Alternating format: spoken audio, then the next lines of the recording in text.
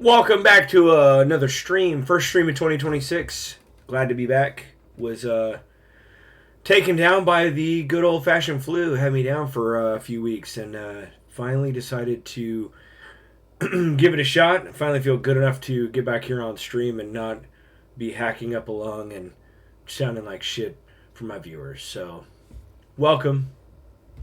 Hope you hang out, have a good old time. I don't know what that was all about. But let's see here. Let's get this started. Woo!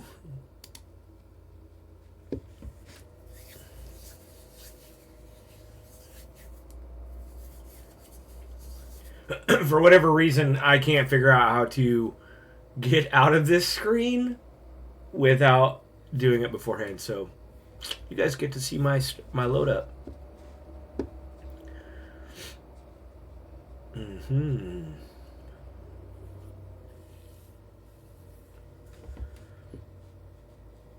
Oh, poopsicle. There we go.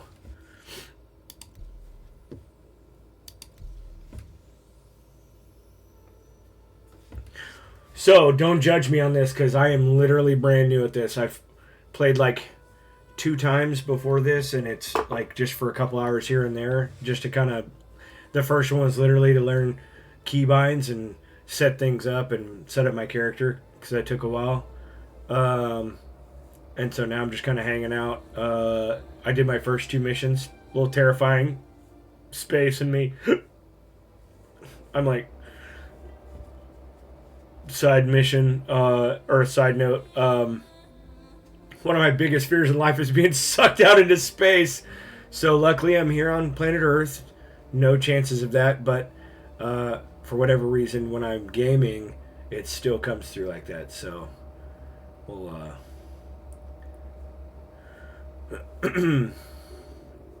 make the best of it. You know what I mean? Alright.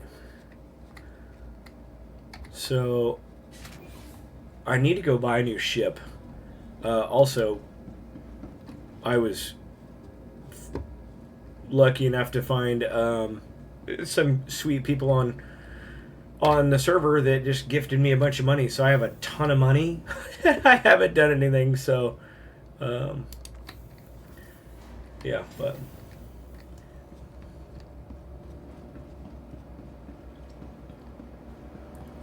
So, I got a good ship. I started with a good one. But I actually should probably go get something to drink. Let's go get some of these to drink.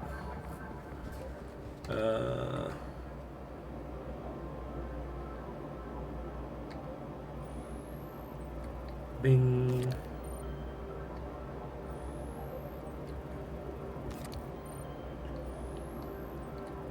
I'm terrible at keeping my my food and drink up to speed, so I figured out that's why I couldn't read my menus to save my life earlier, was because I wasn't doing my thing. So I don't want to eat a veggie dog. Let's do a melty dog. Yeah, I'm currently sitting on $69 million. This dude Santa gave me like 50 mil. I had another dude give me 20 mil. I've done a couple of missions. I've also spent money, so... Alright, let's get out of here.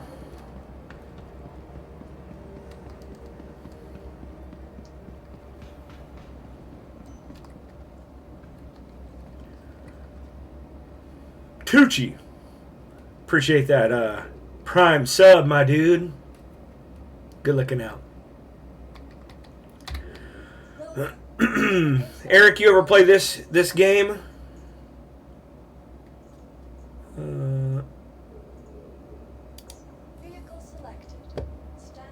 Hopefully that retrieved the one I wanted. Let's see here.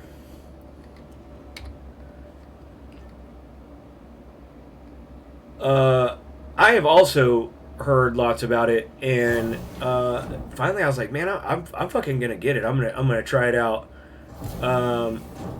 It took me an hour and a half the other day to figure out that you can scroll this down and choose the fucking hanger.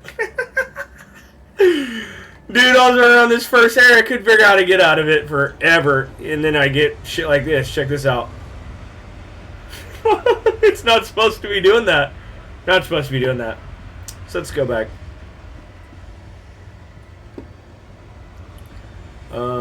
I don't even know how to, like, get out of that. Yeah, so there are bugs.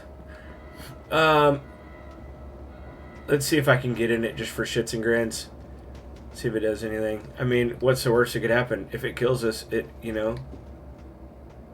No, I don't think it'll let me. Oh, it knocked me over. There we go. Let's figure out how we can do this again. This game has had insane crowdfunding. Yeah.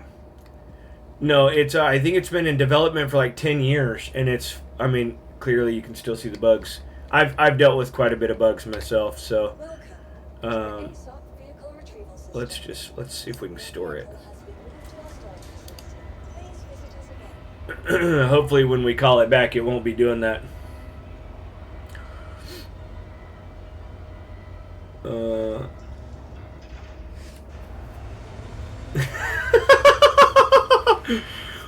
I mean, the game is fun when you can get around that stuff. Yeah, it's. My thing is I have been struggling to find a game to play. Like, nothing. Oh, it looks pretty though. Yeah, it is very pretty. Let's see here. Let's retrieve this. Your vehicle has been delivered to the Come on, game. Give me my shit not in a fucked up state. What do you want to bet, Eric? $1 it comes up in a good condition?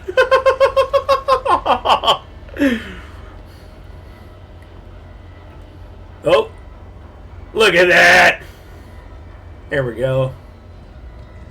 So this is the ship that I got. This is I chose the a different starter pack to. This is a better like starter ship, I guess, if you will. And so it has like it's like better for doing like some cargo stuff, and like it's a pretty decent fighter. So yep, first try, nailed it. And so it's got a little bit of cargo space here, which is great. And then it has a little bed, and then this is like your cockpit and shit. But I gotta go get the motorbike in it real quick.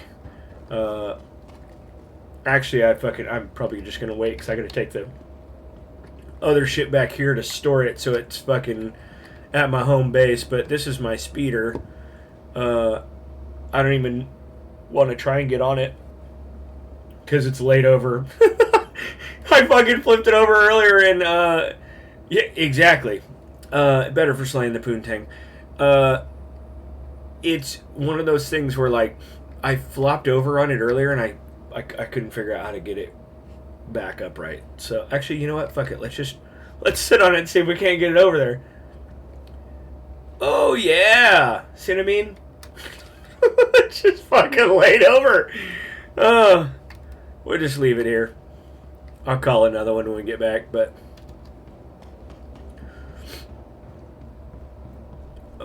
let's get in here. The animations are cool though. I mean, get in your seat, pilot it up, sit in it. Our door's closed, by the way, when we're done, so good there, but fire this bad boy up. Yeah, so this is my Shipola. Pretty cool looking. I got a skin for it, but I have no idea how to put it on. I've tried multiple times. I gave up on it. So, let's see here. Okay, we got powers up in the air. Pull up our landing gear. Request to leave. F2, let's pull up the map. I gotta fucking go back to... there's a... I don't remember where it was.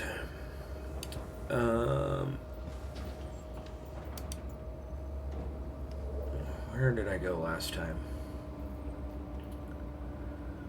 Is there a recent? Of course there's not. The problem is I don't remember any of these names, so I gotta figure out, like, let's see here. That's where to buy ships in Star Citizen. Loreville. That's where we're going. Loreville.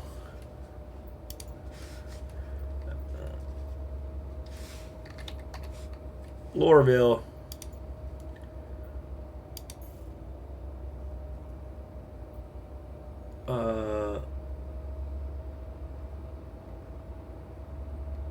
Okay, that's where we need to go. Okay, so we'll get out of this.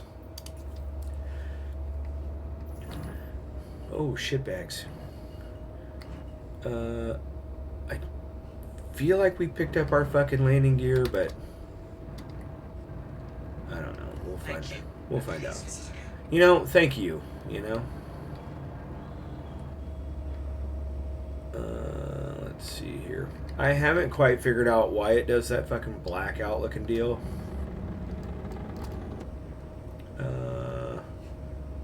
Let's look. Yep, we did our fucking things. F4. Okay. So now I found out that whenever you are in your nav deal, like you can see it right there on the top left where it says nav and quantum whatever QT underneath it.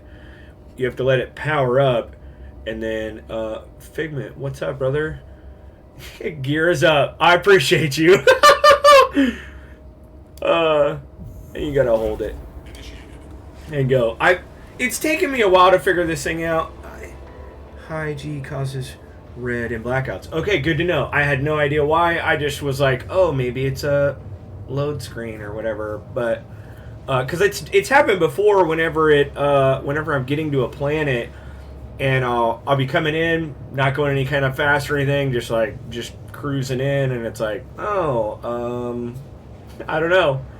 I literally have no idea what's going on. So it's one of those things where, like, I've relied a lot on chat in the game, which is really good. So on the right side of the HUD shows it. Okay, good to know. Where were you at earlier today? You're the best tutorial I've had. And to be fair, I didn't do the tutorial because I was watching a YouTube video, and this guy on there did this 14 episode section of how to learn the game and set everything up. Oh, okay, hell yeah. Well, if you ever want to run around with me, that'd be great. I'm a completely solo player. I literally have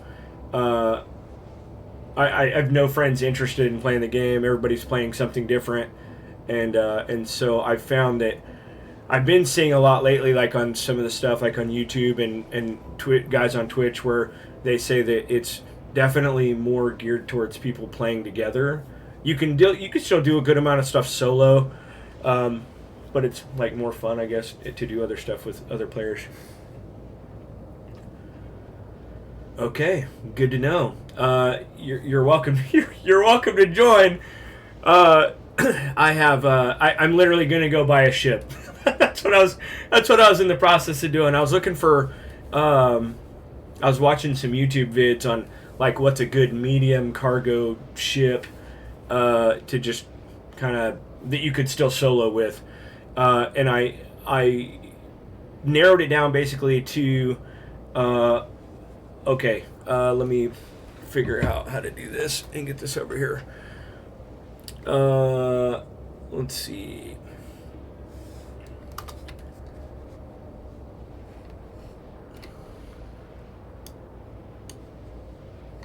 Okay. Discord.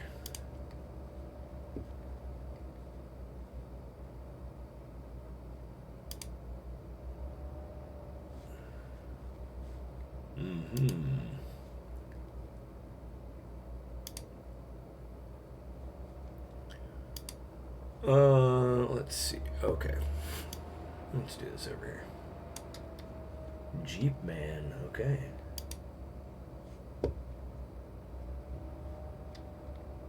What's going on, brother? Good evening. How are you, my friend? Fantastic. Yeah, this is all completely new to me. Uh, like I said, I just been doing the. I've been interested in this game for many years. Never had a PC. Finally got a PC, and then just was like, oh, I forgot about this game. So I purchased it, got it, and so it's just one of those things where it's like, okay. And then like the more I'm doing it, I'm realizing like it's pretty lonely in here solo. It can be. Yeah. But once you've learned what you like to do and how to do it, there's a lot you can do by yourself that's really chill. Okay. And you'll really enjoy it. Okay. Cool. If you're more of a PvP kind of player, that's really difficult to enjoy long term by yourself. Okay. That makes 100% sense. Well, that's like for me, like I don't even really know what I want to do. I did a couple of missions earlier. Like, I literally took a whole like day, not really a whole day, like 3 hours, just trying to learn keys and stuff. I've been a controller guy my whole life on console, and so I've recently switched over and really started to push on the mouse and keyboard, and so I'm still struggling through that, fumbling through that, but I'm getting better. It gets better every day, but Can't use controller. see, and I saw the deal like in the controls, like in settings or whatever, it showed that you could use a controller, but I don't want to. Good call. I feel like there's just so much to do. Like, I mean, there's so many things that it's just like I just don't even want to. I don't want to try it. Yeah, it's best that you stay away from it if you can, because you're only really going to get full access to all of your abilities using a keyboard and mouse, or setting up a system like a HOTAS system in conjunction with other third-party things like Game Glass and Voice Attack. Okay. I'm just going over to Loreville to go buy a ship. How much space cheddar have you been given? So far 70 million. Okay, so you've got enough to buy a lot. Yeah. And I've been doing some research on like different YouTube videos of like what to like what ships are good to buy and stuff like that, and so I've narrowed it down to the C1 Origin, or the Origin C1 or something like that. That would be the Crusader. The Crusader. C1 Spirit. Yep, the C1 Spirit, that one. Yep. Or the Blackout, and I haven't decided. Cutlass Black. Yeah, the Cutlass Drake. Blackout. Mm-hmm. Drake is my favorite. I have a lot of ships. Okay. And the C1 is like the C1, the Freelancer, the Zeus, and the Cutlass Black are all. They're like the difference between a Civic and a Corolla and a Cavalier. They're all the same thing. It's just made by different manufacturers. Yeah. So it's more of a preference between them, that more so than anything else. Yeah, I think you're passing the hangars. That doesn't surprise me. It took me forever. It took me forever to figure out where to even go to find these things. You see that little white flashing light? Yeah. That's your beacon that shows you where the hangars are. Okay. I literally was out earlier trying to find this place, and I couldn't even get the thing to pop up to say, hey, like, oh yeah, there we go. Let's slow it down here.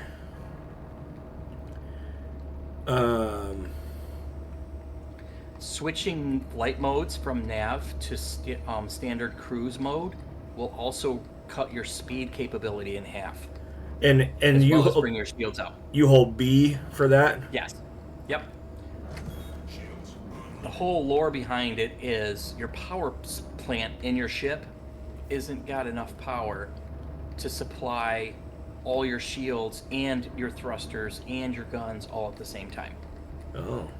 And your jump drive. So when you're in SCM mode, your shields are robbing power from your thrusters and your quantum drive. When you're in nav mode, your shields are turned off, so you have access to all your power for your thrusters to work at 100%, and your shield and your quantum drive to have power to allow you to jump. Makes sense. I Putting your landing gear down also restricts your speed to 29 meters a second. and I heard that. Yeah, so I've done that before. I've had to kick that out before to. Yeah, that makes landing in areas like this way easier. Oh, it's gonna kill me. I've found that I'm not the fastest at parking, and it likes to shut me out pretty quickly. As you get used to your ship, and all of these controls become muscle memory, which happens actually fairly quickly, you'll just zoom right in there without even a second of thought. Good, because it freaks me out right now. It won't bother you at all. Yeah. And I went through and did the like the different keybinds and stuff per the guy's recommendation on the deal. Let's see here. Oh, that's not what I wanted. Hold Y. There we go. Now, will it automatically shut off if I just get up and get out? No, it will not. Okay. You want to be in the habit when you leave your ship at leaving the power on, but your engine's off. Okay. Okay. Why? Power on so that your shields stay up. If you're in the habit of keeping your ship on with your shields on while you're out and about, while you're in an area that could potentially have somebody messing with you, you don't want to have to wait for your shields to power up. And if somebody's shooting your ship while you're not in it, at least if the shields are on, it'll last a little bit longer than if they were off. That makes 100% sense. And it's funny because I watched a guy earlier, and I was like, man, what an asshole. He was they were just sitting outside watching this dude load his ship with all the cargo, and as soon as he took off, him and his buddy jumped him, and I was like, wow, all right. Yep. And you definitely want to keep your engines off when you exit your ship, because if you're in an area where the ship gets bumped off the ground, or if the wind blows the ship around, the retro thrusters will automatically keep your ship at a zero momentum wherever it stops moving. And if that happens to be 45 feet up in the air, you're not getting back to your ship. If the engines are off, the wind may blow it across the ground, but at least it'll still be on the ground. It makes good sense right there.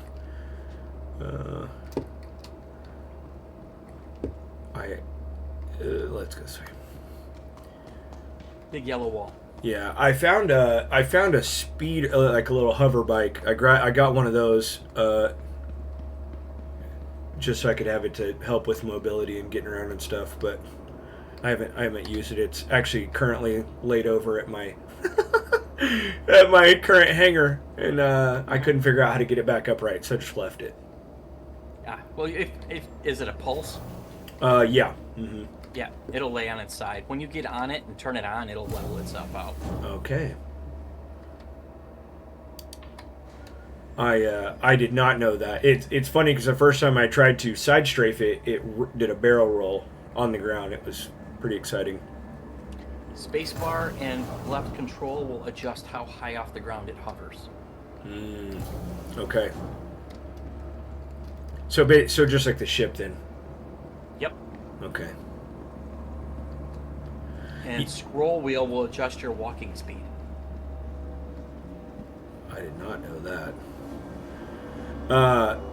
Now, question for you, because there's no denying it. the C1 Spirit is beautiful. Is there? Do you put which is the better ship in your opinion from a guy that's been playing it multiple years, the Blackout or the Spirit? I prefer the Cutlass Black. Okay. The Cutlass Black will always have a space in my hangar. Okay, I like it. Sometimes it doesn't And like it's to. and it's cheaper. I like that. That's good too.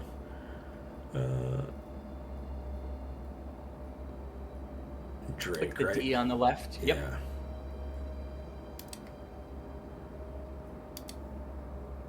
Oh, you can get it in different colors. Well, it's not a different color. It's a different ship altogether. The Cutlass Black is a jack of all trades, all-round ship. Mm. The Cutlass Blue is a law enforcement ship that has cryopods in the back, and it also has a quantum dampener so that you can stop your prey from jumping away from you. The Cutlass Red is an ambulance with 2 med beds in the back. The Cutlass Steel is a drop ship with a whole bunch of drop seats in the back and a whole bunch of guns on it for people to man while you're flying around close to the ground to provide ground support. And that's it. The steel, the red, the black, and the blue. So not just different paint jobs; it's all around a different ship. Yes. Okay. And you can get lots of different skins. And the Cutlass series skins, if you were to get them, will work on any of the Cutlass ships. Now, question for you, because when I bought my starter pack earlier, I bought the obviously you saw my ship. I bought the Titan one or whatever. Went ahead and paid the extra $5 for a cool skin to make it look pretty. I could not, for the life of me, figure out how to put it on. I still can't. I've got it in my inventory. Now I can't figure out how to get it back out of my personal inventory to put it on the ship. Easy peasy. Okay. Before you leave this area, would you like to purchase a few other vehicles that could be good for you starting out? Yep, absolutely. Do I do that back where I was? Yep, head back to that panel. Okay. Because you are afforded a fantastic opportunity as a new player, being gifted that money. Yeah, no doubt. Because you're going to have access to basically all the game loops that are currently in the game. Okay, cool. And you'll be able to see what you like and what you don't like. Mm-hmm. So after they do a wipe and you lose the money that you were given and all these ships that you're buying, and you start out fresh with just the Titan again, you'll have a good understanding of what you want to work towards, and you won't waste time spending money on ships that are going to do something you don't realize you don't like yet. Yeah, I like that.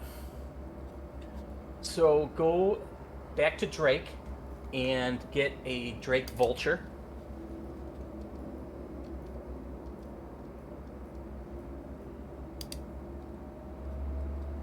Okay.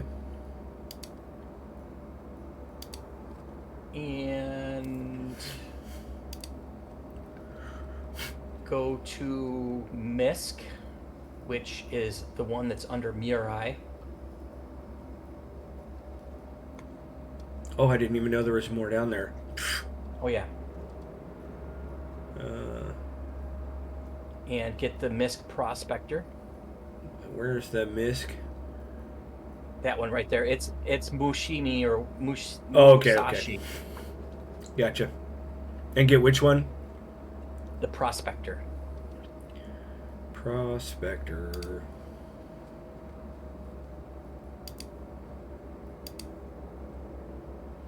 Yeah, dude named Santa gave me $50 million earlier today. It was pretty good. Fantastic. Yeah.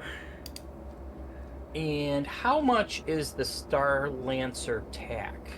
Also a Misk ship.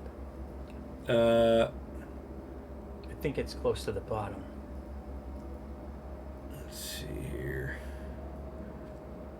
The Star Lancer Max, you said? TAC. Oh, TAC. Okay. TAC. That's a big feller. 13 million. That's not bad. I would get that one too. Okay. Send it. And now we'll get some little things. Hang on. So I think that I think it locked up on me. You have to back away from the panel and reconnect. Okay. Okay.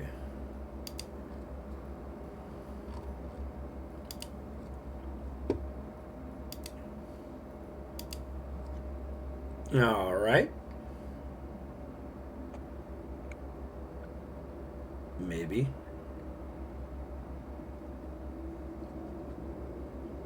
It's thinking. I fail at thinking almost every day, so I can't judge it. I will say though, man, like out of like any game I've played, just starting off, the community in this game is really out to help you. Like everybody That'll else. change. That'll change in the future. Okay.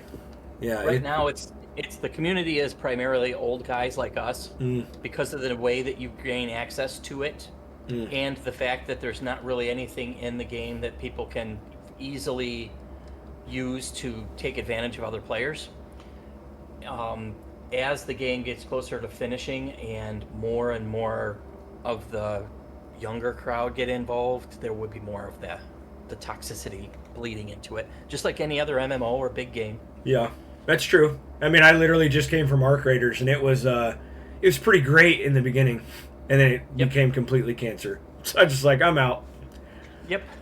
So Gray Cat, you're gonna want to get a Gray Cat rock, not the DS version, just the regular one. Where's that at? Oh, Gray Cat. The rock, you said? Yep. That's a ground mining buggy. Okay.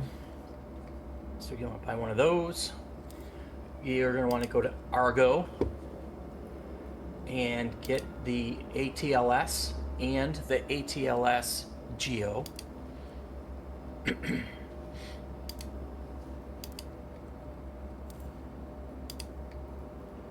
Okay.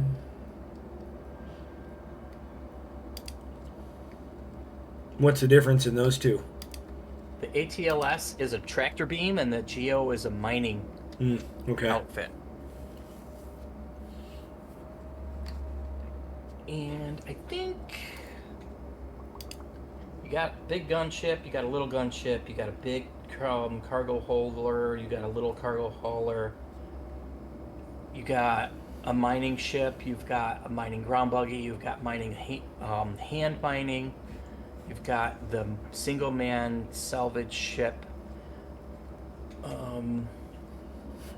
you have a pulse, so you already have a ground vehicle, and I think that'll probably do it for starters. Cool. And you still have 50 million credits. A ton of money, bro.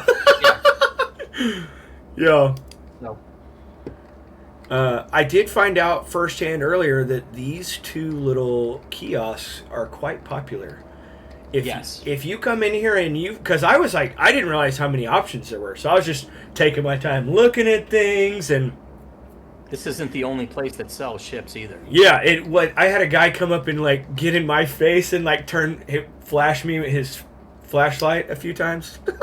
Yeah. Usually when I'm here, there's a line of 4 or 5 people behind each panel. Yeah, and then some of it, like earlier today, I was just sitting on the couch. I was trying to watch YouTube videos, trying to figure out what ships to buy and stuff.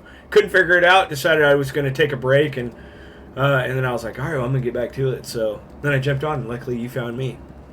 My main go-to ship, my new favorite daily driver, is the Anvil Asgard, and that's for sale at the ship shop in Area 18 on ArcCorp. Okay. It's a $17 million ship. So now go to the right to the ASOP panels. You got to turn around. What panel? This panel? Nope, behind you. That way, the yellow ones. I'm lost. When you're standing at the Vantage ship rental panel, that was right in front of you, look to your right, 90 degrees. Go back to the New Deal shop where you were just at. Oh, those over here. Yep, there's a line of yellow panels. Those are your ASOP. Gotcha. Now the difference is, when you're at your home location, that hangar that they gave you is your personal hangar. It is always yours. Anything you do in that hangar will persist, and it'll stay the way you left it. So you can decorate it.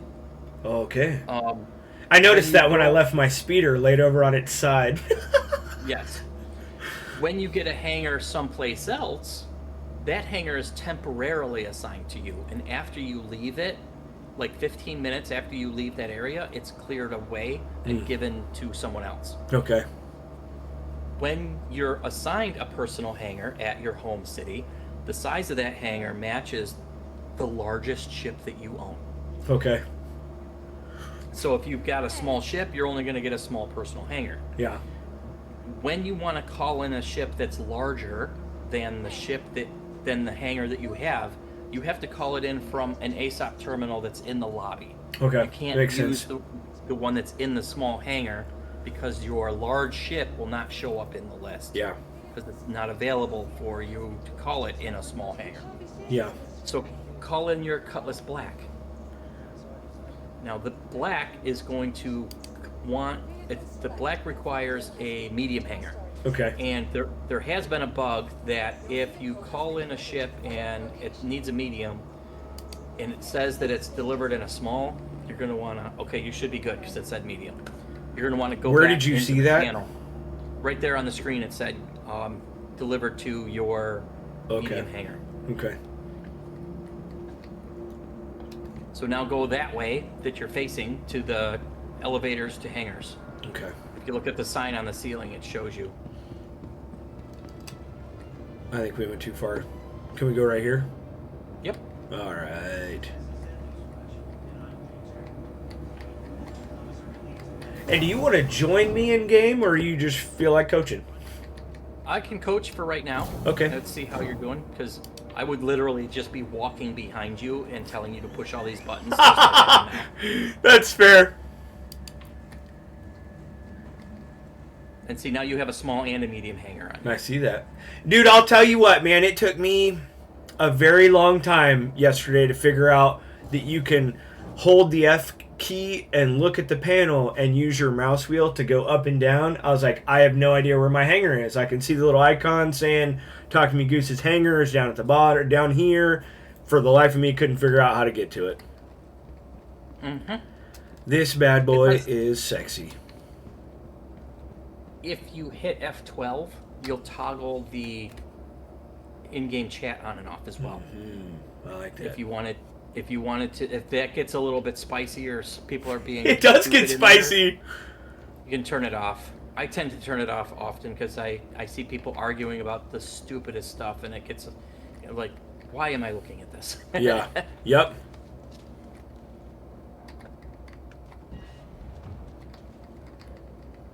The other thing with the chat, if you're grouped with people that are not in voice, the in-game voice is very temperamental, and it's hit or miss as to whether or not it's going to work. You can turn the chat on when you hit enter to highlight to bring your cursor into the chat. There's a drop-down window where you can select where you're only looking at party chat or you're only looking at ship chat, because like whenever you enter a ship, a chat channel is created, so anybody else that's in that ship is part of that channel. I noticed that. I noticed it would say that, like, hey, you've joined. Well, now you see the event, the Titan chat up there in the top right. I don't know why it turned yellow, but yeah. So you're in the co-pilot seat. Pilot seat's in front of you. That makes 100% sense why it didn't do anything for me. Yeah, I'm not used to having two seats. Oh, and it even says pilot seat.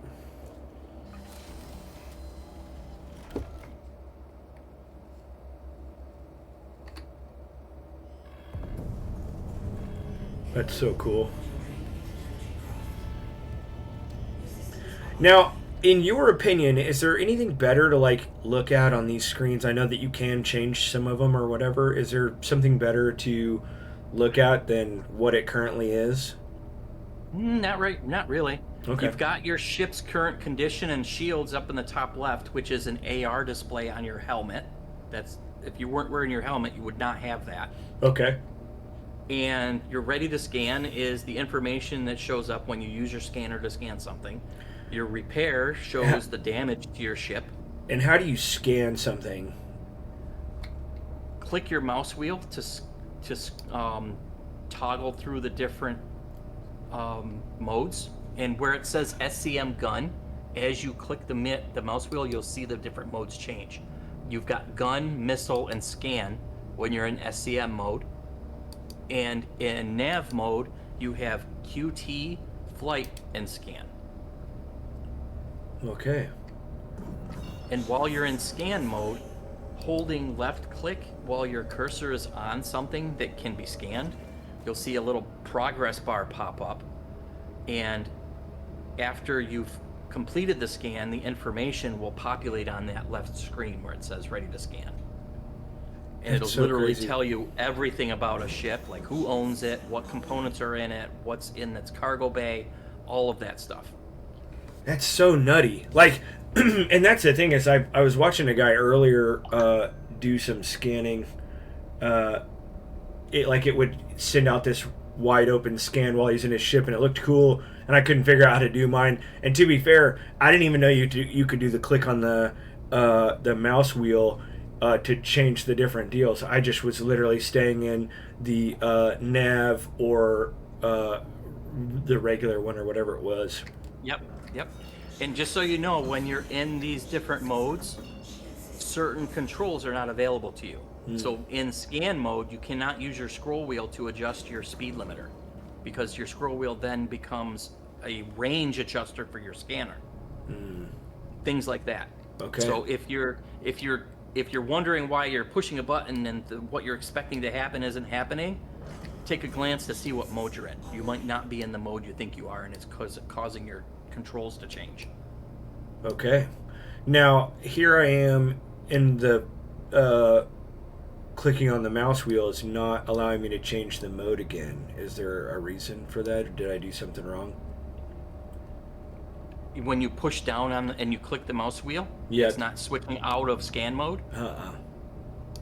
I wonder if the server is going to give you a server error. Hold B and see if it'll let you switch to nav mode. Yeah, so I switched to nav, and it won't let me switch out of the scan mode. Does your mouse have something on it that locks out that mouse click? Because I was changing it a second ago. Maybe I changed it too rapidly. I don't know. Maybe I've not seen a bug where it stops you from being able to switch modes. I had one earlier. It was fantastic. It was I was in chat asking a question, and then I couldn't do anything. None of my keys worked. Couldn't even hold backspace, which I've found out is the kill yourself and respawn kind of deal. Yep. But and then they told me, they were like, just hit enter, escape, and then sure as shit, it worked great. So. Yep. Well, hit F12 and see if you accidentally hit enter and maybe brought your cursor over into the chat window. No. Because I've done that before, where I had chat turned off and then I didn't realize my cursor was locked up inside that. Yeah, I don't know what it's doing. It's not letting me do anything. Hop out of the pilot seat and then get back in.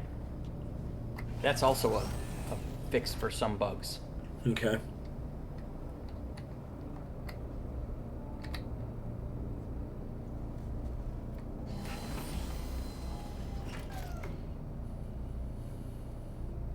Okay. And in case you didn't notice, a lot of times people don't realize that whenever you're doing something, the current controls are the primary control hotkeys are in the lower right corner of the screen.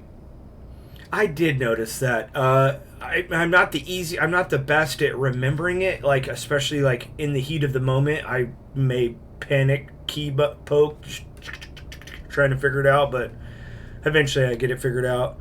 Especially when I'm coming in a little too hot, trying to land, because I don't want my hangar to go to somebody else and have to go and find another one, and just something I struggle with. What does V do? Do what? What does V do? It says scan mode toggle. V as in Victor.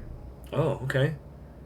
Well, now that changed out of the thing. Now that's doing what I want it to do, or that's what it was doing on the scrolly wheel a second ago. That's weird. Yeah, where did you see V to do that? Lower right corner. Get out of town.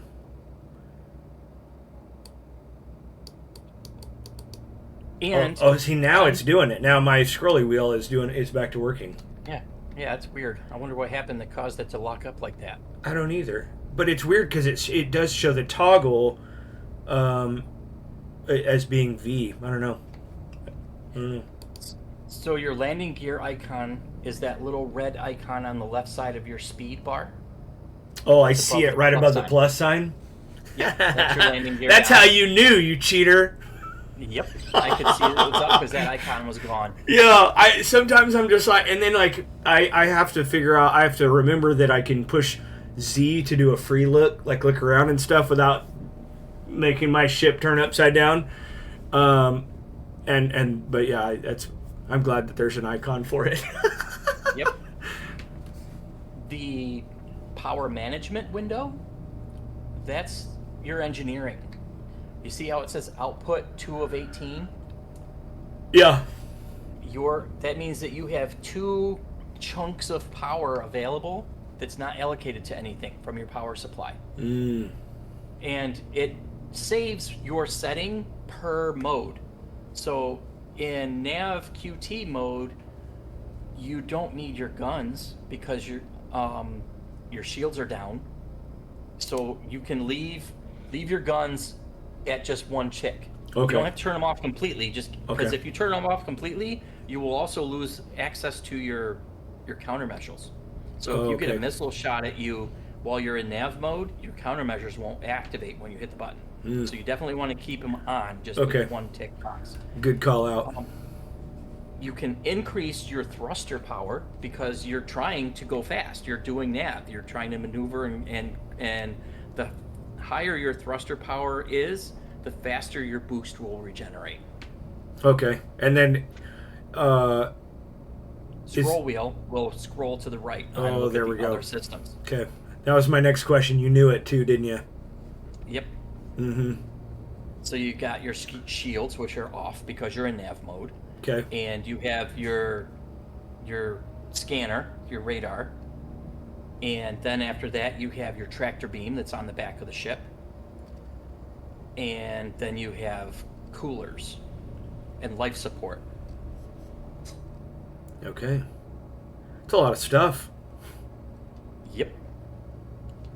And if you get out of the seat, there's an engineering panel on the wall behind you that you can go to get a very detailed information about the condition of your ship. And you can control the power allocation. You can open and close doors and enable and disable components on the left, to the left of the beds. Okay. You can save loadouts. So you can decide, okay, this is how I want my power allocated when I'm in nav mode. This is how I want my power allocated when I'm in SCM mode, standard cruise mode, all that stuff. And it saves per ship. That's very cool.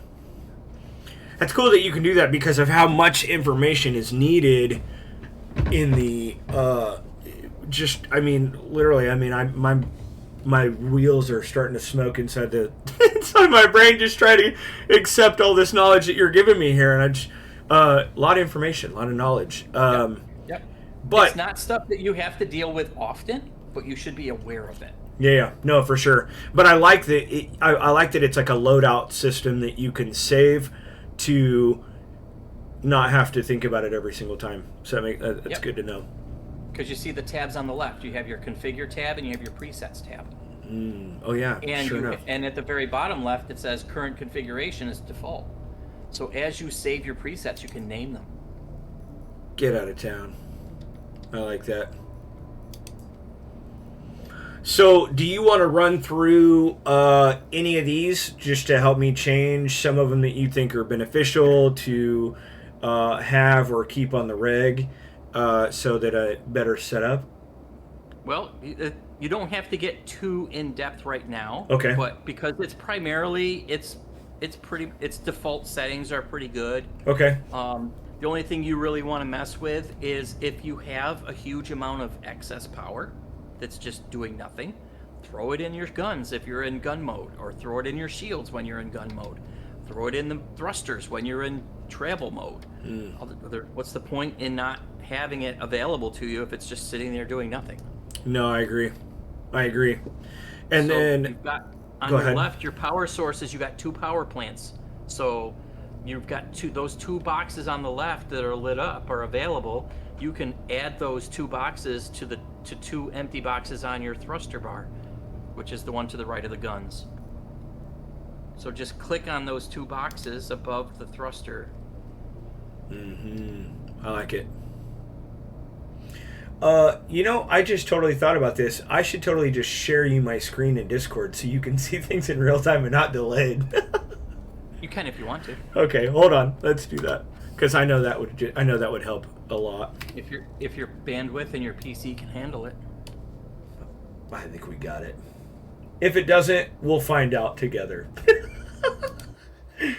It's a learning curve, you know? Let's see here. Okay, there we go. Okay. All right. Bring that one to... Yeah, and I get the sound again, too, without having to hear myself. There you go. Okay, so that's primarily it. The other thing that's really important to know about that panel is if your ship takes damage and you have things that are in distress or on fire, it's going to give you warnings and it's going to tell you where the problems are on this screen. In this ship, it's not that big of a deal because it's such a small ship. Yeah. When you go into the big ships, it's going to matter. Yeah. Yeah. Yeah, and I was kind of watching a video about that too. Like, now here's my question for you, because I did see that where, like, if things do go wrong, or say you have a part malfunction or whatever, do you have access to that stuff on your ship, or is it something that you have to supply or stock in your ship, or is it just something that requires you to come in and go, hey, fix this? Yes. Okay. To all of that. Okay. Okay. They're in the process right now of bringing all of the current ships in game up to a standard where you have access to each of these components individually. Not all ships are there yet. So this particular ship is an older model and does not have all of the components physicalized. Newer ships do. The physicalized components give you the ability to use a repair gun to repair it while it's in place and actually operational. You can also use a tractor beam to remove the component and swap it with another one. So you can literally carry around spare power supplies and shield generators and coolers. And if something dies or takes damage, you can just literally swap it. It's like swapping the car battery out in your car when it dies. Makes sense. Newer ships are a lot more functional than the older ships. And this ship and the Titan is also old and does not have the systems physicalized yet. So like the latest one that they did was the RSI Aurora. They just brought that one up to the gold standard, and you'll see videos online talking about that because it's new with this patch, so people are talking about it right now. And part of what they're showing is how now the Aurora has the ability to go to the outside of the ship, and you can push these buttons and these panels open up and these components pop out and you can interact with them. Oh, that's badass. That's what they did to the ship to bring it up to standard, as well as adding buttons to the doors. You notice how on the back door of your Titan you hold F and there's just like a hologram floating in midair? That's old school. That's going away. When the Titan gets a gold standard, there's going to be a physical button on the wall that you have to push to open the door. Oh, so definitely different. Yes. But so those are the types of changes that they make to a ship to bring it up to gold standard. Okay. I like it. The fire extinguisher on the wall right there is fully functional. And when you hang it back on the wall after you use it, it will recharge. Okay, that's cool. That's good to know as well. Toggling so many windows. If you do have a fire on the ship, the fastest way to put it out is to literally vent the oxygen if you're in space. Okay. If it happens when you're in atmosphere, opening the door is not going to vent the oxygen, so you have to use the fire extinguisher. Yeah, I mean that makes sense. Is there a way to kick everything open while you're out in space, or without like having to get out of your seat? Yes, there is a button that you can hold F and push on the dashboard of the ship, but I would recommend that you map a key to your keyboard to do it, because you're going to use it a lot. Okay. And that button is different locations on different ships. So if you go to keybinds, advanced control at the bottom left. Okay. And then flight cockpit or vehicle cockpit, I think it is. It's at the top. Okay. It's open, close, doors, toggle. There's currently nothing mapped to it. Yep. I mapped the slash key or the question mark key to it. That's what I did for mine. Okay. Got it. And that's it. Click back. And now while you're in the pilot seat, pushing that button will literally open everything in the ship and close everything in the ship with the push of that button. That's so cool. And that's important, because when you start landing in places where the ground isn't even, one of the most important things to pay attention to is if you open up that back ramp, is it making contact with the ground? Because there's lots of times that it's not, and you can't get back in your ship because the ramp is too high for you to climb in. Okay, yeah, that makes 100%. That makes sense. Okay, let's do this. Let's see. Look at that! That just makes me feel so cool. Not gonna lie. And it opens all the interior doors as well. So it literally opens up the ship to the world. That's so cool. And closes it back up again. That's badass. That is badass. If I learned anything tonight from you, the coolest thing so far, the slash key. Now hit K. Oh, and I've seen the guys do this when they're dogfighting and stuff. When they say it's only good in strafe mode, I guess, if you will. But it really outmaneuvers a lot of the ships when you're having to like fight and dogfight and stuff. So that's cool. Now, what that does is your spacebar and your left control keys have insane amounts of power when it's in this mode. Okay. And so anytime that you can imagine where, oh man, I wish that holding the spacebar would have made my ship go up a lot faster, hitting K first and then hitting shift and spacebar will make your ship like right now. If you ask to leave, are we? Yeah, we're in Lorville. Go ahead and hit your button to ask to leave. Let's go first person. I want to make sure that you're in the right mode. Yep, you're in nav mode. So go ahead and go back third person. Wait for your door to open up all the way. And then tap I to turn your engines on. I can't tell if they're on or not. No, we didn't turn them on yet. Yep, I will turn on your engines. And now hold left shift and spacebar and don't let go.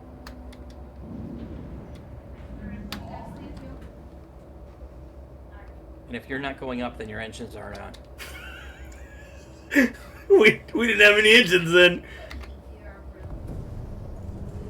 Sounds like they're coming on. There we go. Now ready? Left shift and spacebar. Hit it. Holy shit. Holy shit. This ship is very powerful with its thrusters. Thank you. That is so crazy how fast that went up. Like, insane. That's cool. And now tap K to go back into normal flight mode. That's so And- crazy. Tap I'm streaming. N for your So landing crazy. gear. Okay, in for landing gear. It's the soon-to-be wife. She's here to make fun of me. Okay, let's see here. All right. So now let's do a mission. Okay.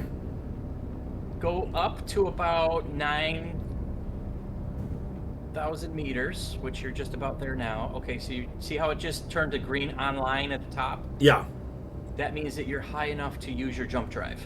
Okay. So you're already in nav mode. Your jump drive's already spooled. That's what that right arc on the right on your HUD is for. Okay. So look around for the Everest Harbor space station that's right above you. It's really close to you. It should be easy to spot.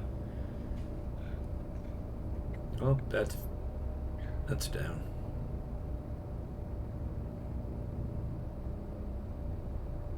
You would think it would be easy to spot. It's going to be one of those circles with the dashes on it.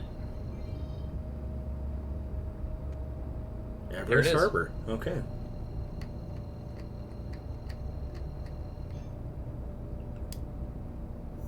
Let her rip. Holy shit, Now that was when- fast. We weren't far from it at all. Oh, okay.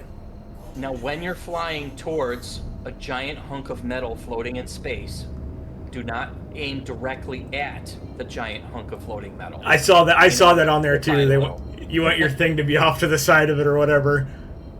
Your thrusters that are making you go forward are a lot more powerful than the retro thrusters facing in the opposite direction that would slow you down. Okay. So you can get up to 1100 meters a second very fast, but you can't slow down that fast.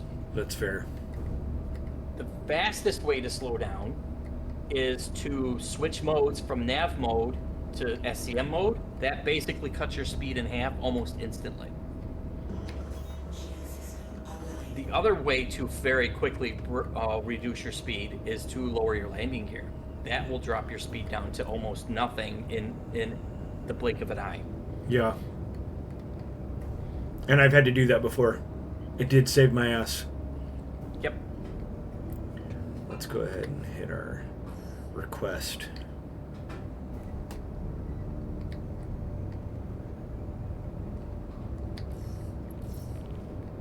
There we go.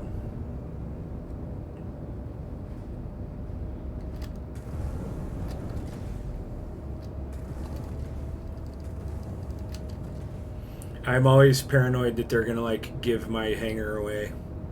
Nah, you got time. Holding X and left shift is space brake. That's good because I now question for you: am I going in through the top? Oh, I am Yes. going through the top. Okay. This is a hole in the ground hangar.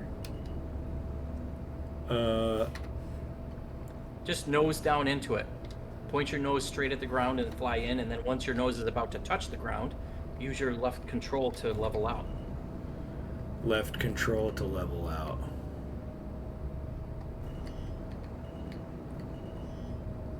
Yep, nose straight in. Now nose up, and then use left control. But you also want to make sure your landing gear's down, Oh yeah. because it's currently not. There you go. Because we knew that because the icon wasn't there, right? You know. Correct. Yeah.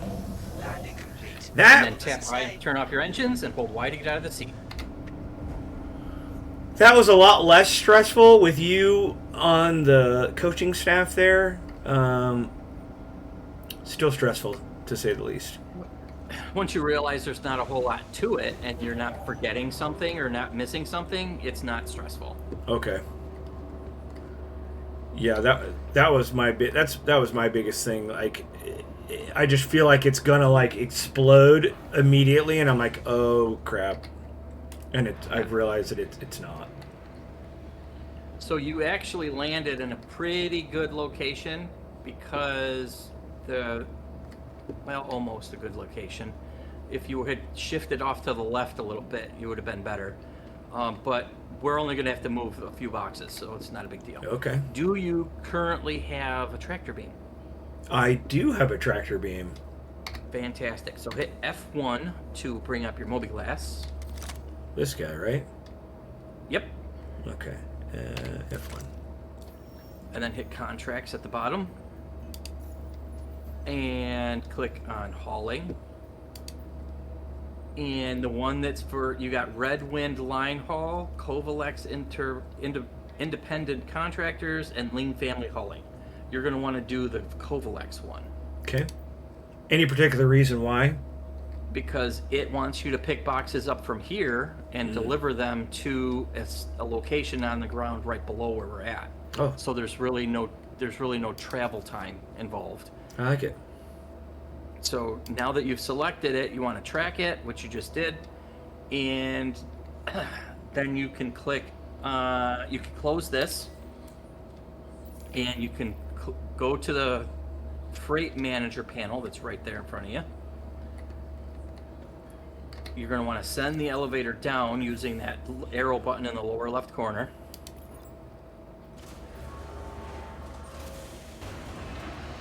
Take the box that's showing up on the right side of the screen, which is what's currently in your warehouse here at this station. Drag it to the left side of the screen, which is what's currently on the elevator. Okay. And then click the up arrow in the lower left to bring the elevator up. Okay. Now, a question for you. Obviously, I just answered my own question. That wouldn't make any sense. I was going to ask you, can I open all my doors from the ship from outside of the ship? No. Okay. Not yet. They do want to add remote control of certain things on your ship from your mobi-glass, so that you can do just that. Because they want like, people want to be able to drive a ground vehicle out of their ship and then push a button on their wristwatch to close the doors behind them, that kind of stuff. Yeah. Or if they're coming up to their ship that's all closed up, they can push the button on their wristwatch to open the doors, and then they can drive up in. That kind of stuff. Yeah. I mean, it makes sense. And also power your ship up and down, on and off from your wristwatch, that kind of stuff. Tell me you saw that. Oh yeah, it happens to me all the time. Okay. Just wanted to make sure.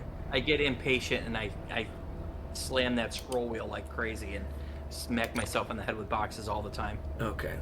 Just glad it wasn't like a isolated incident. But I'll tell you what, I will try my best not to do that again.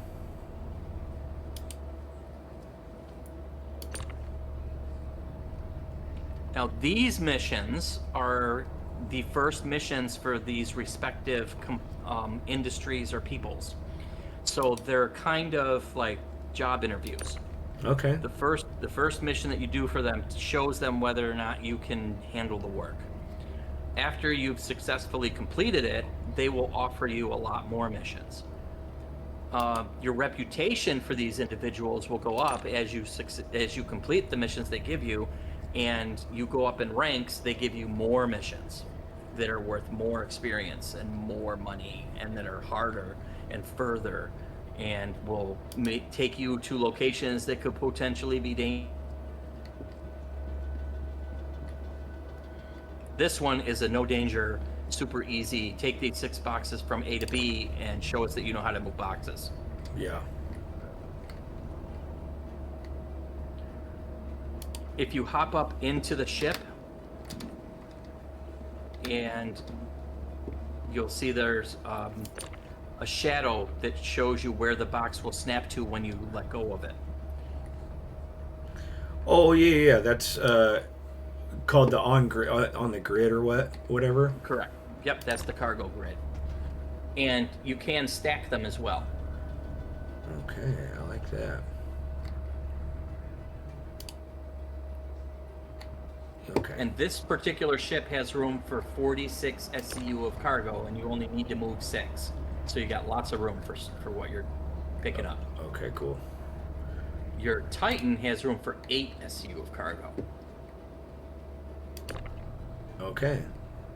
So we could have technically used that one, but to be fair, I like doing the I wanted to get out of it and start using Yep. a bigger ship. So You absolutely could have. But you would have literally had room for two extra boxes, and that's it in the Titan. yeah. Oh, okay. I watched a guy do a rotating earlier, and I was like, oh, how the hell is he doing that thing? Just gotta hold art. Yep. A little bit of time, and you'll get to be a master at controls.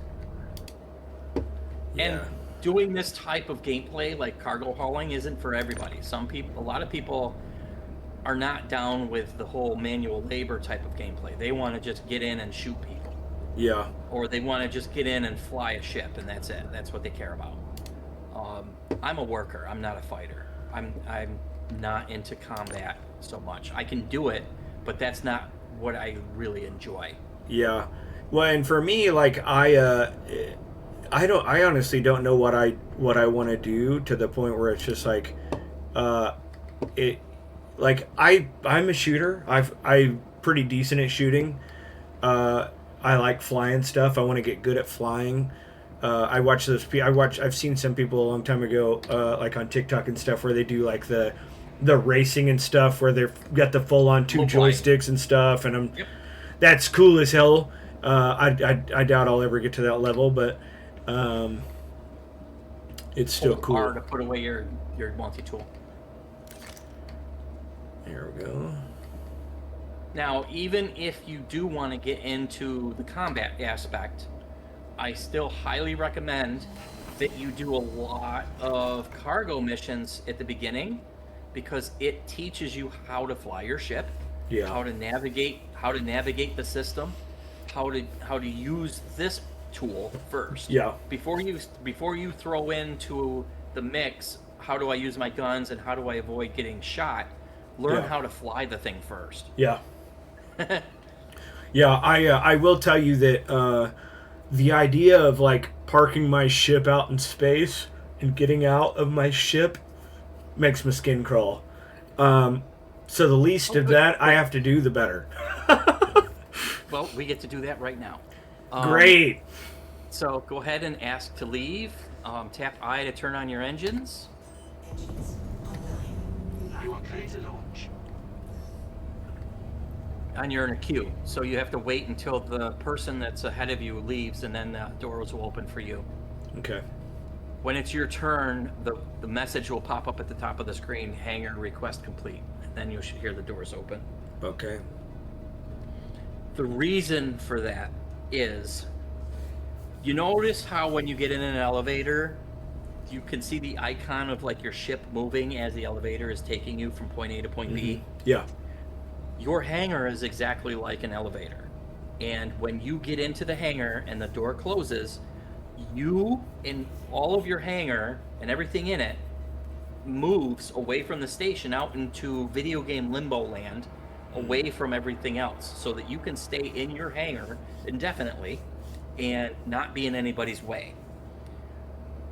When you request permission to leave, it pulls your hangar over into the spot on the station in Persistent Universe, and then once you're there, the door opens up and you can leave, and that's where you are. Makes sense. Right now, they only have like 2 available hangars for people to use, so if somebody else is already in the process of entering or exiting the hangar, you got to wait for them to get done, and then they move out of the way, and then it frees up for you to come in. Yeah, no wonder they're so impatient and why they kick me out. Correct. Yeah. In the future, hopefully sooner rather than later, when they finish working out the whole dynamic server meshing deal and they increase the number of players on a server, these locations are going to be exponentially more busy. And they're going to have to add additional hangar usage per station. So instead of it accommodating 2 people at a time, it's going to accommodate 20. Yeah, I like that. That's definitely better. Especially since you have 600 people in a server. Right. And you gotta, and I mean, shit, just watching the people walk around in the, the locations where I'm at, there's a bunch of people. All right, here we go.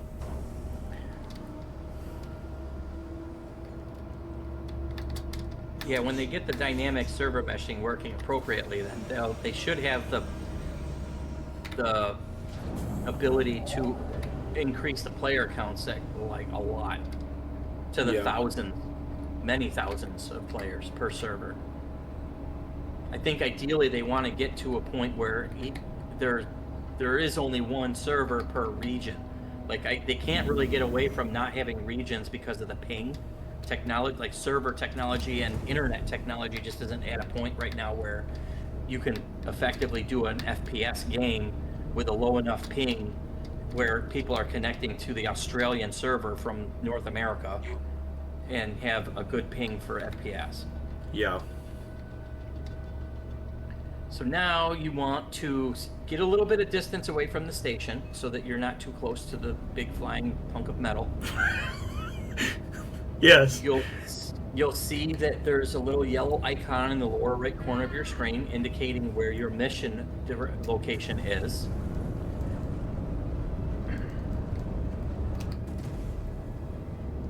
And that's where you're going to be flying to. You can't jump right now because you're in SCM mode, not nav mode. So if you hold B, you can flip to the nav mode. Mm-hmm. It's not calibrating for you because it's a location that's on the other side of the planet, and you're not close to the planet. So hit F2 to bring up your map. On the right side of the map, it says deliver shipment with the little yellow diamond. Click that. Now on the left side, there's a green route button. Click that. And okay.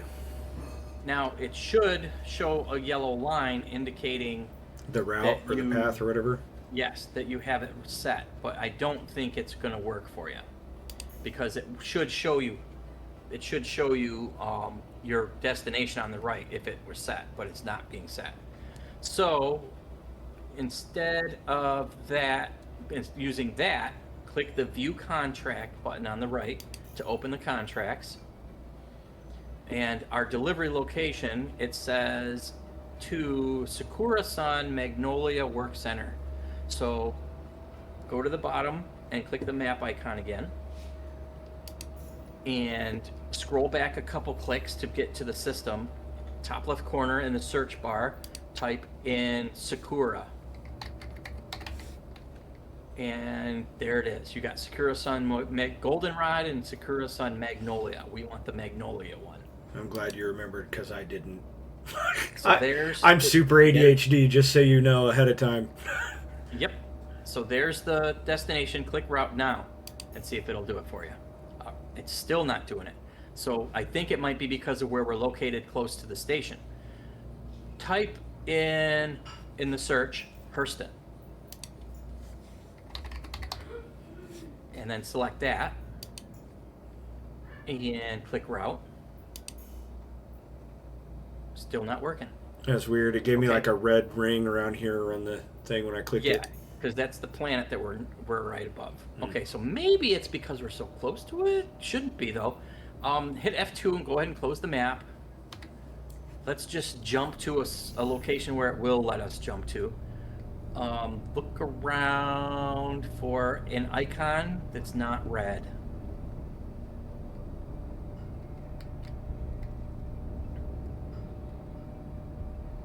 Yep, jump to that. It's only going to take a couple seconds for us to do the jump. It's just going to reposition us to a moon.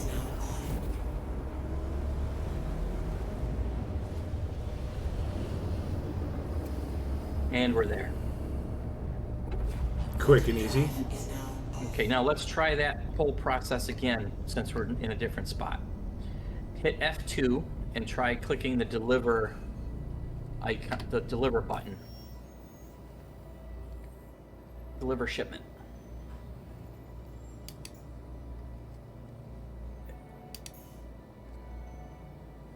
There we go. That's what you want to see. that yellow or orange, whatever color it is for you, line. Yeah. If it shows that and it shows the information in the window on the right, it's that green pin marker shows your current location. You have 2 jumps that you're going to have to make. The first one is going to jump you to Hurston, which is the planet we just jumped away from. Then once you're there, you jump again to the actual Sakura-san Magnolia workstation. That's the second pin at the bottom. Okay. Your information that shows you there is how long it's going to take to do the jump and how much distance and fuel it's going to consume.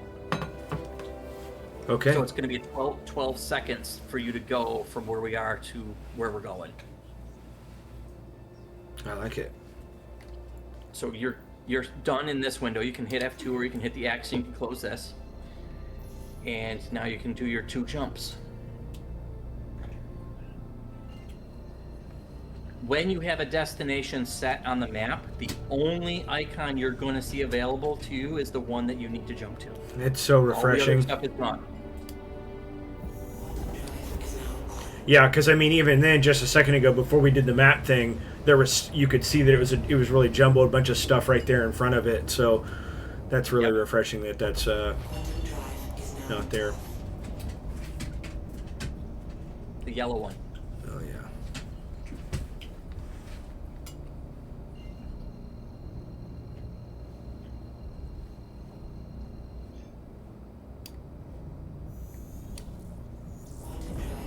You should always be able to jump to about 23 kilometers away from your destination. Okay. It's very rare that you're going someplace where you can't jump to it like that.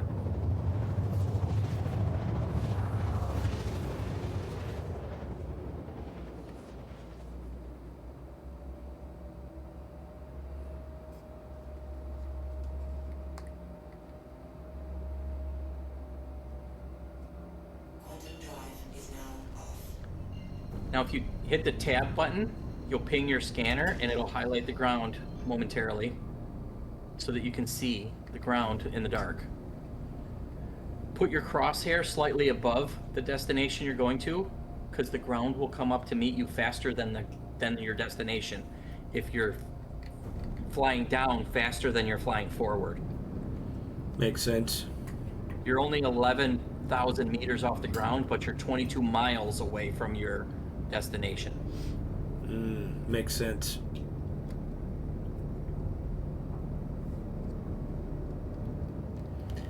This is it freaks me out when I'm coming in on a planet when it's all dark like this. I'm like, I can't see anything.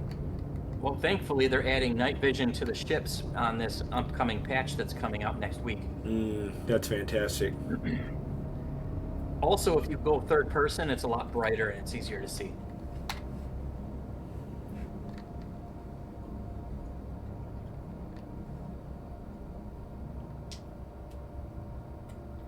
And tapping L will turn your lights on.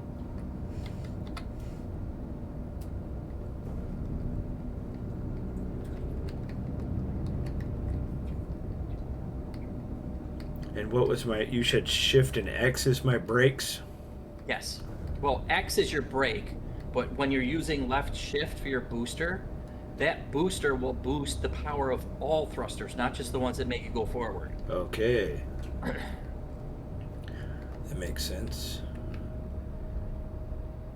So hit request to land, because they'll open a hangar for you to land here. Okay. But you gotta go first person to Please see where it proceed to is. assigned landing bay.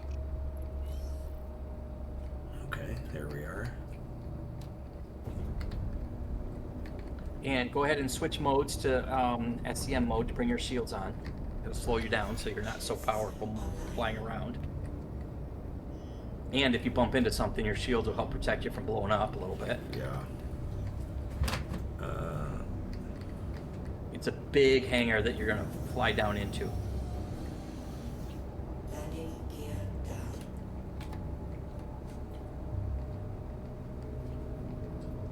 I tried this new trick that I learned from this guy that I know.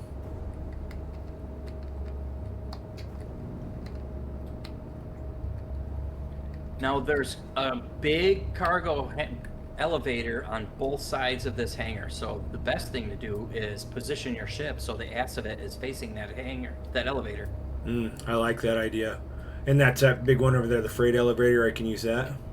Yep, there's that one on your left, and there's also one behind you on the right.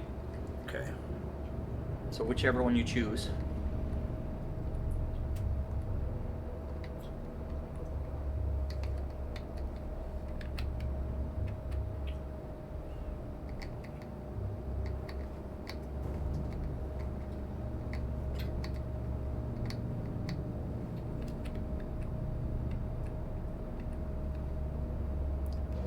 Complete. Have a pleasant stay.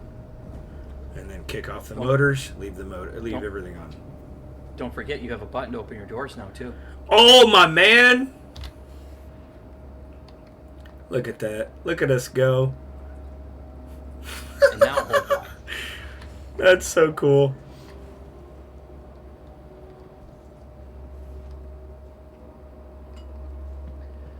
Place those 6 boxes on the elevator, send the elevator down, and mission complete. That's what I'm talking about. I always Now, do you want to try using the tractor beam that's built into the ship and see how that works? oh yeah, let's do that. Go ahead and hold R to put your tractor beam away, and then go sit in the co-pilot seat. Okay.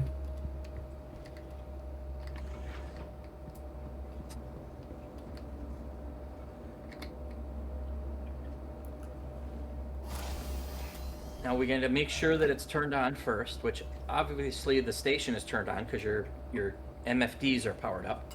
Hold F and scroll to the right on your power management window, and let's see if your tractor beam is powered up. It is. That right there is your tractor beam. Okay. So now bring your cursor down a little bit to the lower right corner, and you'll see an Enter Remote Turret button. There you go. All right. Oh, it's showing no power. So even though the power management screen said that it was on, it's bugged out. Hit Y to exit the remote turret. You don't have to hold it, just tap it. Turn it off and back on again on the screen right there. Yep.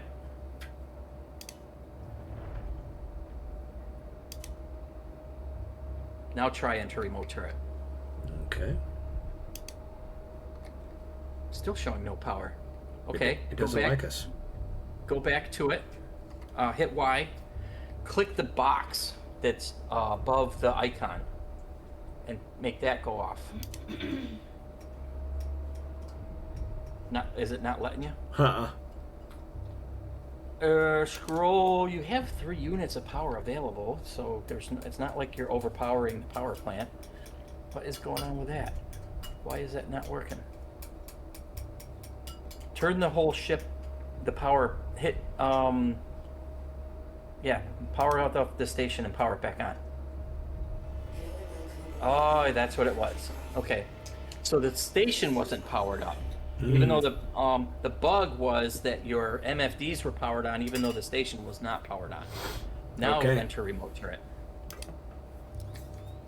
There we go. Now there's 2 modes of movement. The mode that you're currently in makes it move kind of like your mouse controls the nose of your ship when you're flying around. But it's very touchy and it's difficult to move boxes around. Tap Q to change to gimbaled mode. And then when you move your mouse, it's just one-to-one connection with your mouse movement. Oh, I like that. It's a lot easier.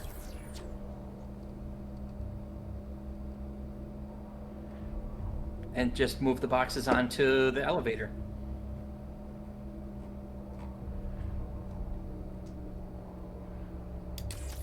That is badass.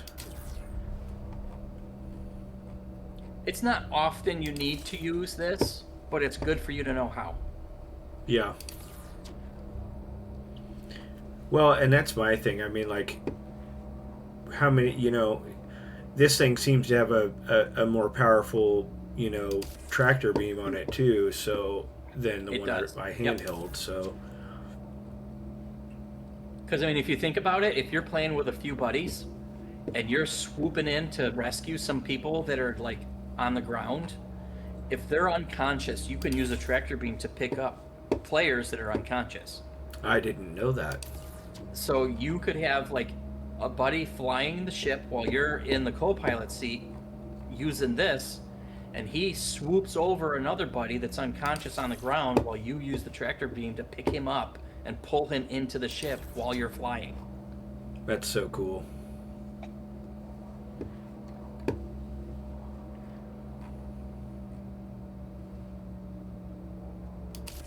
All right.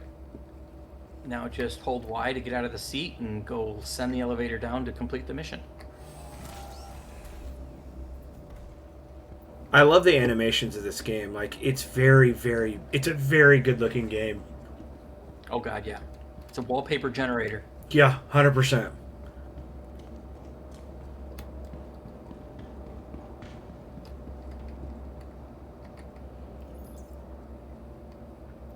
Okay, and then just lower this down. That's it. It's wants you to confirm that you want to submit these boxes for this mission. Okay. And you got 6 of 6, so that's it. Win-win Now right there. You can click the X to close out of the screen, and you should see markers showing you that the mission is complete and how much money you've earned.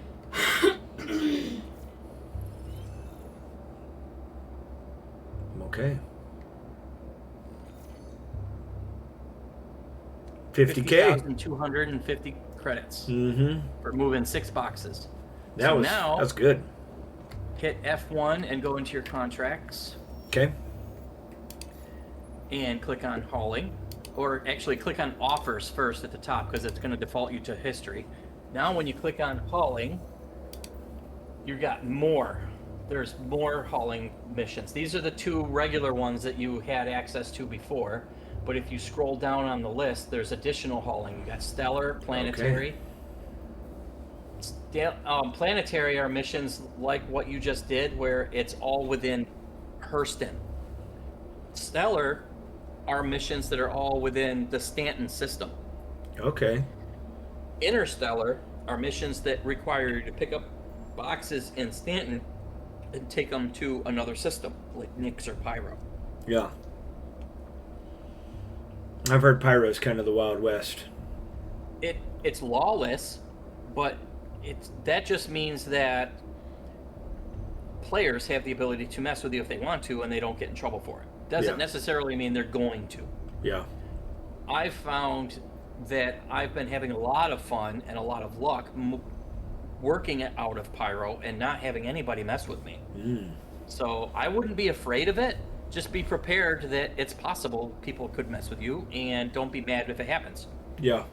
Yeah. I mean, I ride a motorcycle, and it's all about accepting the risk. You know, it's one of those things where it's like, I accept it before I get on the bike, so it's just kind of one of those things. So same thing. I just accept the risk. I'm on my second marriage, so I know exactly what you're talking about. There you go. She's the second one as well. Yeah. Accepting the risk. Yep. Hell yeah.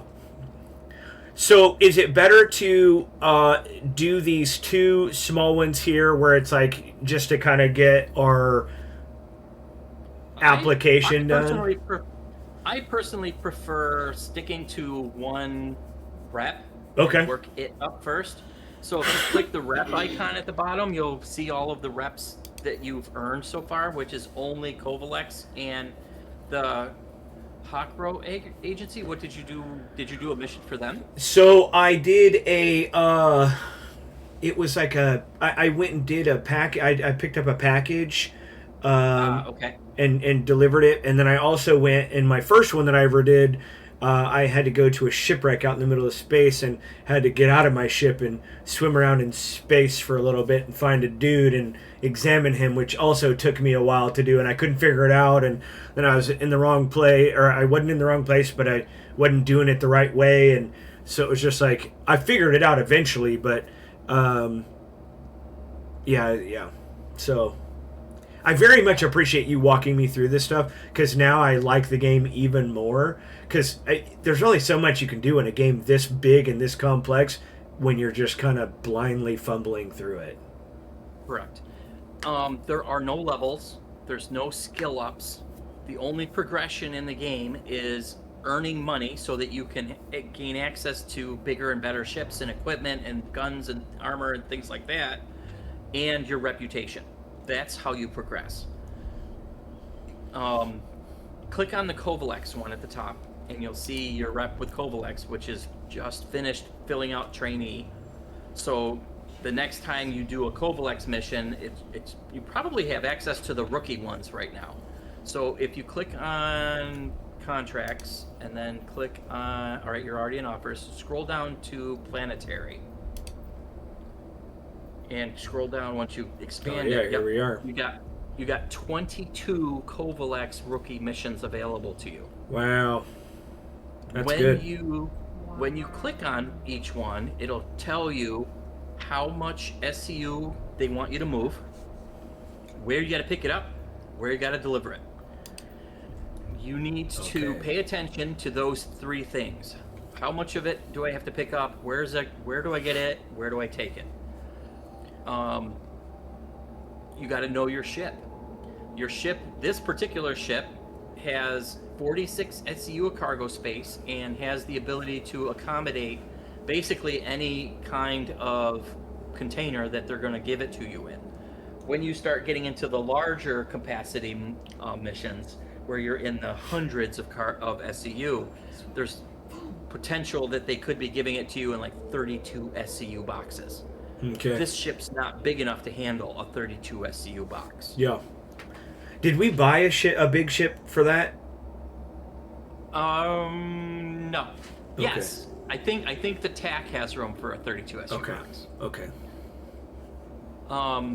So this is the next step in your learning for cargo hauling is how can I stack these missions to where I'm creating a loop where, like a real trucker, I'm traveling from point A to point B and dropping something off.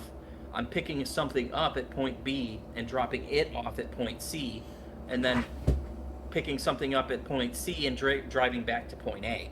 Yeah. And I create a loop where every time I jump, I'm bringing money with me and I make a profit at every location I stop at. Yeah, I like that. That's your goal. I work in the trucking industry, by the way. Well, there you go. So you know exactly what I'm talking about. I know exactly what you're talking about, yeah. You want to do that in this game, too, if you want to be a space trucker. Okay. And as you go up, like if you just stick with Kovalex, once you get to those top tier rankings with your reputation and you get into the like master contractor and stuff like that, you'll be getting missions that are payout of more than 1 million credits per mission. Wow. And you have to move upwards of 4,000 SCU per mission. Wow. There's one ship currently in the game. It's called the Hull C. It utilizes struts that are on the outside of the ship. Saw YouTube on that. Yes, it can hold 4,400 SCU, some odd SCU of cargo. And it's like an auto loader, an auto unloader kind of thing? Yes, because once you have it open for cargo to be attached, it's not capable of landing. So you have to do pickups and drop-offs in space at stations. Yeah. So that's crazy. You just park it in a spot and you push a button and say, hey, okay, take the stuff, and it just pops on and off. I like it. And that's the top tier of cargo hauling. So if this is the type of gameplay you like, you can just repeatedly do this over and over and have a great time being chill, doing space trucker, and you still have the risk of being pirated. You have the risk of running into NPC players that don't like you and are going to shoot at you both in and out of your ship. So there is still excitement involved in doing space trucking. It's just not all the time. Yeah.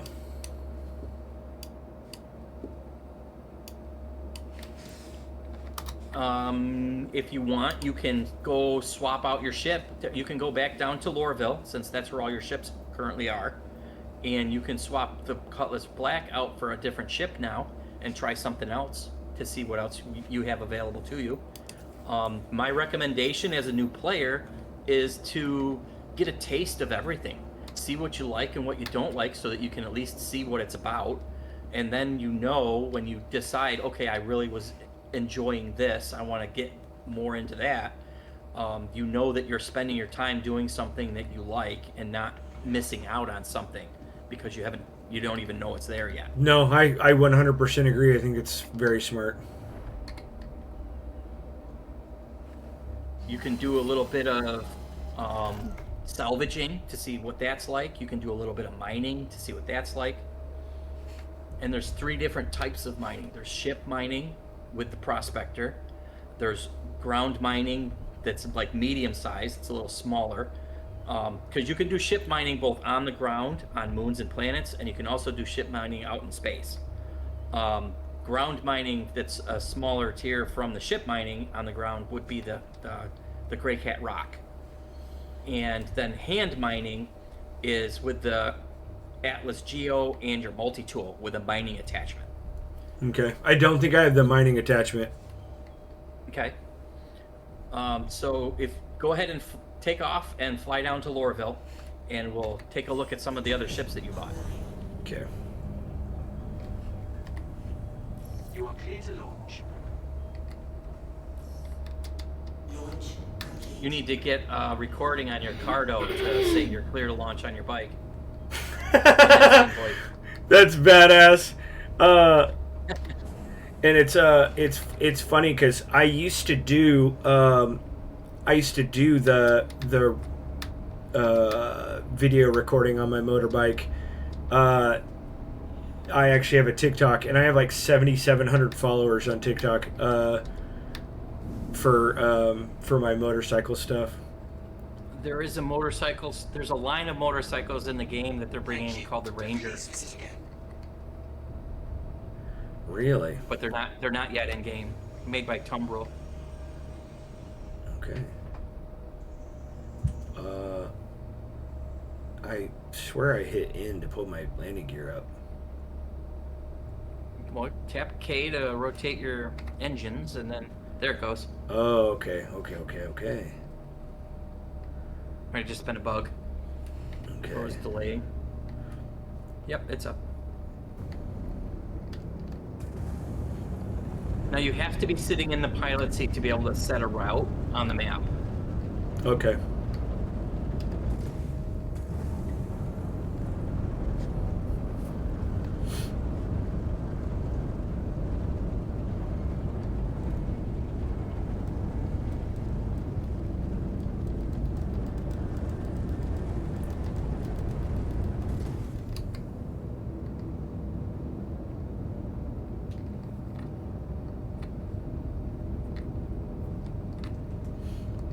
Okay, and then which is it that? So it was the scan mode that gave me my shields, but moved me faster or whatever in the deal. Navigation mode, is quantum mode, which is what you're in now. Mm-hmm. Flight mode, which is basically the same mode with the quantum drive turned off. And scan mode, which allows you to use your scanner to bring Okay. information about something. When you use B to switch to SCM mode, which is standard cruise mode, I think is what it stands for. Okay. Or what? That's the where first time you I use fired your my gun. guns. Yes, that's when your guns are on and your shields are on. And then when you click the scroll wheel, it cycles between guns, missiles, Mhm. and then the scanner. And so scanner only on tab. It's kind of weird that you can't change that since you've changed it to scan mode. It's kind of odd to me that you can't just scan with your left click since it's Left click does do the scan. Tab pings. oh So like if you put your cursor on a ship, like okay that makes sense. I know what you're talking about now. Yeah. yep. Okay. Then it scans the thing that your cursor's on and pulls the information in while holding left shift. Okay. Or I mean, while holding left click. I was under the impression that the scan, like the what you called a ping just now on the tab button, I thought that was the scan. So Nope. When you look down at the planet and you hit tab, you should see markers pop up. indicating that there's something in the area. You might be too far away for something to be seen. Okay. But you'll see like unknowns, and you'll see little icons pop up that'll only be on your screen for a few seconds because your ping is just reaching out and saying, is there anything out there? And if it sees something, it'll show you a marker. You can point your crosshairs on that unknown marker and then hold left click to see if your scanner can pull in any information about that unknown thing. And Okay. if you fly towards that unknown thing and as you get closer to it, your scanner is capable of getting more and more information. Makes sense. Now they're currently changing the scanners and updating them to add more functionality to them, Gear up. so that it's easier to use your scanner to find certain things. I like that. And they're also adding scanners to your helmets so you can use it on foot as well. Oh, I see. I'm about to die from dehydration. Oh, you got plenty of time. Okay. Go ahead, and we're going down to Lorville, right? Yes. Yeah. Yep. So go ahead and you can scroll out and type LOR in the search. There it is. Select it, and then, go ahead and click and search again. Or it's right there at the top of the list, Stanton System at Lorville. Select that, and then click route. And it gave you your route, so you're good. You can close the map. And you could switch to nav mode. Sitting up too high over here. There you go. What'd you say? You sit up too high over here. Oh. Angle it down a little bit. I did. Oh. Bum. Don't be a loser in dehydration. Dehydration. You messed up on it too. He told me I had plenty of time. Turd. He's gonna die. The real question is, does he even know how to drink? I do, only because I had to do it earlier. Because I was sitting there and I was like, man, like, what's going on? My screen is all fuzzy. Can't read anything. I was like, I'm just going to get home and then I'm going to kill the game and fire it back up and figure out what's going on. And then I realized, oh, I was dying of dehydration. Fantastic. Dummy. You see your little flashing white light? No. Oh, I There. do. Yep. That's what you want to fly towards. Okay. I would not have known that, so I appreciate the finding that out. Let's go ahead and hit our hangar request. You're also going to want to switch modes because you're coming in really fast. Okay. Shield system online.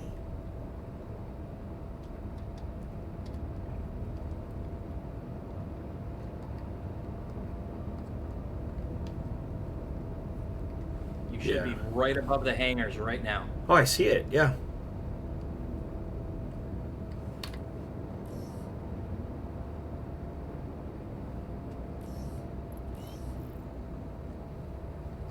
There we go.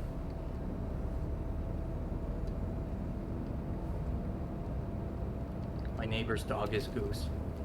Nice. I had someone reach into me. No, that sounded terrible. Wow. That's not what I meant. It was me. I hope she washed her hands. He said, "I hope you wash your hands." Oh, keep it dirty. That's hilarious. But yeah, I had someone reach out to me the other day on Twitch in a comment and was like, and his name had something to do with Goose, and I loved it. It was incredible. I was like, oh, talk to me, Goose. We had a good bonding moment over it. It was good. Yeah. My neighbor is a pilot for Delta Airlines, Oh yeah, and he just got that dog named Goose. nice.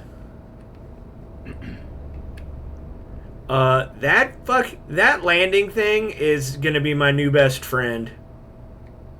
Obviously, I mean I'm fumbling it now here, but Bing. Touch that. That was the coolest thing ever, because for the longest time I'm like, oh my god, I gotta get in there all perfect and everything. And nope. Nose down and just level it out when you get in. Just get in there. That's what matters. Yeah, I like that. Okay, so power off. Well, engine's off. Power on. Yep. Hold Y. Get up. It's funny when I started my stream, my buddy from work was on here. I don't know if he's still in here, but we pulled my ship in and it was all like binging around the hangar. It was pretty good. It's like, well, Yeah, that's a pain in the butt. I hate it when that happens. great first impression. And then I had to do a claim on it. Like the first time it did it, I was like, man. It purples out It's like and work. it'll just destroy the ship. Yeah. What did you say? It's like work. Yeah. I do claims and disputes for work. Yeah, insurance will be a thing in the game. It's not yet, but it will be. That's cool. I do like that there's different aspects of different things that you can do for the game. I love that you can send out like I love that you can send out like a health mission, if you will, to someone to come revive you and pick you up and save you or whatever. I love that. Rescue beacons. Yeah, the rescue beacons. I love that you can, if that's what you want to do, you can just get like an ambulance type ship and run as a medic. And I just love that that's an aspect of the game. Well, let's call in your TAC, and you can lay down in your hospital bed to replenish your food and drink. I like your style. But I think you're going to need to go to the lobby to call it in because it's a large ship. Okay, so we'll just hit store here. Yep. Okay. Look at that. I did so good. I have a pretty damn good teacher. Not to toot your own horn or anything, or me toot Been your doing it horn. a long time. Yeah, it shows. I appreciate it. It's cool. And I don't know how you found me, but I greatly appreciate you finding me. I usually, like, I've been part of the guide program for 5 years, but nobody that needs the guide program knows that it exists. Yeah. So the thing that's on the website never gets used. And I saw it, and because I've looked at it a bunch of times, like not really looked at it, but I saw, like I glanced at it, and so it was just like I never even thought to reach out or whatever. Yep. I find it's easier for me to just keep an eye on Twitch and YouTube for new players that are just starting out, and see if somebody else is already helping them, and if there's not, then I'll say, hey, you want?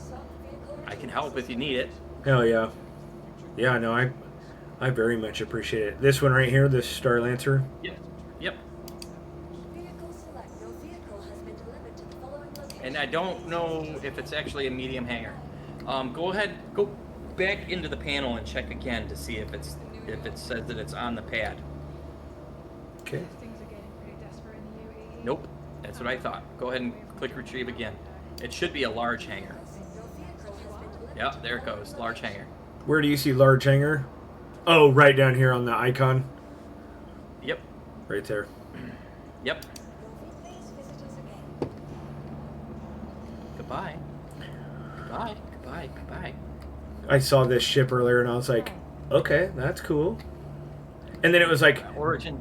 buy this vehicle. And I was like, okay. And it would let me buy it. I was like, what do you mean? It's for sale behind you in New Deal. I mean, I know that now, but I'm just saying, like, yeah. I was just like, oh, yeah. M50 Origin Racing Interceptor. Mm-hmm. Extremely fast ship. It's very cool. I also saw the other one that I liked was it was in New Deal, and it was like the first one on the right, and it looked like a speeder ship, but it was a 2-seater, and side by side, and it looked cool. Yeah, the Origin X85. Yeah, it looked very cool. Yep.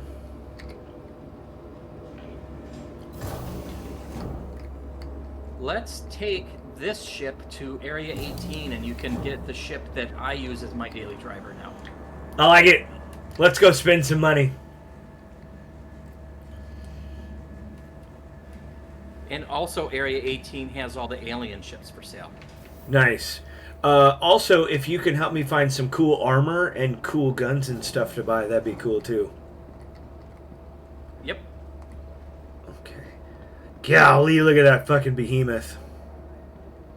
Ooh, I watched a dude fly this earlier. He was in a mission. He was doing an asteroid mission, and he parked this bad boy up on, hit it on an asteroid. I remember because of the ass end of it. That thing is huge.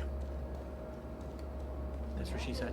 That is, damn it! You beat me to it. I think she said it too.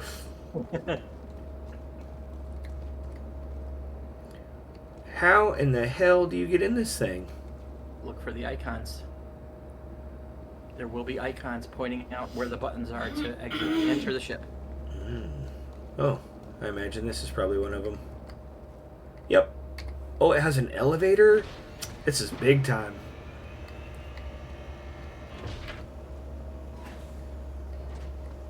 That is so cool. Go to the lower deck first, hold F and right click the panel, and then select lower deck. Because we want to go to the med bay first and lay on the med bed to replenish your stuff.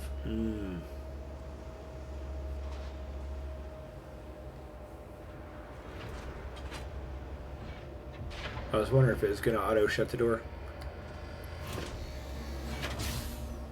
Now walk towards the back of the ship, which you're at the front of the ship right now.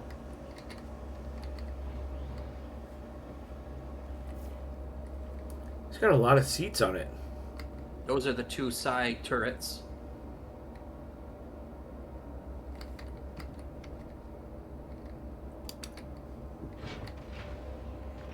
Those are? Yep. Oh yeah, I see that now.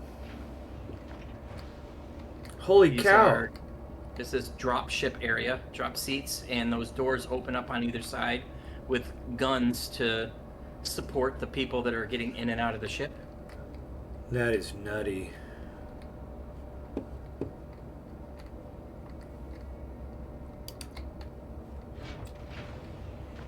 And this is the med bay. So you just gotta lay down in one of those beds. That's so crazy that this ship has one of those.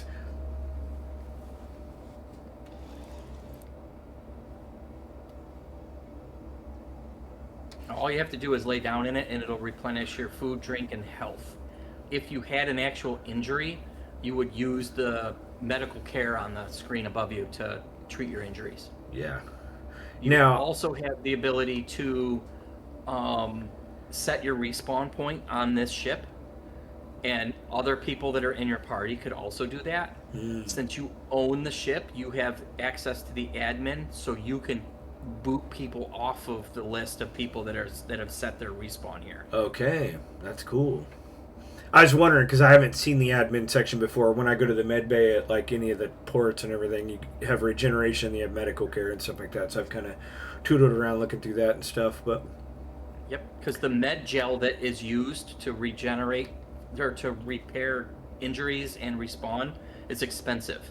So you can use admin to decide who's allowed to use that med gel. makes sense. Like 48 million expensive or like 200,000 per, or it's 100,000 I think per container of med wow, gel, that's nutty. and I think you get like two respawns per 100,000. That's crazy. It's a good amount of good chunk of change. I saw there was a stealth ship that I was looking at on YouTube earlier, and its rockets were like 180 for a rocket. And I was like, oh my gosh. The Eclipse. Yep. The Eclipse. Yep. The size 9 torpedoes or size 10 torpedoes on the Polaris are 500,000 a piece to replace, and it holds 20 of them. Golly. So now you can go, like if you go through that door, that's the cargo area of the ship where there's a ramp.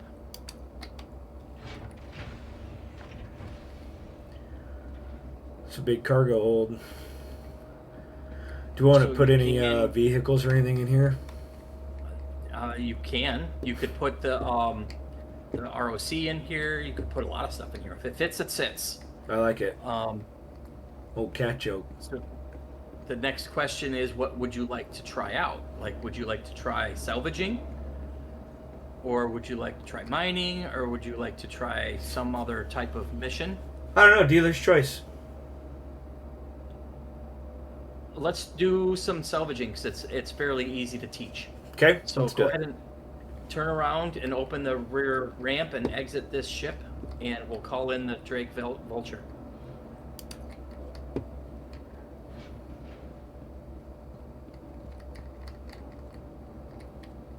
And you don't have to leave the hangar for this because the Vulture's smaller than the hangar that you're in, so it'll just come in this hangar. I like that. So it's only when you're going up in size. Yep. Yeah.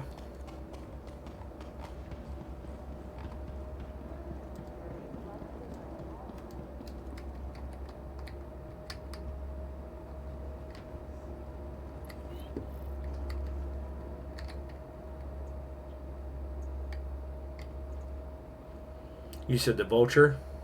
Yep. Vehicle select. Send it. Understand your vehicle has been delivered to the following location. Your vehicle, please visit us again. Goodbye.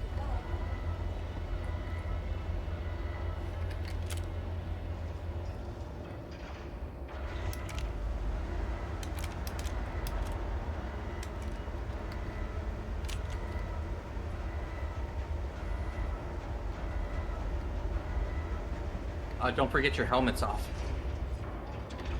Oh, yes. How did you see that, or did you just remember? You see the mini map in the top corner? Yeah. It changes. Oh, okay. I see that now.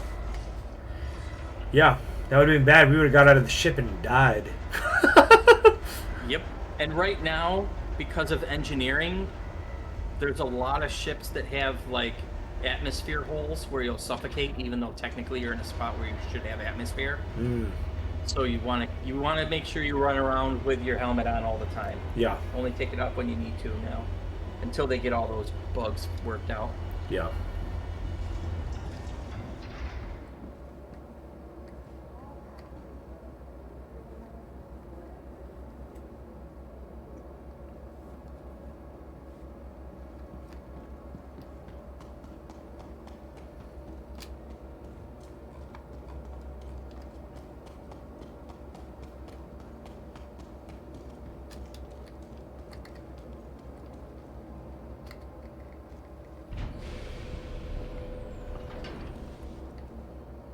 Oh, look at you with your fancy ramp.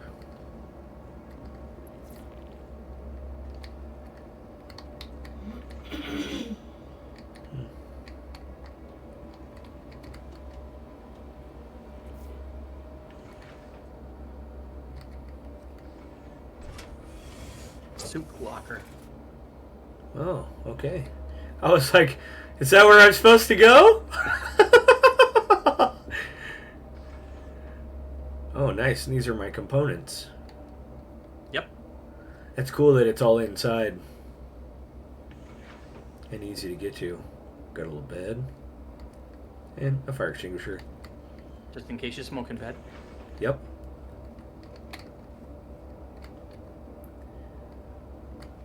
Computer. Oh, more stuff.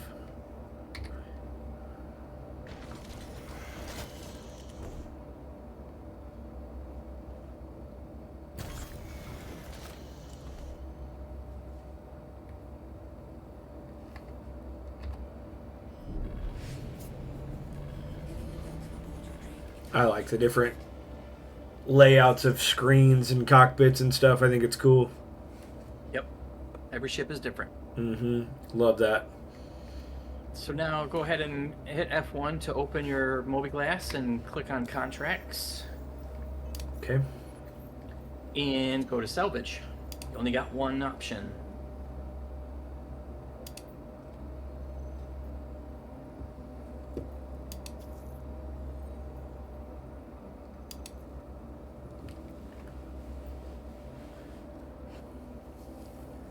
And then you just exit the area, fly to the location where the Avenger Titan is, and strip that bad boy down. And you'll complete the mission. Okay. Oh, got a queue.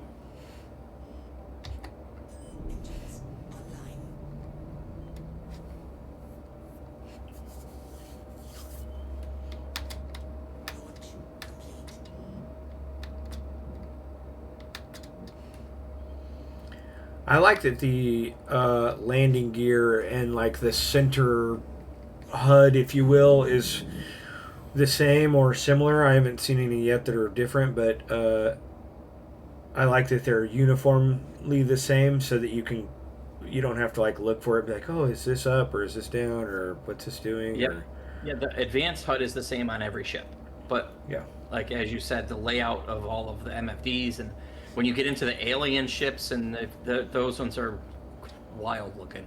Yeah. But when you turn the advanced HUD on those alien ships, it looks exactly the same, because it's technically an AR display on the screen. It's not Yeah. hard screens.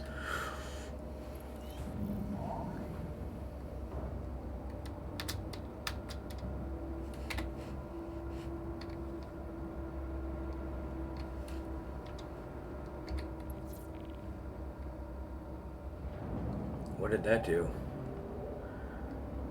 I pushed. What did what do? I pushed key F. What does that do? Key F. What you Yeah, mean just- the F key? Yeah, the F key. Oh, that just brings up the interact mode so that you can move your mouse to click on stuff. Oh, okay. Oh, yeah. That's right. Wait, it brought me out of the deal, so that's why I was like. Okay, so this one does not have any like. I saw the engines on the back. It didn't have what? No VTOL. That's what it was. Yeah, VTOL. This city looks really pretty when it's clear. I've only ever seen it when it's raining. Mm-hmm. Yeah, this is it's funny because my mouse pad that I have on my desk, it reminds me of a lot of the like Star Wars scene where they were in the city, the space city or whatever, and they were fighting the little evil space worms and stuff, or the space caterpillar or whatever. But yeah, That's where we're going next. Coruscant. nice. ArcCorp is a planet that's completely covered in one giant city, like Coruscant. Oh wow. Okay, so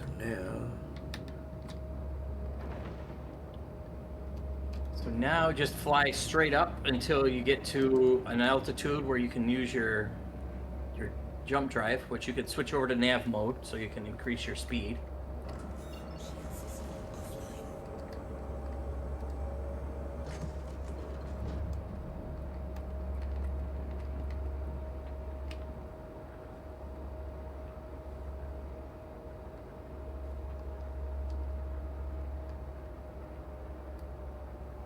There you go. Now you're high enough. Now you can hit F2 to bring up your map. Don't crash into that ship that's floating in front of you. I saw that. I was like, what is that? And click on the locate claim. And then click route. There you go. Jump to it.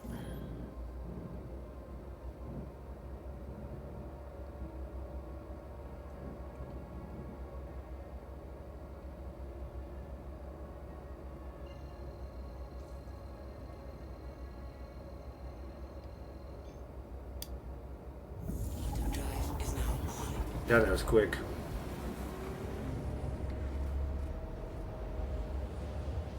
Oh, we aren't there yet. I was just like, it went black. I was like, oh, that was quick.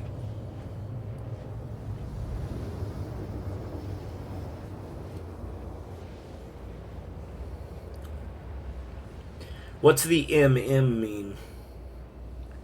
Millions of meters. Oh, okay. Quantum drive is now off.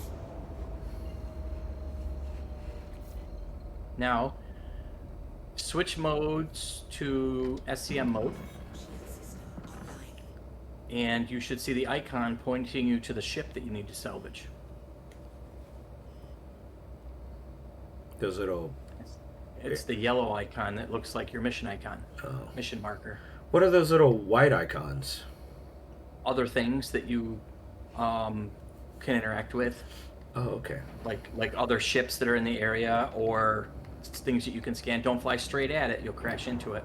Yeah, good man. You're only meters away. Oh, damn, that came up quick, didn't it? Yeah, you're only 51 meters away now. So okay. So now if you look in the lower right corner of the screen, you'll see your hotkeys and how to do the stuff you want to do. Okay. M, salvage mode. Tap it. Oh, that's cool. Now look at the controls on the lower right corner. Okay, definitely different. Cycle tool mode, engage tool, focus tool, left alt and W. Holy shit, that's a lot of. That's a lot. But of the nice stuff. thing is you don't have to remember it because it's all right there all the time. True. Very true. Oh, where are you going? So now what you want to do is you can hit I believe it's G. Tap the G key and then move your mouse. Okay, there you go. Yeah, gimbal mode. G for gimbal. When you tap the G key, it turns gimbal mode on and off, and that disconnects your mouse from the movement of the ship and just puts it on the lasers themselves. And then when you want to go back, because you want to reposition the ship, you just tap G again to switch it back. Okay. So the circles on the left and right side, you have two lasers. Mm-hmm. The circles that are filled up that say 100%, that's Yep. telling you that what you're currently looking at with that laser is 100% material that you can salvage. The arcs on either side of those circles is your distance from the thing that you're looking at. Okay. The number under the circle that says 0.00, that's the efficiency of the laser and your distance and all of the stuff that matters. So the higher the number, the more material you're gathering. So if you left click, you'll turn your laser on. And now you're doing pressure washer simulator in space. And you want to clear off the whole ship and make it so there's none of that glowing orange stuff when you hit the spots. Okay. That's very cool.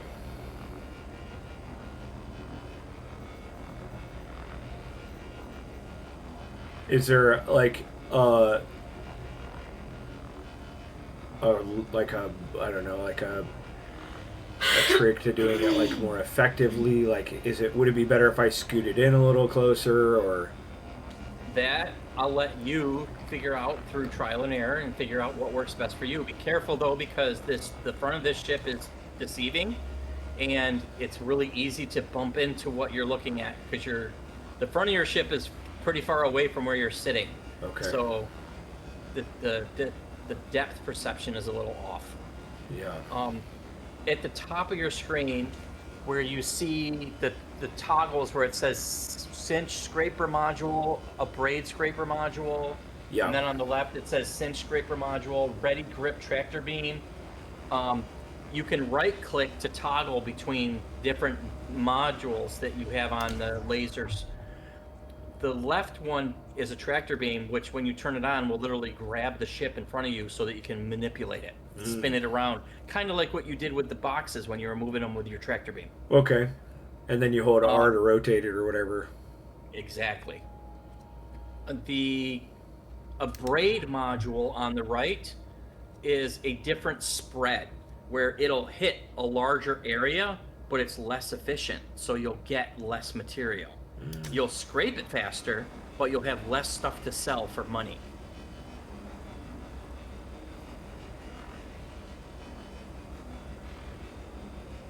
And once you get to this point where you can't scrape anymore on this side of the ship, you can do one of two things. You can maneuver your ship so that you're coming at it from a different angle, or you can use the tractor beam to grab the Titan and rotate it in front of you. I feel like the noob thing to do, like the less skilled or adventurous thing to do would be to just maneuver my ship around. I'm gonna tractor beam this bad boy.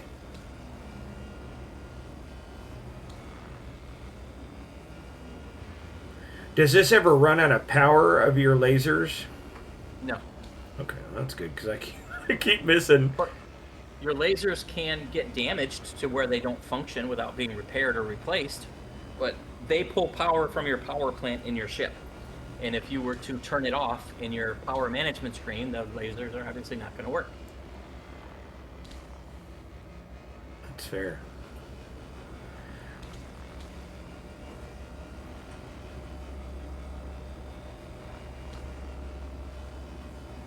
And you see up in the right corner, top right corner, you got your 46% done with scraping the ship to complete the mission. Mm-hmm. Okay, so, and then we're gonna.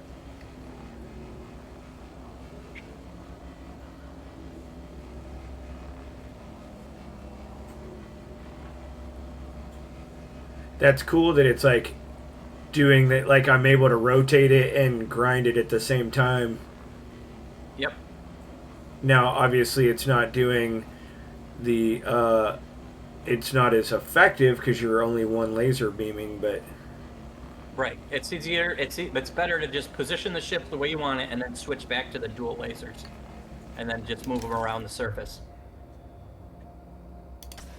yeah, I agree.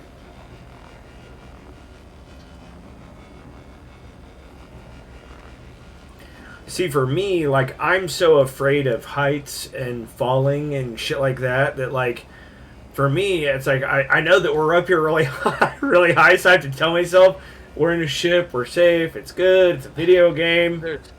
There is no falling in space. There is no up and down. That's There's no also true. Like, the problem with being afraid of heights is not because you're high, it's because if you fall, you're going to hit the ground. Yeah. True. There's no ground to hit. Yeah. Also true. Tell that to my fear of heights right now. Wait, Joe, just wait until you play this in VR. No, thank you.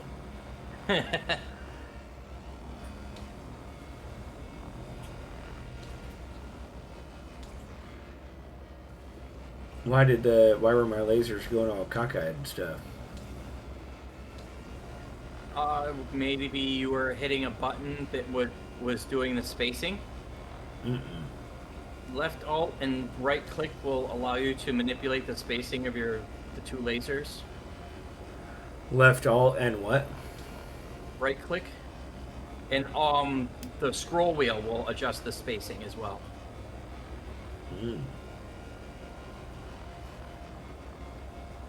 So you can spread them apart from each other a little bit so that each laser is not hitting the exact same spot. Oh, I see that now. And then when you move them around, you'll have two lasers hitting two spots at the same time. Yeah, I like that. But it also reduces the amount of power that the lasers have on a given spot. So this one being a starter ship, it's got thin skin, so it doesn't really matter that much. But once you start stripping larger ships that are like large military ships with really thick armor, a smaller salvage laser is going to take more time to eat through the skin. Makes sense. And then it might be more time effective to have two lasers hitting the same spot at the same time to double the speed that it's eating through it. Yeah. So now you only got 2% left.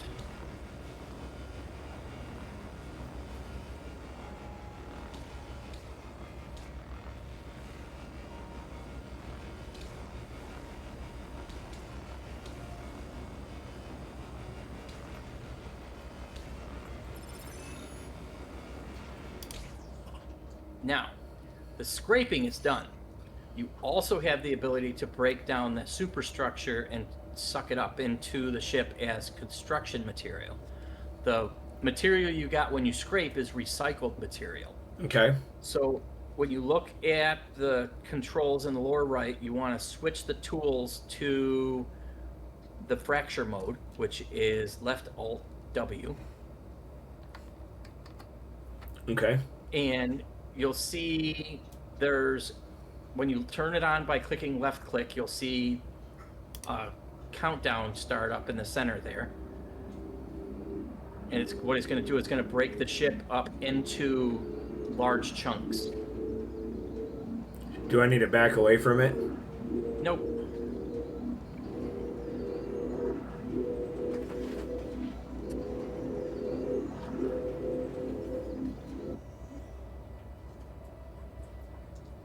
Okay, so now you want to switch over to disintegrate mode.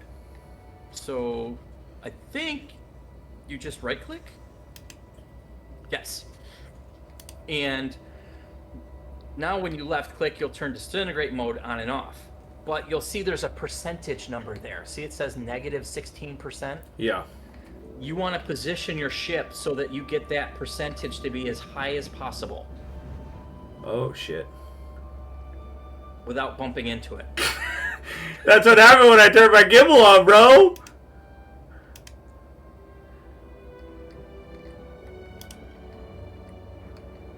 Come back here, bro. You can use your tractor beam. You got to switch back to the mode with Alt W.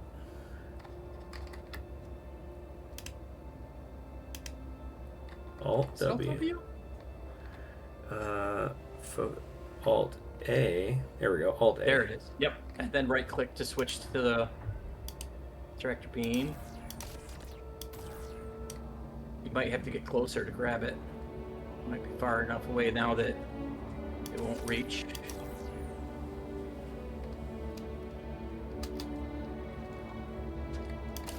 There you go.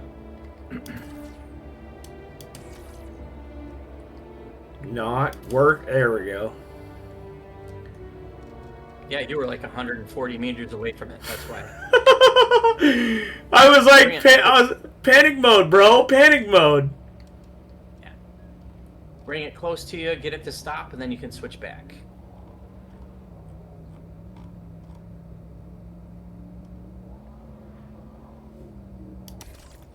Okay, and then Alt W to get us back to the deal.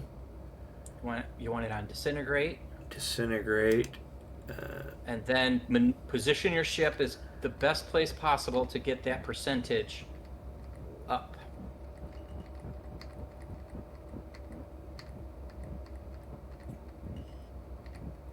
Perfect.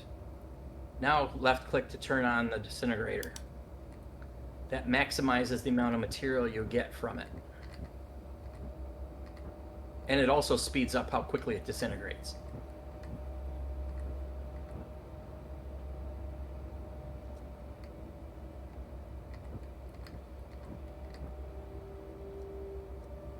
And it's in your now it's in your ship. Now do the rest of the parts that are somewhere floating around. I don't know You where. hit tab to ping your scanner and see if it shows them.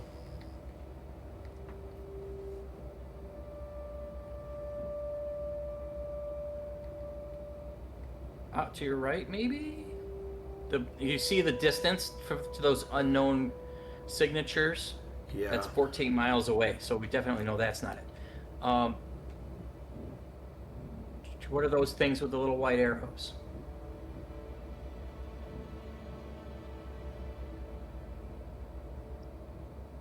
Hit tab again to pinging.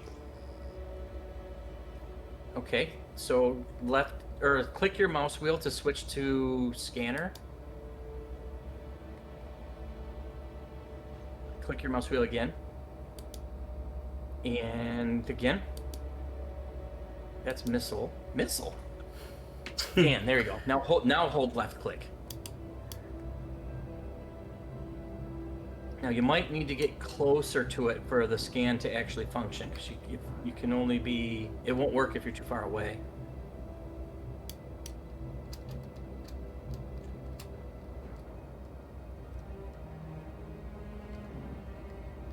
I'm only going like 17 meters a second. Yep. Yeah. And you can hit tab again to see if it gives you anything with the ping.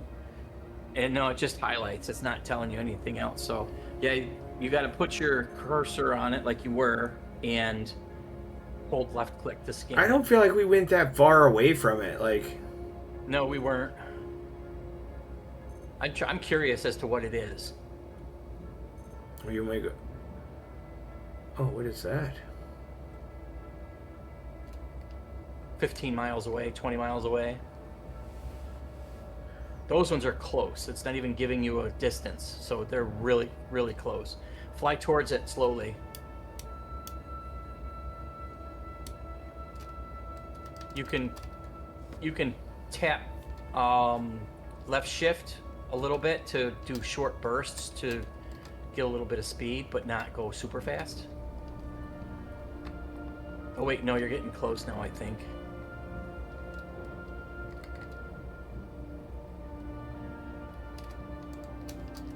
The music's not helping either. It's making it all tense, like I know. tapping. I know. My hands are sweaty, bro. They're sweaty.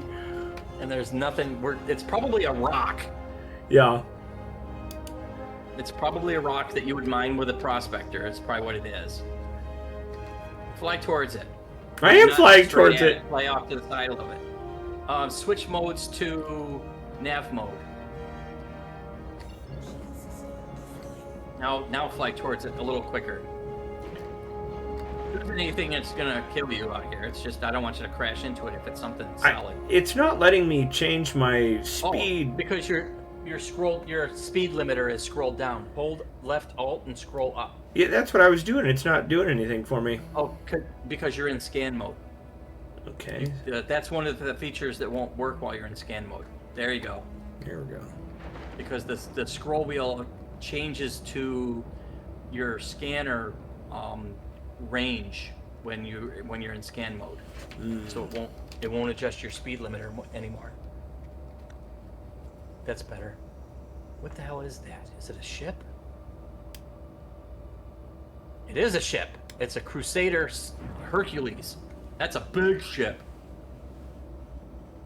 If you were to strip this one, you would have a full vulture of material. This is the largest cargo ship available. Titanium, iron. So that's material that was probably inside this ship that somebody salvaged. And potassium. If you hold left click, if you put it in scan mode now, put your cursor on the ship and hold left click, you should be able to pull in information about the ship.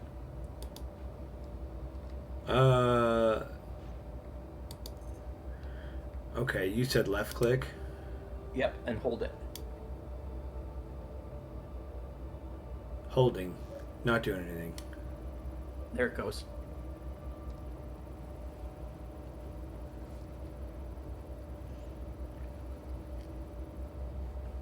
It's fucking trash day. Keep holding. Okay. What'd you say, Kay? It's trash day. It is trash day. You know how I know? Because of your trash ass attitude.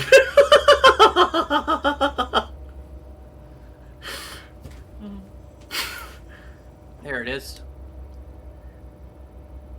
So it's almost done scanning. You're at 87% scanned. And now it's fully scanned. Now hold F, and you can put your cursor over top of that screen on the top right corner, and you can click on the different tabs to look at the different components on the ship. What's in the cargo hold, who owns it. Nope, go back, hit the left arrow. Now at the top of the screen, see it says parts and cargo and info? So that's telling you what coolers it has. They're offline, which means they're not functional. The jump drive, the power plant, you can scroll down on that list. If you're hunting for a better component than what you currently have in your ship, this is one of the ways you can find it and salvage it and replace a bad drive with a good drive that you find on another person's ship. And then click cargo, and if there's anything in its cargo hold, it'll tell you what it is. It's got 1 SEU of carbon, 1 SEU of tin, aluminum, 22 iron. I don't see anything of note. There's nothing in there that's high value that would make it worth you going over there and stealing it. Okay. But you could fly up to it and strip the ship if you wanted to.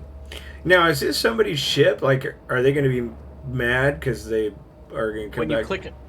click on Info tab from when you scanned, Heavy Crusader. See, it says unknown. Yeah. That should, or actually, scroll down on that where it says signature. Scroll down on that mass mode. Yeah, where it says unknown. I think that is what's supposed to tell you the name of the person that owns it. And when it says unknown, that means it's an NPC spawned ship. It's not a player-owned ship. Okay. If it was a player-owned ship, it would either give you the player's name or it would say game rules. And game rules means that it's fair salvage and you will not get in trouble for scraping it. If it's owned by somebody and you start scraping it, that's a crime. Okay. Well, and that's what I don't want to commit a crime, but Yep. But okay. you could scrape this one because it doesn't belong to anybody. Okay. It was part of a mission. So, which mode do I go back into now? You want to be in SCM mode so that you can use your scrapers, and then you have to hit M. Well, first you got to get out of scan mode by clicking your mouse wheel, and then hit M. There you go. You're already in scraper mode, and you're on your tractor beam, and so right click to switch. Oh wait, you're in fracture and disintegrate. Okay, so you that want was to Alt A to get over to this other one. There you go. Yep. There we go. And then it looks like your right side's turned off. Yeah. Yeah, how do I turn that right side on? Left Alt and something. I know that there's a button you can press to manipulate one side and not the other.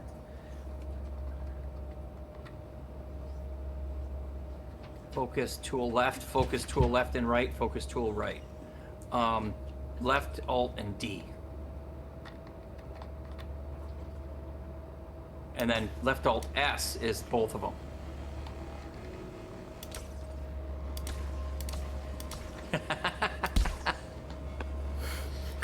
How are you going to fix that? Focus on just the one that's on. Focus tool. Okay, And then, I got and then this. turn it off. And then Well, hit Alt A to focus on the. yeah, buddy.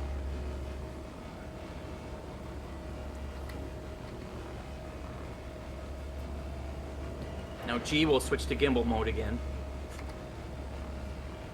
Now you see, since you're only focusing on the right tool, your mouse is moving one of them. So hit Alt S to focus on both. Hold what? Alt S.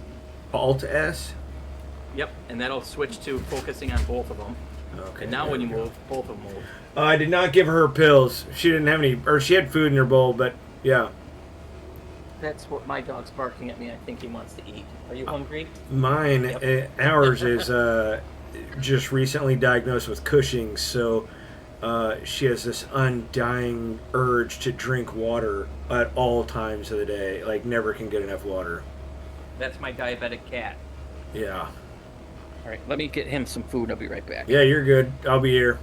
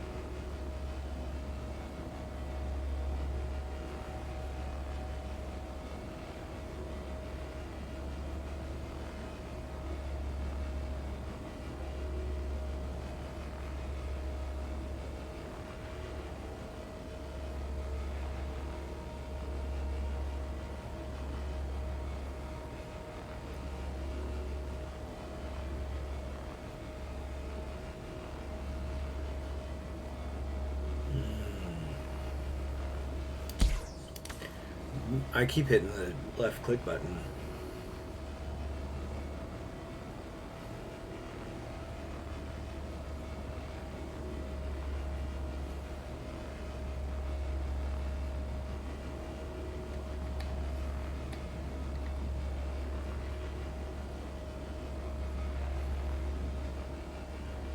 Wonder if there's a trick to this to make it more like effective. Or maybe I just suck at salvaging.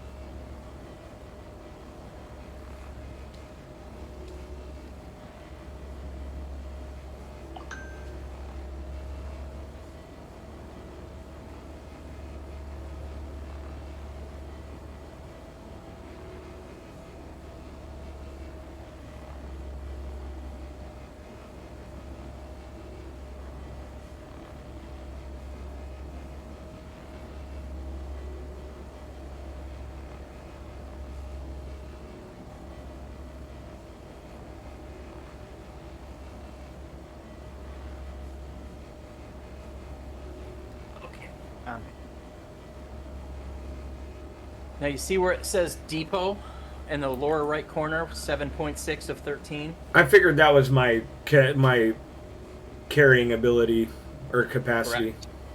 Correct.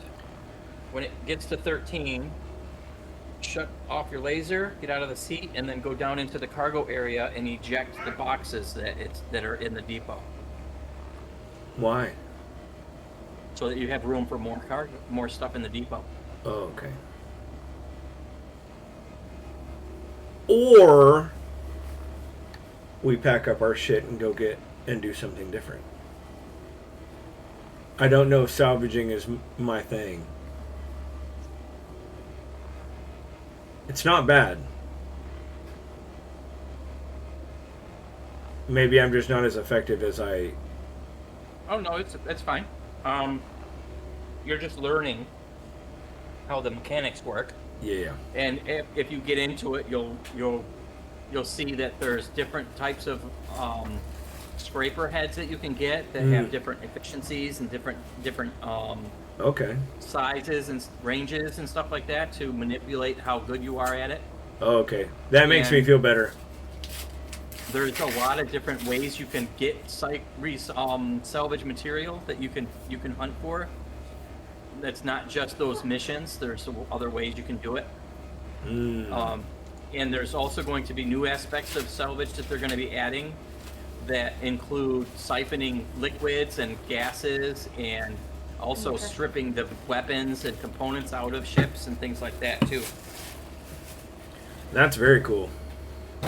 I like that they're continuing to grow this game. I'm wondering if it will ever be completely like complete and officially like released, but Well, yeah, it will. They don't have a choice. It's too big to fail now.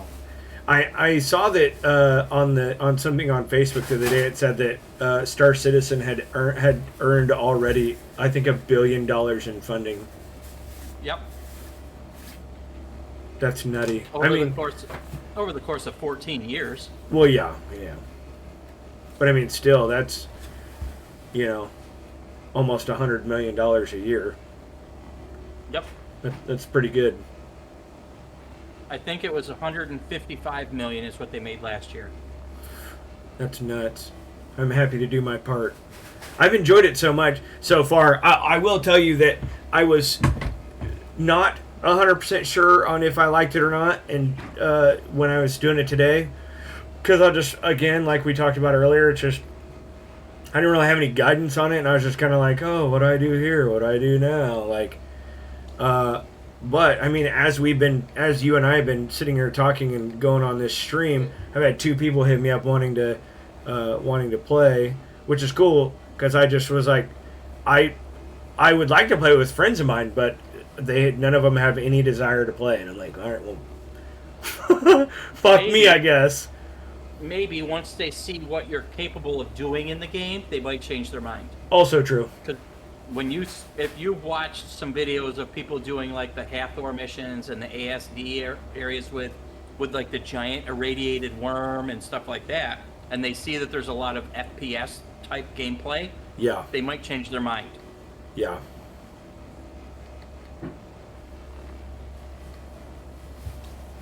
I strip everything off the ships new.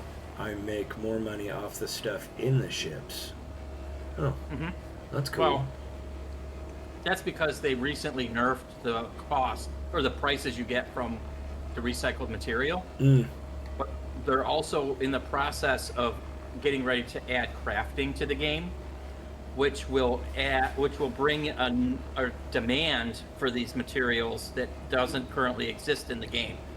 Well, that's cool. And the value of these materials is going to go through the roof when everybody that's playing is asking for it. Yeah. And then, like, so we talked about liveries and stuff on the ships earlier. How do you get those, or is it just you have to pay IRL money for it? They have them in game. You can earn them in game. You can find them in game. You can buy them from the stores. Okay. But there's the majority of them are for sale on the pledge store. Okay, that makes sense. And if you're a subscriber, each month you get sub flare, which a lot of times is different skins for different ships. Subscriber on what? There's a voluntary subscription that you can pay for Star Citizen that gives you access to a bunch of stuff. It's not pay to win stuff. It's like you get free use of a different ship each month, but then after that month's done, you lose the ship. Gotcha. The following month, after a ship was given to you for free as a subscriber, you have the opportunity to purchase it on the pledge store for a reduced price if you wanted to. It also gives you access to like a newsletter and stuff like that.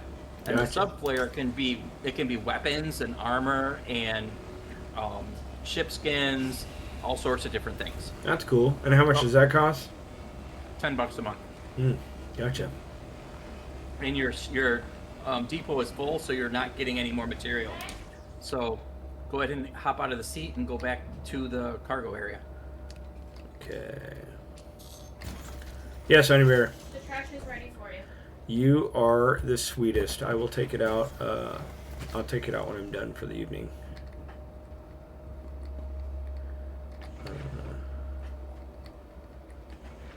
I like that this will automatically get me on the elevator. Now, you don't have to open the door. And on the panel that's on the wall behind you, that one. If you look, you'll see you have 11.76 SCU okay. of recycled material and 1.23 SCU of construction material. Okay. So you're going to get 1 box of construction and 11 boxes of recycled. Click the auto eject at the bottom first to turn that on, and then click eject on the construction first. We'll get that one knocked out.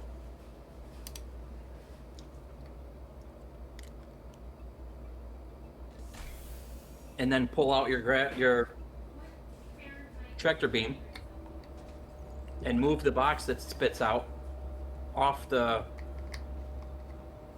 thing and onto the grid there. And now go to the panel and start ejecting the other material.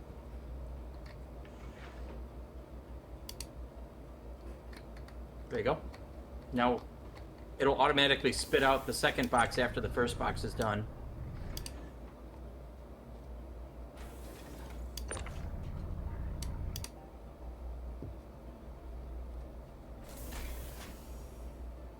Oh, there's gonna be more. There's gonna be 11 of them.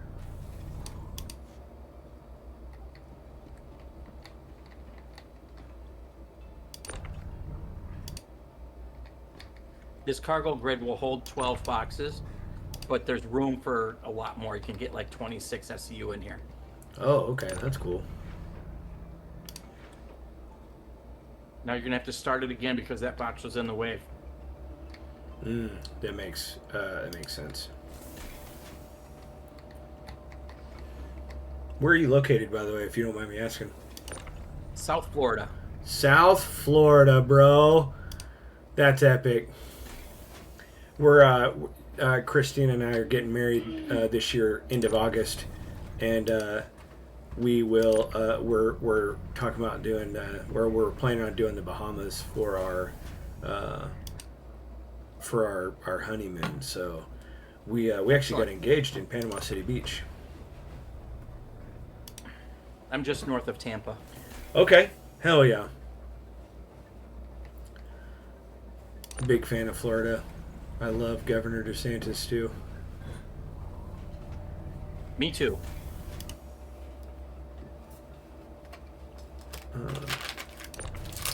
Baby, What? did you eat my chocolate?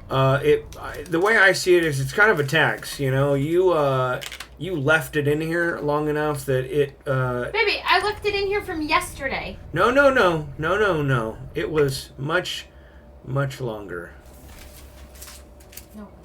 Yep, it most certainly was. It was attracting ants. It was attracting ants. No, it was not. It's fucking cold outside.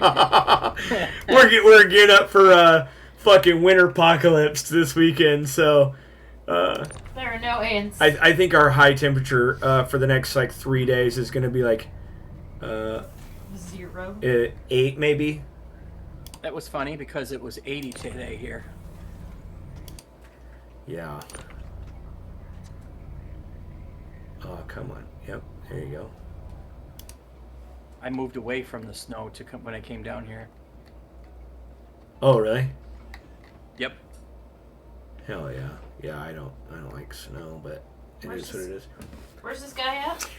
South Florida, just north of Tampa. Ooh. Nice. My dad lives in I Savannah, can't- Georgia. He's actually getting ready to move. I came from Western New York though. Oh, okay.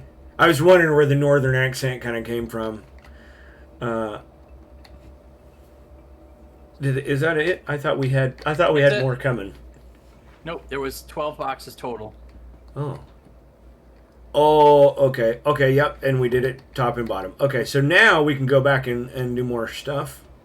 Yep, you've got an empty hopper to get 13 more SCU in the hopper, and then you can spit them out, fill in wherever you can fill in, and then fill the hopper again. And then when you land at a space station and you unload the stuff to sell it, you can empty the hopper while you're in the hangar and get it all out. So you can get like 30 SCU of cargo That's nutty. before having to return, if you wanted to.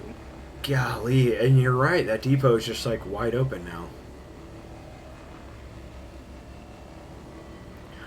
So, will that, since we put the auto eject on there, will it automatically start kicking those boxes out? No, you have to click the eject button again after it stops. Okay. And even if it did, it would only eject one, and then it would jam, and you'd have to take that one out of there. What you could do is if you had a buddy playing with you, they could be down in the cargo hold, taking the boxes out of the depot as you're scraping and filling it up. Yeah. You know, I asked you if you wanted to join me. Yep. Well, I'm trying to get you used to how to do the things solo. I appreciate it. What you'll be doing. Yeah, I appreciate it.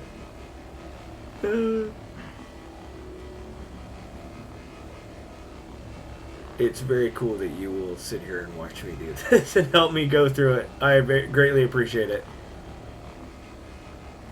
Oh, you mean like all the people that watch people play video games on Twitch and YouTube? I have a Prime membership on Twitch because that's what I do. I like to watch people play video games, and a lot of times I'll watch people play video games and I have no desire to play, but I still like watching them play the games. There's a guy called, his name is Christopher Odd on YouTube. He may be on Twitch because he always seems like he's just clipping for YouTube, but he plays this game Star Rupture. I tried playing it, wasn't for me. It Yeah, I requires got that too. it requires a lot more smarts and stuff like that than I was willing to give to it. I also didn't like, and it's funny because it's multiplayer, and so I got a buddy of mine to play it with me, and there's like no tutorial via the multiplayer, so there's Yeah. like no guidance whatsoever. So he ended up bailing on it, so we didn't play that very long. But I really enjoy watching that guy play it on YouTube, so I just watch him do it on YouTube. And there's a guy I also watch. His name is Hollow on YouTube. He's really good. He's really good entertainer, if you will. And he plays a lot of games that I wouldn't play, like the Wukong Dynasty one or whatever. Yeah. The game itself looked beautiful. It was very cool, but it's not my type. Not my type of game. But it was entertaining to watch him play it. So.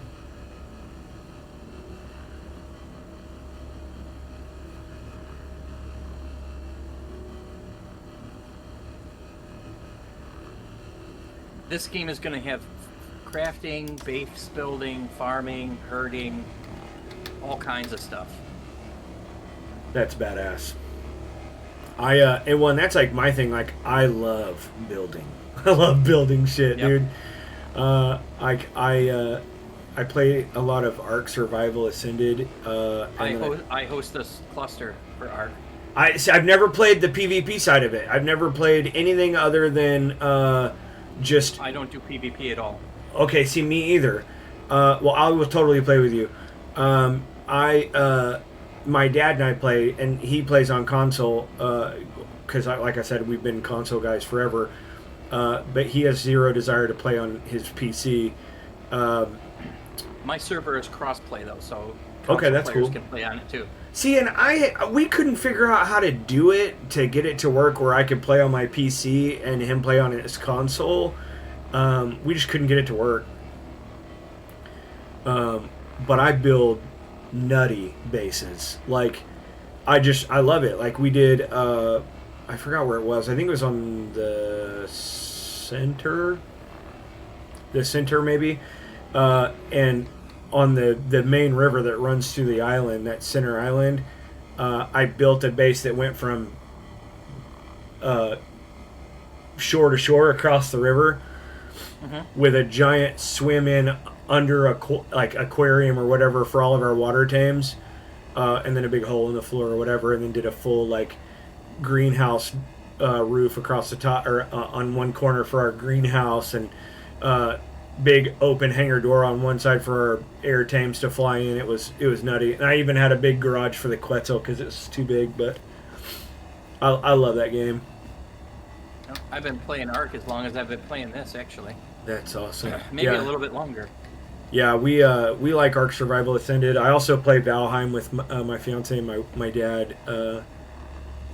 Now, here's my question for you. Since you're an Ark fan, you know about Ark.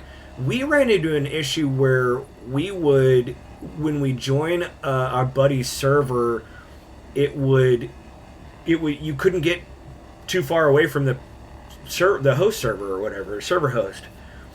Because you're hosting it off of your machine instead of it being the dedicated host.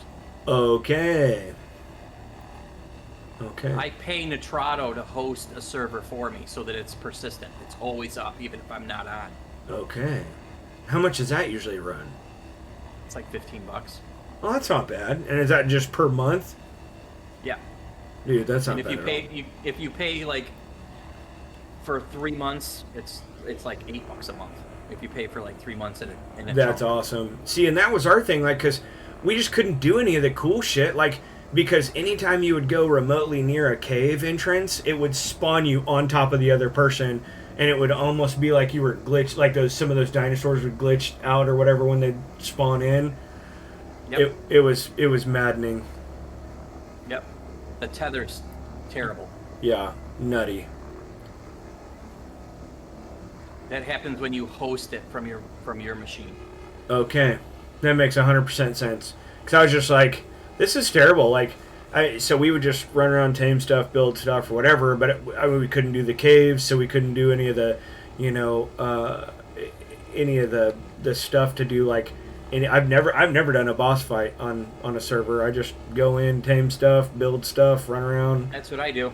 Yeah. I've done boss fights, but it's not my main goal. I just like enjoy playing. Yeah. Well, that's cool that you do like a PvE server because that's the kind of stuff I would like to get into because then you could do stuff with buddies and stuff and jump on and just build cool shit and run around. And not have to worry about douchebags coming and ruin your stuff while you're not even playing. Yep. Exactly. Literally that. Which is hilarious because one of the guys that I watch on YouTube, his name's Vitality.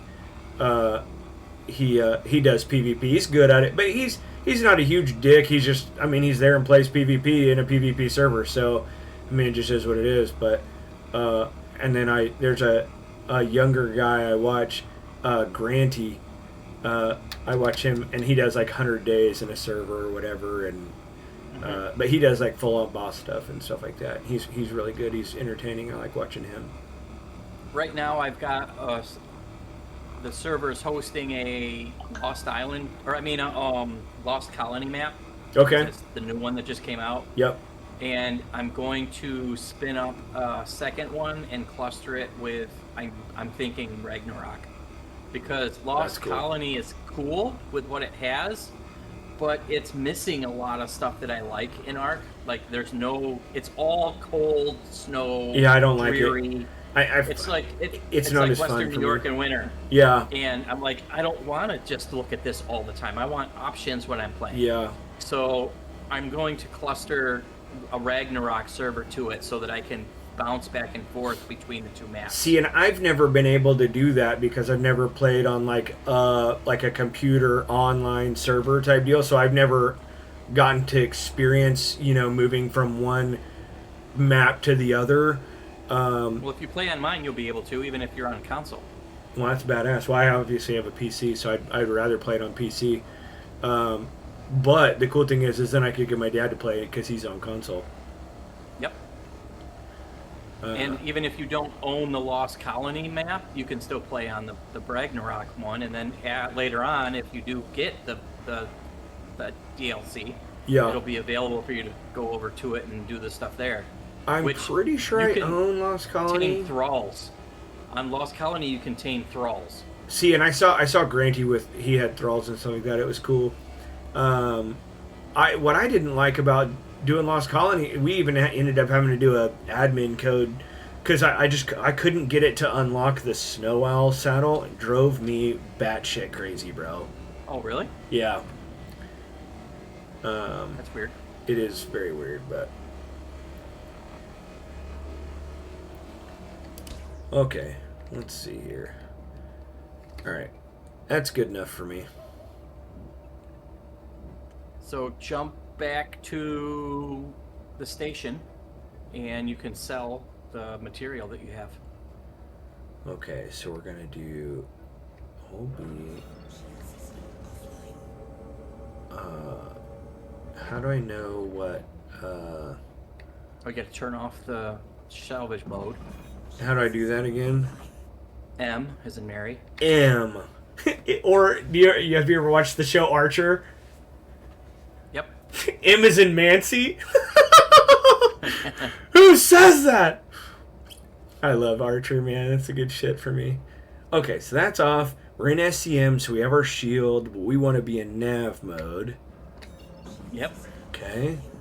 And you want to jump back to the station. Actually, jump to Arc Corp. Arc Corp. F2. So you'll have to go on the map. Yep. Area 18 is what you want to jump to. Oh, that's right, because we're going to go with those ships. Okay. What was it called? Area 18. Area 18.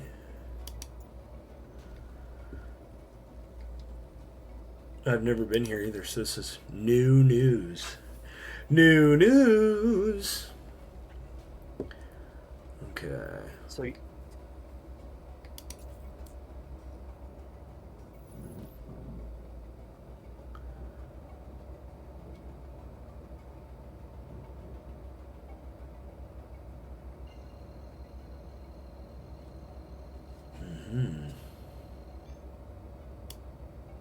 Quantum drive is now on.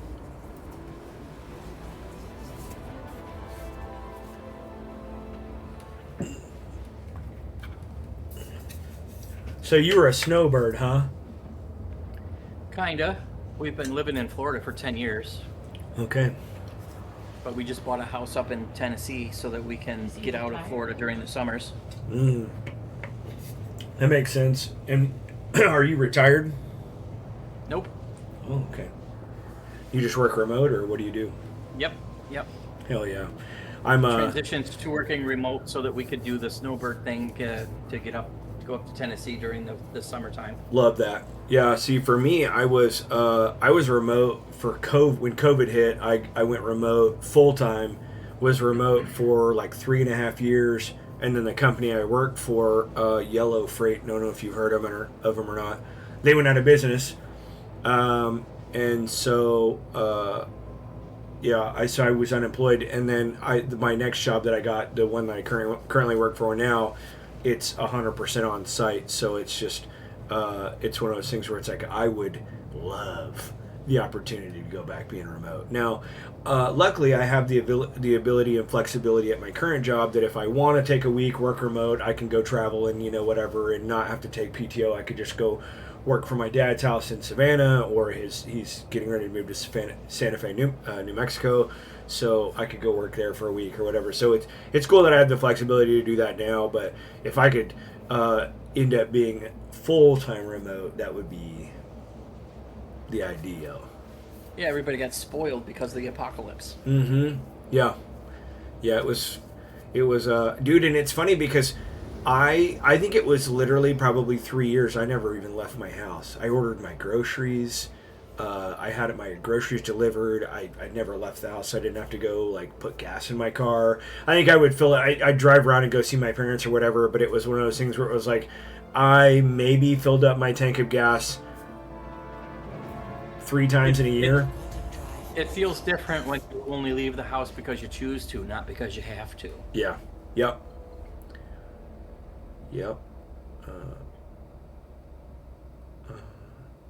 That is all one big city. Yep. And your destination is that red circle. Okay. Flip around over here so I don't feel like I'm falling out of the sky. Is that weird? Quantum drive is now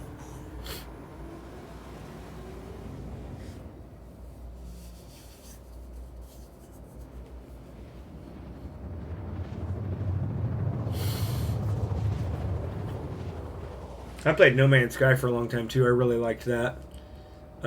Yeah, I did that in VR for a long time. Oh, nice. It's funny because I went, like, I got out of it after a while, and like I just never I tried to go back into it, and I couldn't. And then by then it was like a bunch of new shit had come in and everything like that, and I felt like I was learning the whole game completely over again. I was like, I'm out. But You see the white flashing light to your right? Up and to the right? oh, I do.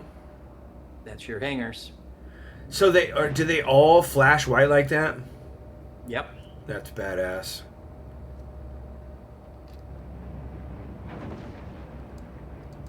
And then how far out can I request my landing? Do I have to be pretty close? You should see a message pop up where it says disabled in atmosphere. There should be a Yeah. message pop up in that area that says contact our ATC Okay. when you're in range. It makes me feel better because a lot of the times I'm like trying to look around at my screens and I don't want to miss it. But like I said earlier when I was at Laurel or whatever that other place was. Lorville, yeah. It was one of those things where I was like, I tried to go in the city and it was like, restricted, turn around or be shot at. And I was like, ah! This has that too. If you bring your ship down to too close to the buildings, you'll be in a no-fly zone and you'll get impounded. Yeah, I don't want to do that. Okay, you're definitely close enough to request now. And it did not give you a message, but you're definitely close enough. Please proceed to assigned landing bay. Okay. Where did you see it? Not yet. Am I looking? You might be too far away from it still. Fly towards the flashing light still. You might be a little too far away for it to give you the icon.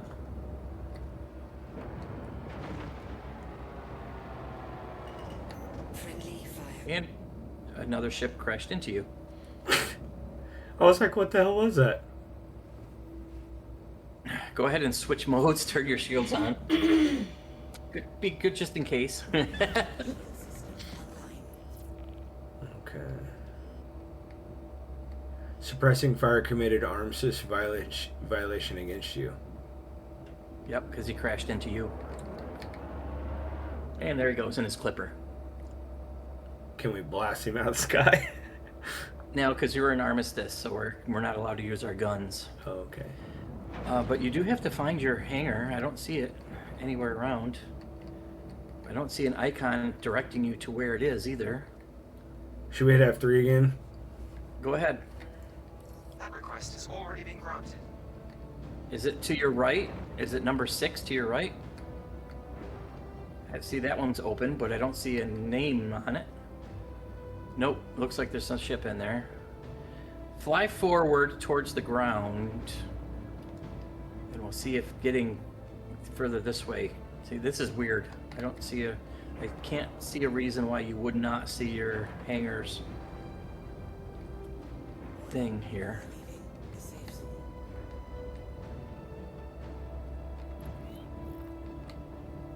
Hangar queue. I think you've been in a queue. It's just bugged, and it did tell you you're in a queue. Okay. Well, that's fair. That makes me feel better. So what happens to that guy for running into me? If you chose to press charges on him, he'll get a fine. Oh. There's no need. No need for all that. He probably didn't do it on purpose. Might not have. Doubtful. Not in a clipper. I mean, I could start salvaging his ship.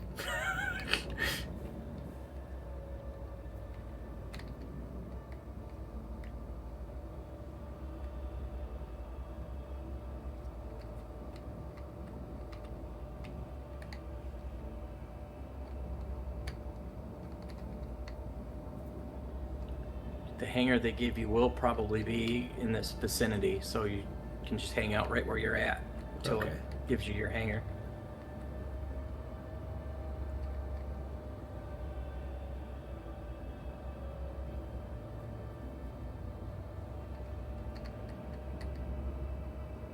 Glad to see some other people are waiting to get in as well. Yep. That's what the queue is for. There's a line. Yeah. And then I'm excited to see what it's like when it's unlocked and when it's really opened up and all of these hangars are in use all at the same time. That's going to be very interesting. Yeah. There's a lot of air traffic in this area. Is that dude's ship that's in the right side of my screen? Was that because It he is. ran into me? Well, it is a clipper, but I don't know if it's the same guy. Oh. If you scan him, you can see who owns that ship. Yep. Suppressing fire. That's the same one.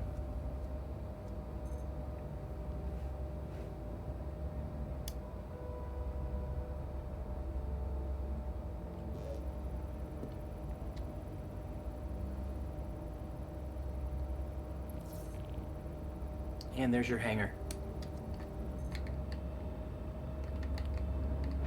Go down close to where he landed and then turn to your right and you'll fly forward into your hangar.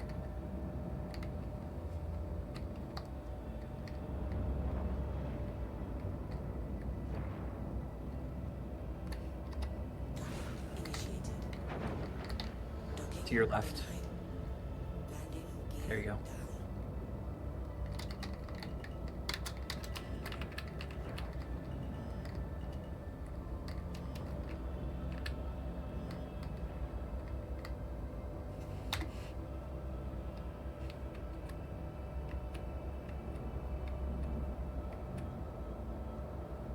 You're gonna want to go forward a little bit more, I think. I Because agree. the ramp of your ramp is going to be hanging off the pad when you open it up to empty your boxes. Ooh, do I want to flip around side by side to the side or something? You can, but you don't really have to.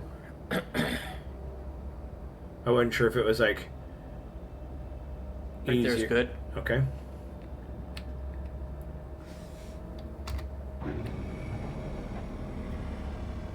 I do like. I am very glad that you told me to just buy a bunch of different ships because this is cool. Trying different stuff and uh, being able to do this, and I do love the third person view to maneuver my ship around, especially when I'm in the thing. Let's I'm holster sorry. that. Due to inactivity, we have been forced to assign your... Your landing gear was down, right? Yeah, I think so. Well, we'll find out when you go outside the ship, I guess. Yeah.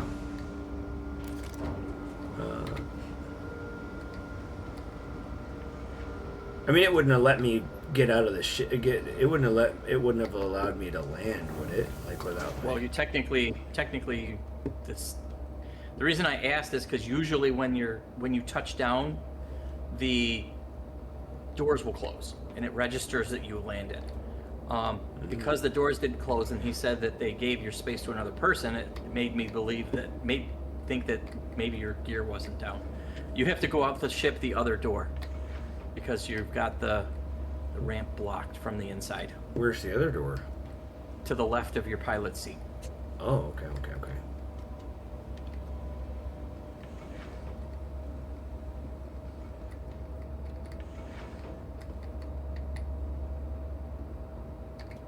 Nope, just a little bit to the right of that.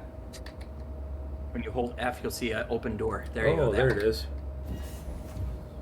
Okay, look at that fanciness.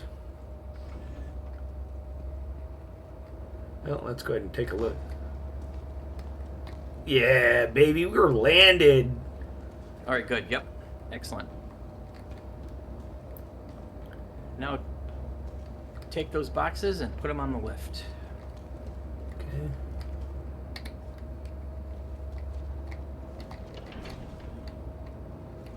Yeah, bro. That's what I'm talking about.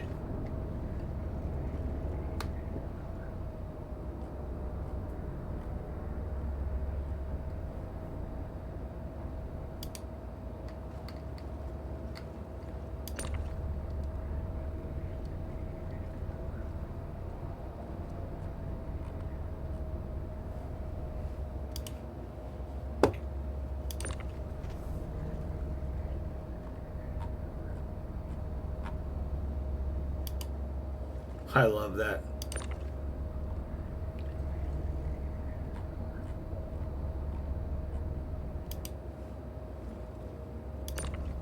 I think that one fell a little off, but it's okay.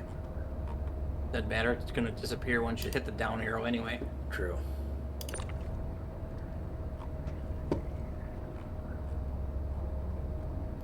Now, do I have to do the eject on the other stuff that I went and gathered as well? Yep. Okay. But you want to get this stuff out of the way first, Yeah. so there's room for it to spit out. Yeah. And will I do that all at the same time, or do you want me to... Yeah. Okay. After you get all these off, go ahead and eject the stuff that's in the depot. Send that to the lift, and then send it all down in one shot. Okay. And then all of this material is going to be in your locker space, your hangar space here at Area 18. And you can go to the Trade and Development Division and sell it. Okay. Now, question for you, because originally I just did the Tisa whatever as my Tisa Spaceport. Yeah, is that the best spaceport to like make your home base, or is it It's the most central to the Okay. system. okay? But I prefer New Babbage because there's more stuff available at that location. Okay. But it's not like it's a right or wrong. It's just a preference thing more than anything else. That's fair.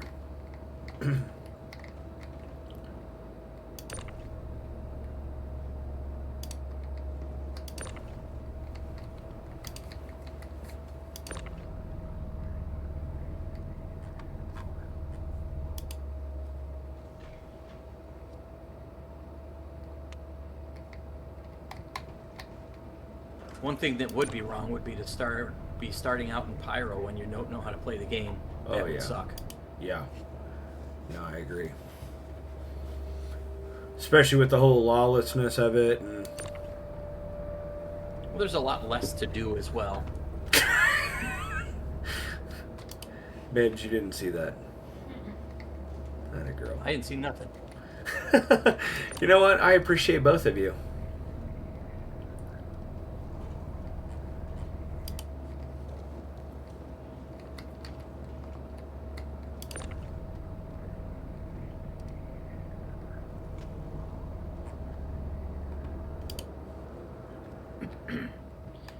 Yep, gotta start it again. I figured. It's because that damn crate. Mm-hmm. Now, for the fun question, how old are you, brother? 50. Oh, okay. Nice. You got about, well, I'll be 45 this year, so we're pretty close. My, fiance, she turned 40 this year, so she's, last year. So you're a cradle robber. Yes, sir! Yes, I am. What? He was like, so you're a cradle robber. That's funny. That's it. That's all the materials you got. So go ahead and get them onto the lift and then send it down. Okay. Well, get the boxes, yeah. I knew what you meant.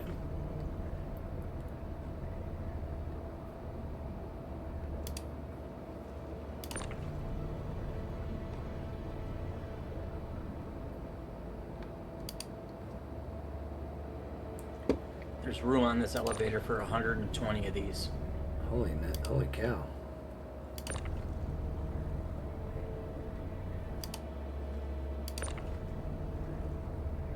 It's funny because I put one on there and it I don't think it took it. Snaps. No, it snapped to a spot that was on the other side of one of the other boxes. Okay.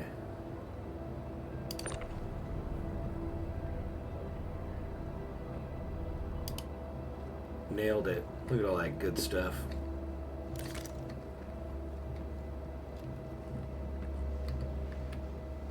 Nope, not what I wanted to do. Gotta scroll up. Okay.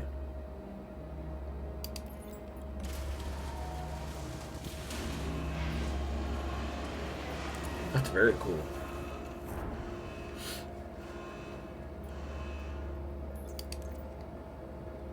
That's so cool. Now it's in your inventory here at Area 18. So you can Right. go over to the elevator there and go to the Riker Memorial Spaceport, named after Commander William T. Riker. William T. Riker. Why does that sound familiar? Star Trek. Okay, that's right. I was not a Trekkie. My fiance's a Trekkie, and her dad was a Trekkie. I was a big Star Wars guy. I like Star Wars, but I'm not smart enough to know all the lore and shit. But I do like Star Wars. Note that developers of this game have all come from all different areas of sci-fi. Mm. A lot of the developers that worked on Star Wars Galaxies working on this. Go ahead and call it again. There it goes. Yeah, bugged out. And you'll see references to basically everything sci-fi. Mm. Love that. Somewhere in some way. Yeah, I like sci-fi stuff. One of my favorite shows about sci-fi stuff was The Expanse. Oof, loved me some Expanse. This game feels like an Expanse video game. It kind of does. It really kind of does. Okay, so now go ahead and go to the lift, and we're going to go to the city. The tram, rather, not the lift. I don't know what that means. Go that way. Transit platform. moving. Our goal, investing in tomorrow's future.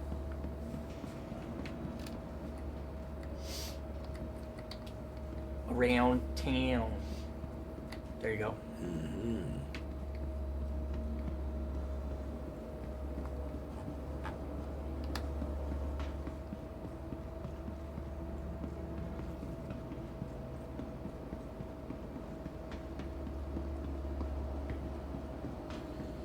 Holy switchbacks, Batman. And there's one of them that'll take you to the convention center. The other one will take you to the plaza. You want to go to the plaza.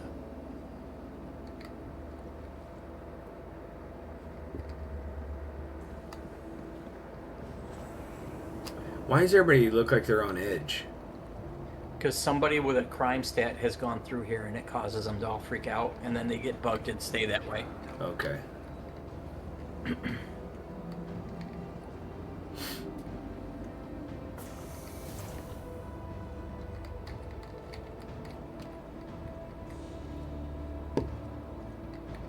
I like to stand at the front of the tram and watch out the window. This is the back.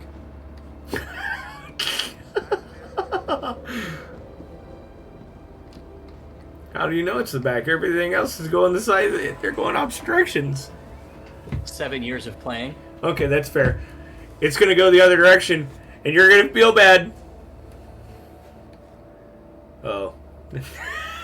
Alright, you're right. I was wrong. I was like, man, it's going, we're going to pull right there in that other going lane, and it's going to go the other direction. Nope, it did not. Yeah, this thing's very pretty. It looks awesome at night. Oh, I bet. Yeah, literally, my screen, my mouse pad looks just like this. Hang on, I'm gonna move my camera so you can see, because it's badass. I have to go back to the stream. Oh yeah, you do.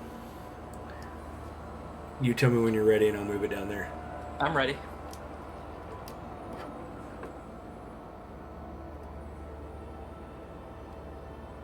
See, it's got the there's a little dude right down here, but Yeah, it looks like Hurston. I know it looks more like CarCorp actually, just not in the red. yeah, yeah. I've had Kind this. of looks like a combination of Hurston and ArtCorp together. Yeah, I've had this mouse pad for a long time. I love this fucking mouse pad. All right, time to get off the tram before it takes off again. Oh, that's right. Woo! I had a feeling it was like close. Okay, now where are we going? This way? Astro Armada. Use the signs to find it, or if you hit F2, it'll bring up your mini map of the city. Yes. And if it works, you can see you can hit the R button to set a route. And if you look for where it says ship rental, that's where your destination is.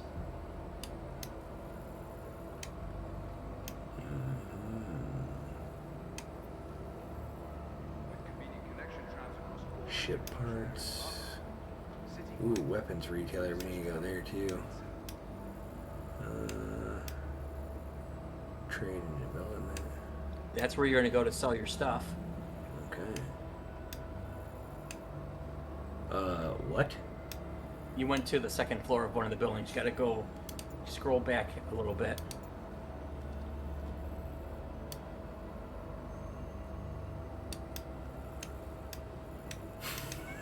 I broke it. Yep. Alright. Hit 2. It'll go back to your location. Oh, Or two. you can. Yep. Okay. Keep going that direction. So that's what it did. It's yeah. Hit 2. Yeah, it brings you back. I'll just go T is to slowly. place the pin, not R. Yeah, won't even let me look over there. Yeah, it's screwing up because of that. Hold right click and see if it'll rotate it and see if you can bring it to you instead of. Yeah, see that green, the 4 green dots? Yeah, that's where you want to go. Okay. And now hit R, or hit T and then hit R. Oh, it's marker name. Click confirm. See if it'll create a route for you. What are we calling this one? Ships. Ships.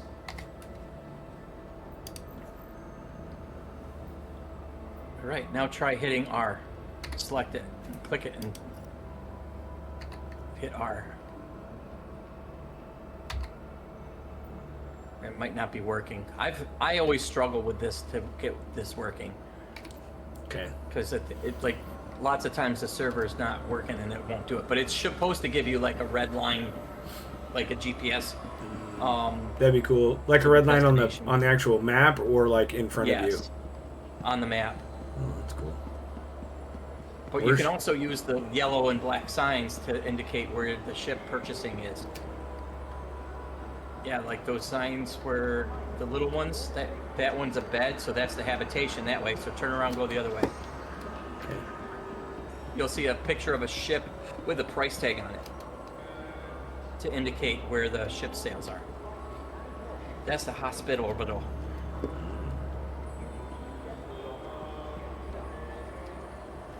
Transit platform that you just left.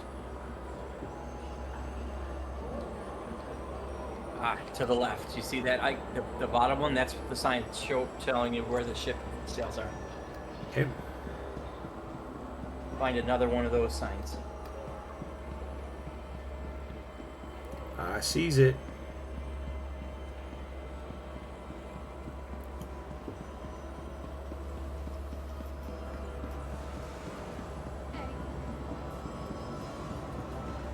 Yeah, I would hope that my PC is powerful enough to handle the stream and streaming my screen.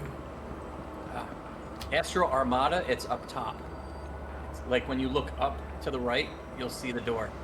Oh, That's okay. it right there. Maybe we can get there from these stairs.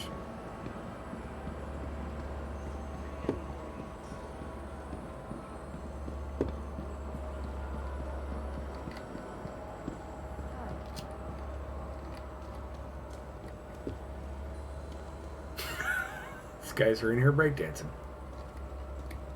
Tweakers. Yeah, and this girl, she's just not. Maybe she's the one. Oh, we should have gone the other way, huh? It doesn't matter. They both go the same way. That's a cool looking Now, ship. the ship that I use as a daily driver is the Anvil Asgard, and they sell it here. Okay. Anvil.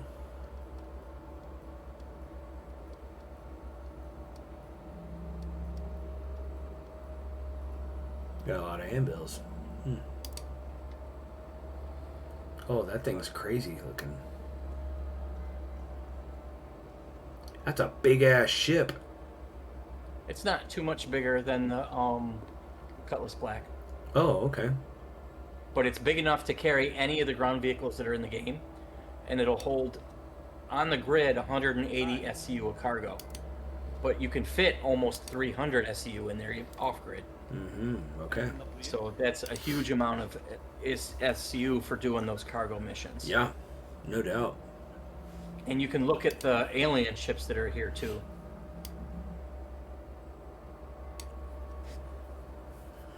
Hold, please.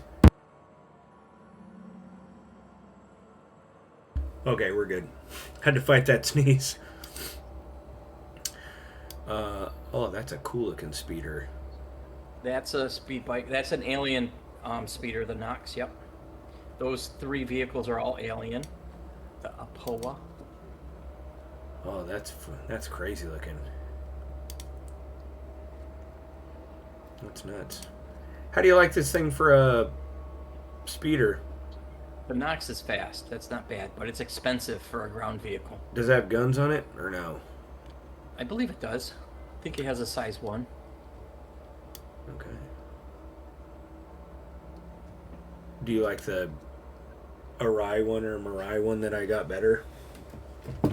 Yes. Okay. Easy enough. What else do we need? Oh, That's cool looking. Banu. Banu Defender. Hover quad is a hover four-wheeler ground vehicle. Okay. That right there, the C2 Hercules Starlifter, that's the big one that you scraped, the largest cargo ship. That one's 700 SU a cargo. That's nuts.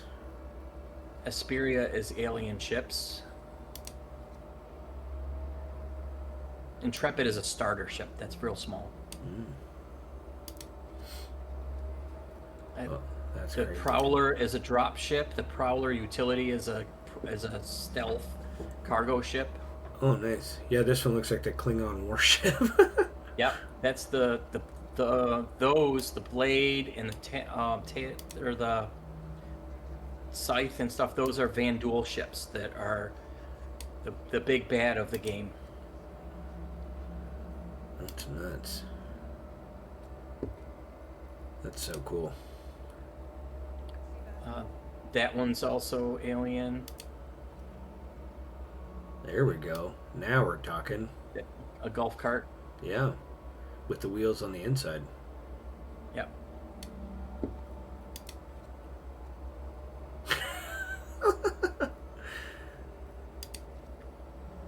Well, that's cool looking. The L-21 Wolf is absolutely gorgeous. I would buy that one just because it's beautiful. That is That's cool. a fighter. That's a light fighter. Okay. The brand new ship. We'll buy it. And it's $2 million, so it's not like it's a lot. Yeah, no, I guess can break the bank. Oh yeah, that one's cool looking. I saw that one at the other one. Oh, buy one of the Furies, because the Fury is a small, like, ping pong ball with 4 guns on it. And not the LX. The LX is a race ship. That one has 4 guns on it, and it's built to go in the little hangar in the TAC. Okay. So you can go into a large hangar, call that in, fly it off to the side of the hangar, and then call in the TAC, and then open up the top hangar, and you can land the Fury inside the TAC. I like that. Hello. Yeah, that's the one I bought. Yep, that's the Pulse. That's fantastic because it's tiny. It can fit just about anywhere. Yeah. That's an excellent ship too, right there. That's a fighter that's awesome. Okay.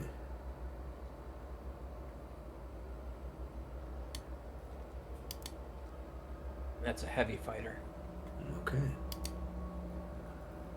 The MX one has a quantum interdiction in it. Yeah, I think it's interdiction. What does that mean? It stops people from being able to go into quantum. So when you're fighting them, they can't jump away from you. That is cool. That thing's cool looking. Origin ships are Star Citizen's Mercedes. Okay, that makes sense. That looks very pretty. Hi. Oh, there's that one that we were looking at the other place. Yeah, the M50. That's a cool paint scheme on it. That's a big ship, the 600. That is. Yep, that's big. 27 million. Oh yeah.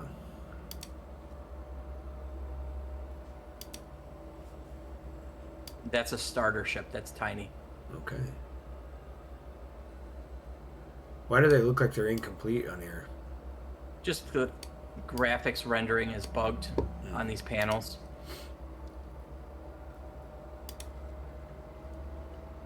That's the giant space yacht. That's why it's 65 million. Oh, I don't have enough money to pay for that one. Decided to take a few And days. that's a hover bike. I'm not setting up Okay, that's the one I was looking for earlier. today. Take me where it takes me. Feels like I couldn't find And the it. Velocity version is the racing version of it. Oh, so that is the velocity. Yep. Okay. Which one is the one that has the shield? Is it the Force? I think so, yeah. Okay. Do we need a Force? Yeah, because the X1 is exploration, the Force is the combat, and the Velocity is the competition. Gotcha. Do we need one of those? I don't ever use one. I don't have one, but it Okay. ain't gonna hurt to buy one. They're not expensive. All right, let's buy it. Now's the time to try it and check it out. Yeah, no doubt. No doubt.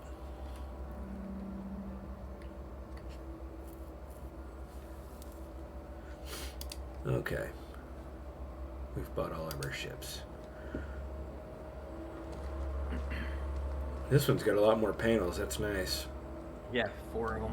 And there's not as many ships for sale here. And a lot of the ships that are for sale here are also for sale in Lorville. Yeah. And Lorville's got a discount on their ships because there was an event a few months ago that earned a permanent 20 or 5% reduction in price on anything sold at Lorville. Okay. That's cool. So now you can head to Cubby Blast and buy your guns.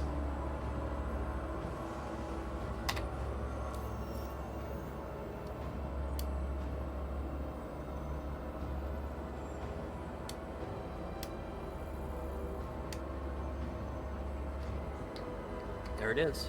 Ahead and to the left.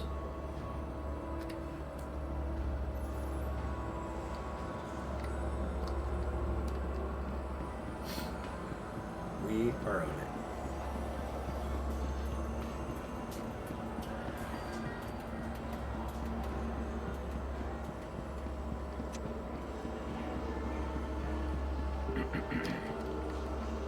Cubby Blast.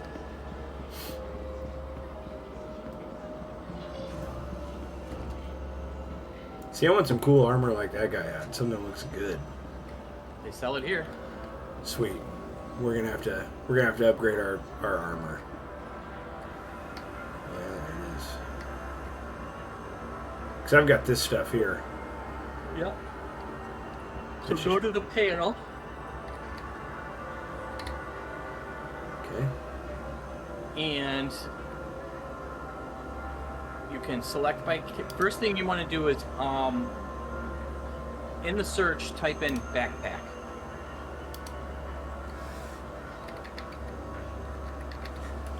Buy yourself a heavy backpack of your choosing.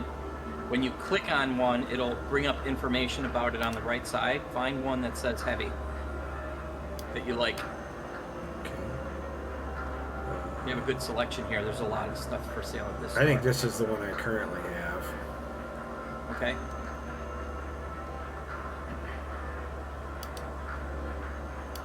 That looks better than the one I currently have. Because I don't like that you can only get this one in that one color. Yeah. Well, they also sell things in different colors at different locations. Oh, okay. So you might only have that color available here, but they might sell that same backpack at another spot in a different color. Oh, that makes sense. Let's buy this one. Okay, so go ahead and buy that.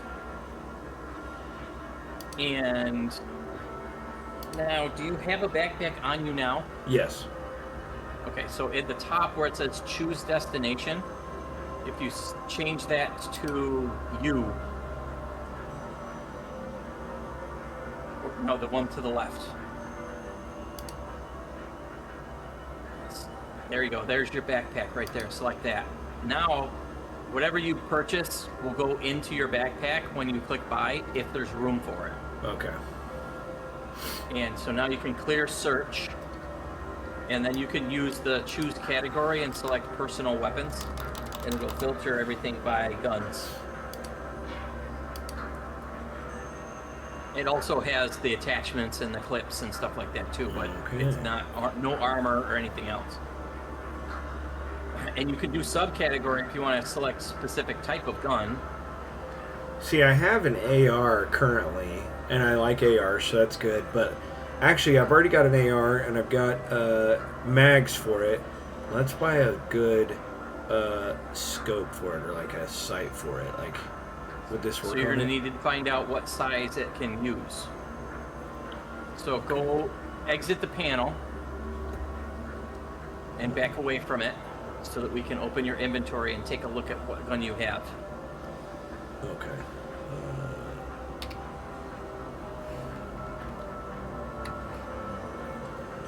Hit the little arrow icon at the top right.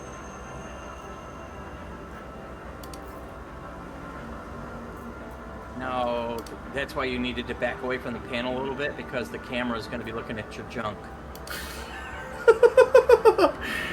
I mean, that's fair. Now, you hold right click and spin around so that you're looking at your gun. There you go. Now when you click on it, it should give you your info.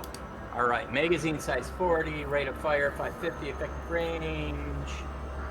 It's not going to give you the information. Wait, attachment, optic, size 2. Barrel, size 2. Under barrel, size 2. Okay, so the size 2 are what you're looking for in your attachments for this gun. So now let's see if you can do any kind of filtering. So you do your personal weapons, and then category, attachment. Try doing S2 and just out of curiosity, see if it does what I think it was. Nope, doesn't. Okay. So now you just gotta left click each one and verify that when you're looking at it, it's a size 2 for it to work on that gun. Okay.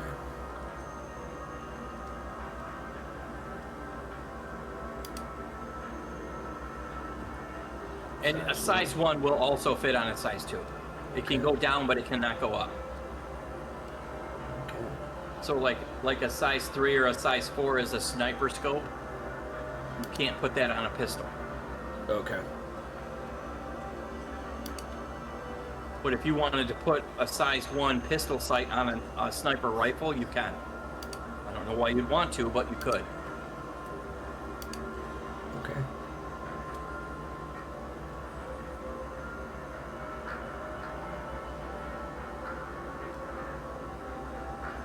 But they got like combat flashlights and laser pointers and holographic sights, all kinds of different options for it. And silent suppressors. There's lots of options. See, there's a suppressor 2 right there. Yep. Okay.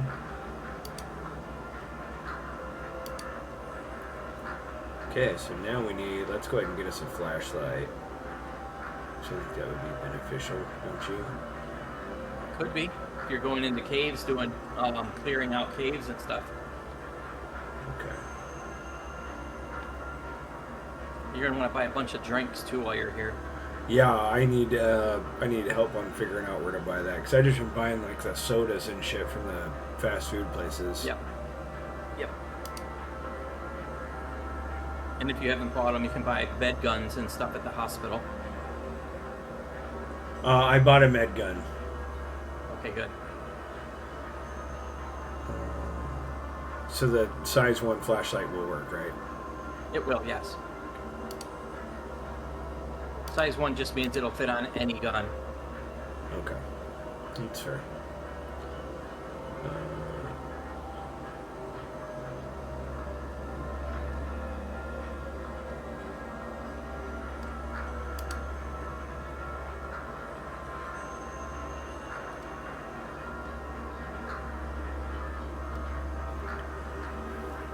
Okay. Alright. We're good here. So now, yep, change that category to drinks. Oh, we can do drinks. Alright. What?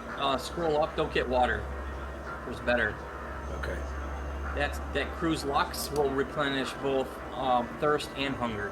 Okay. So don't click quick buy, click the buy on the bottom right, and then change the quantity to like 20 or 21. There you go. Now click buy. Okay. Now you can go to your armors. I like it. And the easiest way to do the armors, if you want to do full sets, is find the name of the one you like, and then start typing that name in the search, and it'll filter it by the name of the armor. Gotcha. And you'll see all the pieces for that set that they have available here. See, and that's my thing, is I don't know what looks good. Like, I want the cool looking helmets and shit like that, but Now those helmets, the Argus, you want to be careful of those. those are not 0G safe because their combat helmets do not cover your face. Well, I don't want these. I just want like Yeah. here, like let's back out of this. So. You can buy those directly off the mannequin as well. Oh, okay, cool. But if you want to, you can go to your right there and find out what the name of it is, and then go to the panel and search for that name. So that's the orc. Okay. So type orc at one of the panels. Look at that dude's fucking helmet. Yep. They sell that at Grimhex. It's crazy that you know that. Just right off the rip. So just type orc in search, and it should filter everything by that armor. And it's going to be all the different colors of that set too. Okay.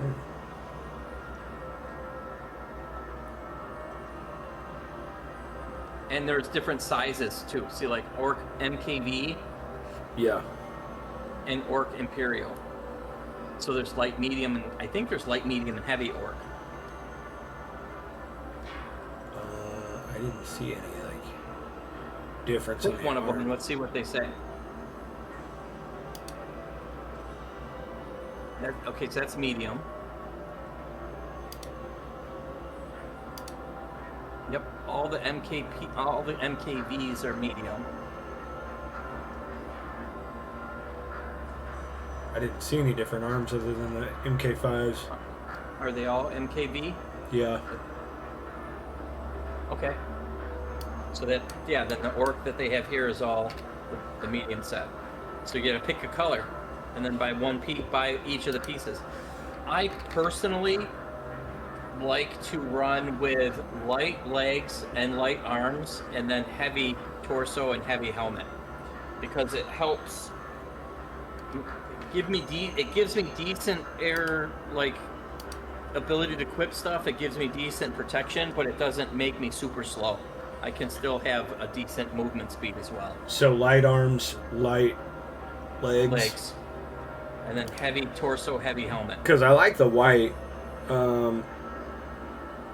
Let's go see if we can find. I don't think You will accumulate a large amount of armor very quickly when you start looting stuff when you're out doing missions. Okay.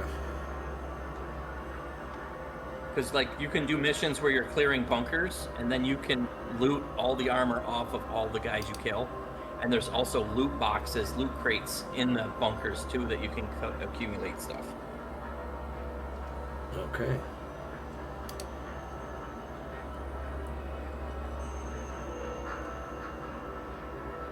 Too many choices.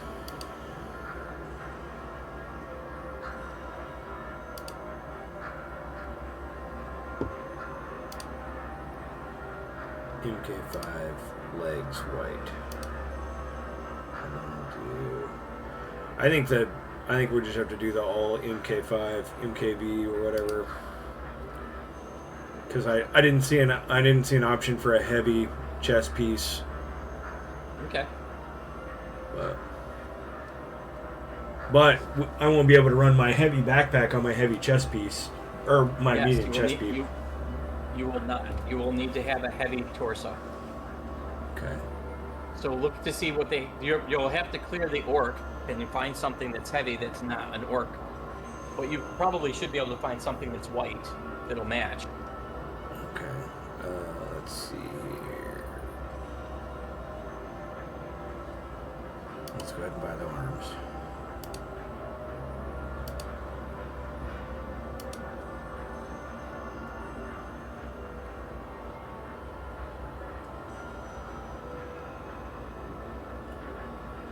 I didn't even see the helmet. Yeah, me neither. Okay. You can do subcategory for torso. Torso.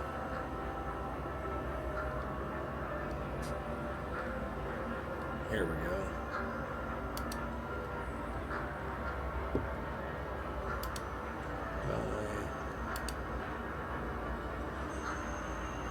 Did I buy that? Or did it? Not yet. Okay. Oh, it glitched on me. Yep. You might have to hold S and reconnect.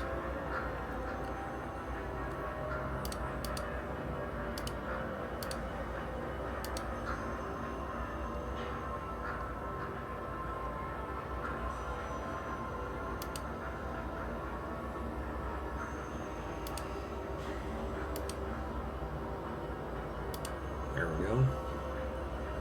And then a noggin. A noggin.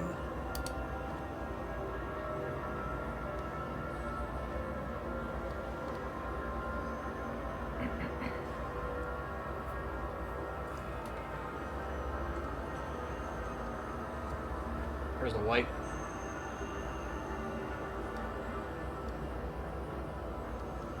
You passed the heavy white. Heavy white. It's on the left. This one right there. here. Yep.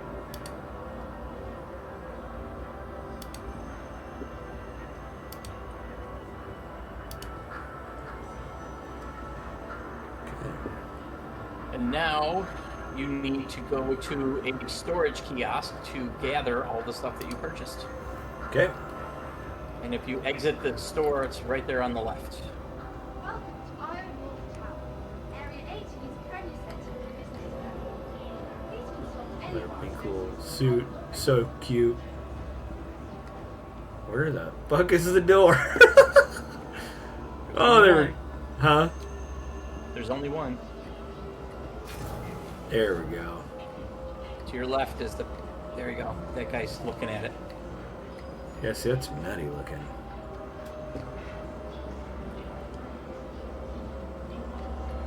I got... Yeah, then there's another guy that just runs up in front of you. So go over... Yes, behind you is Cubby Black. Oh, I guess more than one person can use it. Awesome. Now, if you have something in your pockets on the left, those three windows on the left are the inventories of the gear that you're currently wearing. The window on the right is your locker space here at Area 18, the local inventory. If you have something in your pockets, when you unequip that armor and put it in your locker space, the items that are inside that armor or your backpack are going to stay in it. Okay. So if you look on the left, you see where it shows 0% or not on the left, I mean on the right, the 0% over your backpack and 0% over your legs and over your torso. That means that there's 0% of the pocket space in that armor is being used. It's empty.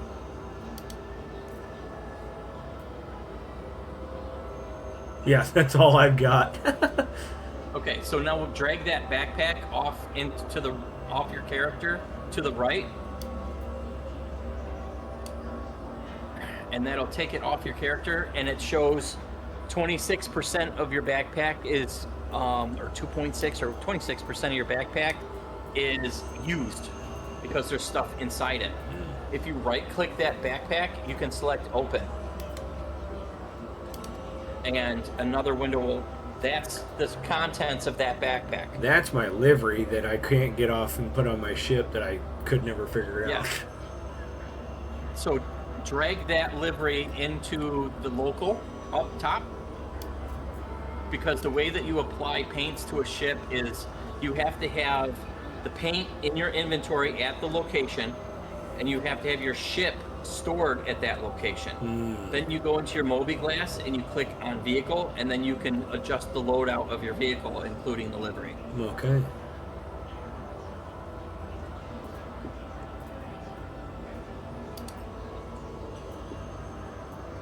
That's all I wanted to do.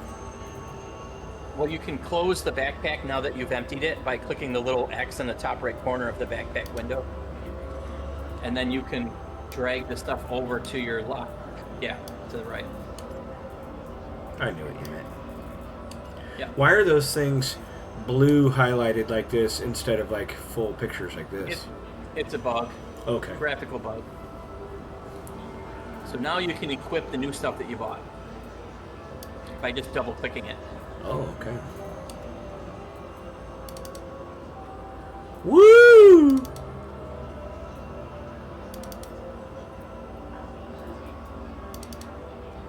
Yeah, buddy. Now my backpack looks out of place. Yeah. Do you like the look of the other one better? I think they both carry the same amount. I don't even know where the other one went. Right, it's right there. The one that's got 0% over it. Yep, that one. Yeah. Okay, we'll just keep on that one. So now you got to re-equip the other stuff too, because when you took off your armor, it unequipped your gun and your multi-tool and your med gun and your med pens and your clips, all your ammo. Okay. So you got to double-click those things to re-equip them.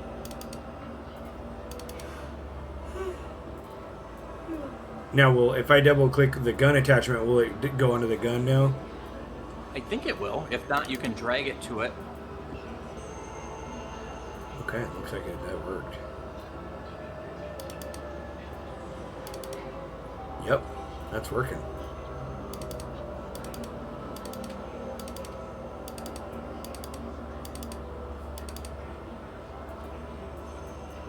And the drinks, you're just going to want to drag that stack of 20 over into your backpack.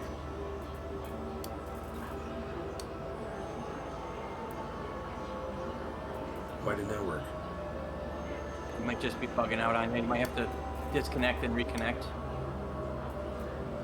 Like close the inventory and reopen it.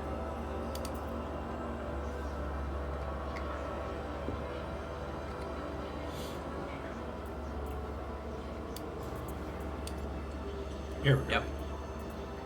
Just being stupid. Do I double click these or drag them over? You can double click them.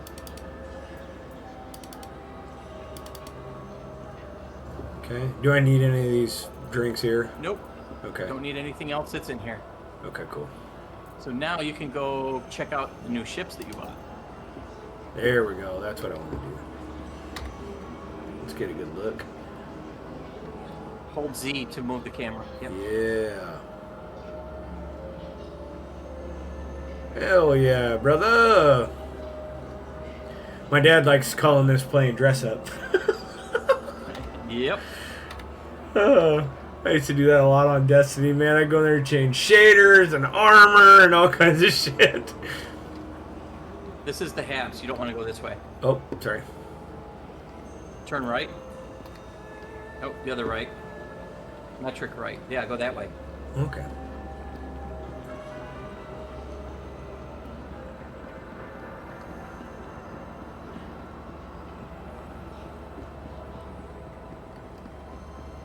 Oh, you might as well drink some of your drinks right now because you need it. Alt H. And then I and right click the drink and select inspect. Welcome to Iron Wolf Tower. Area 18 Premier Center. Oh, okay. I would just drag and hold it. Now hold left click. And if it doesn't drink, let go left click and then hold it again. Yeah. Yep. It requires If you tap left click, he'll just take a swig. If you hold left click, he'll down the whole bottle. Okay, I like it. Iron Wolf Tower. Area 18 And you probably want to do another one because it didn't even bring you up halfway. Please consult any of our associates. Yeah, see, this is what I would do. I would do this and drag it over. But it looks like this one wants me to... He'll drop it. He'll drop it automatically when you select to inspect the next one. Okay, that's cool. I like that better then. Welcome to Iron Wolf Tower. Area 18 Premier Center for Business Development. Please consult any of our associates for help or rental opportunities.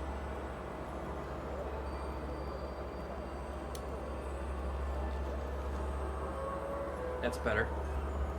Okay. And put your helmet back on Yes, sir. because you don't want to get in the habit of forgetting that. And then Yeah. let's go across the way to TDD and sell the material that you salvaged. Okay.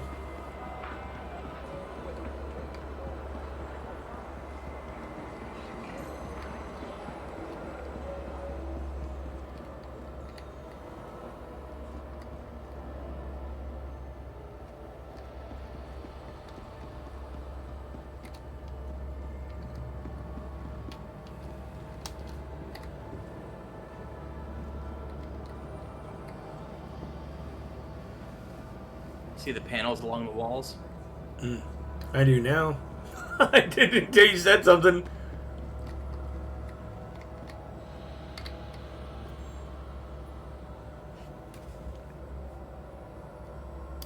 Click on sell local market, I think. The local market value.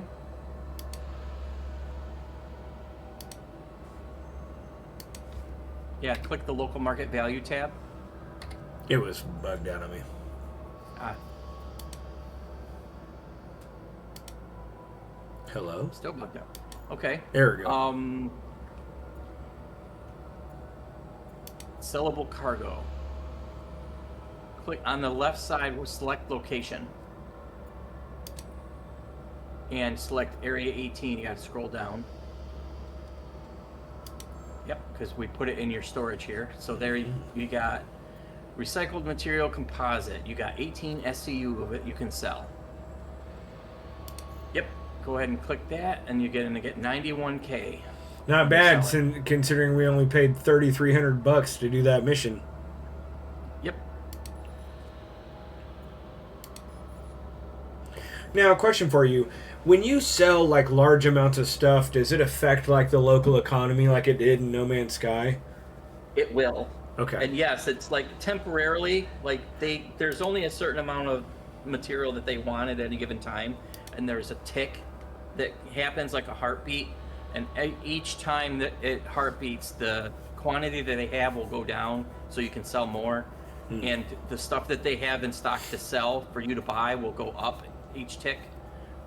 So commodities trading could be you buying titanium from, like, when you click the buy tab, it'll show you a list of the things they have for sale here, and in your journal there's a commodities list that shows you who's selling what and who's overstocked and who's understocked of what material, and you can look there and say, okay, this place is overstocked on titanium, so I can go there and buy it cheap, and then this other place is understocked on titanium and they're paying like $4 a unit over market value, so I can sell my titanium there for a profit.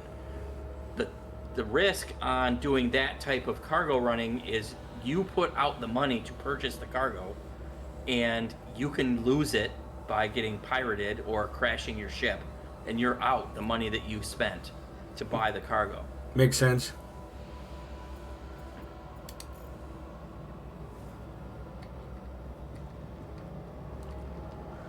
Okay. Now you can go back to the tram and head to the spaceport to get your Anvil Asgard. Yeah. Which the tram transit is to the left. Yep.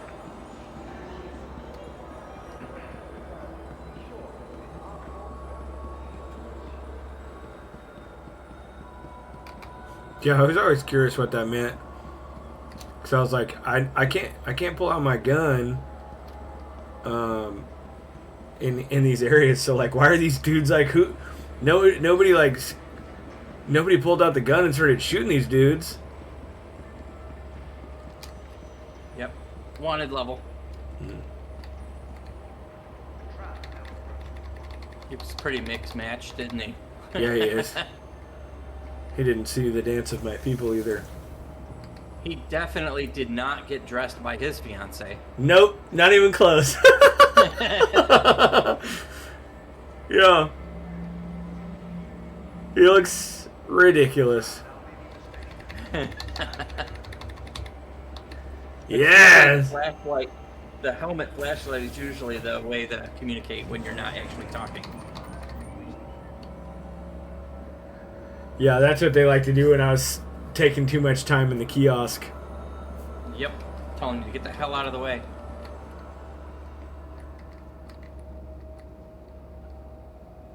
Yeah, this looks cool. Don't hit the building! This is our future. Yeah. Tesla Transit. Yep, I have a Tesla. I love it. Or Waymo. Yeah. Yeah, dude, I wasn't sure when I would make the switch or if I ever would to an EV car. And I fucking love my Tesla, bro. It drives me. Girl and I went all the way to Savannah, Georgia with it, and it was like 1,050 miles one way. It probably drove us 98% of the way. there and back. It was fucking cooler than shit. And it did really, really well.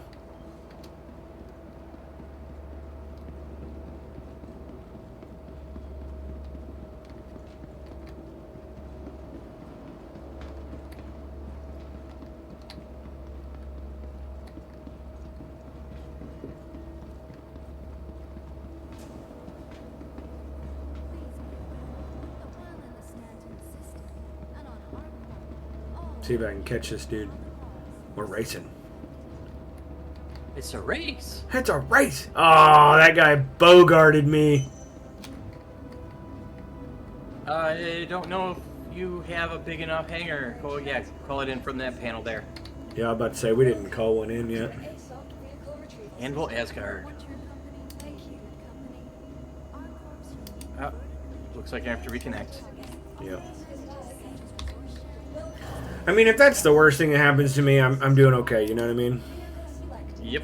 Stand by. Your vehicle has been delivered to the following location.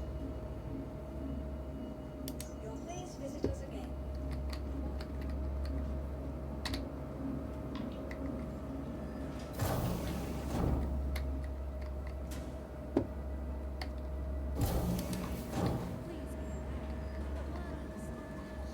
Mm-hmm.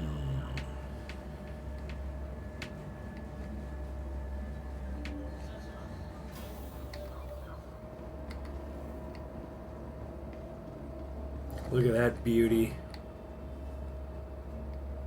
That thing is cool. That's what I've been driving around. That thing's badass, bro. It's like the Cutlass Black, but much bigger. Mm-hmm. And I like that it has the things that'll turn up and down VTOL. like that. Yeah, VTOL. What does that mean? Vertical takeoff and landing. Oh, okay. That makes 100% sense then.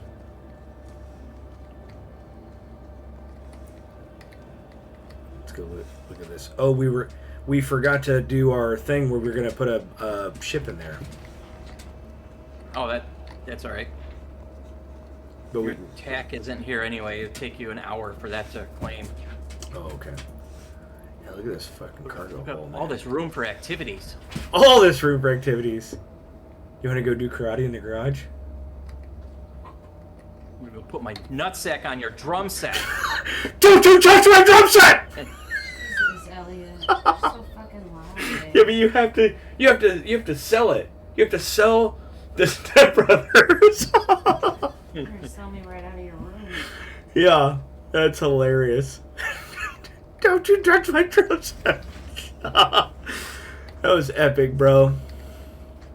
Oh, we got jump seats in here. What is this panel for? Engineering terminal? Engineering terminal for the ship. Okay. We can look at all of our goodies. Because most of your components are down here in this area. Okay.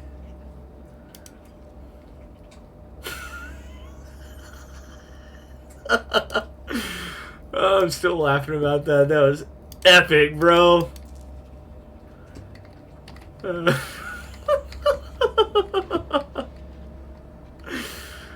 Oh, good times. Oh, okay, so we'll go up on this ladder this way.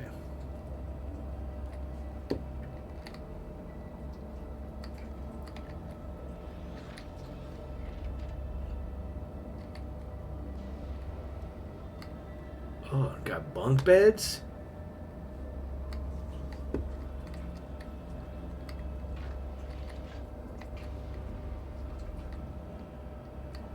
Oh, we have a shitter. It's a shoilet.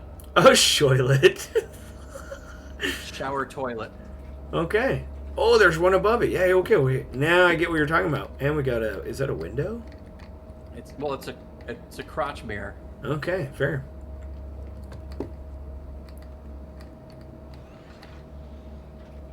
Got to Weapon rack. gun rack. I like that.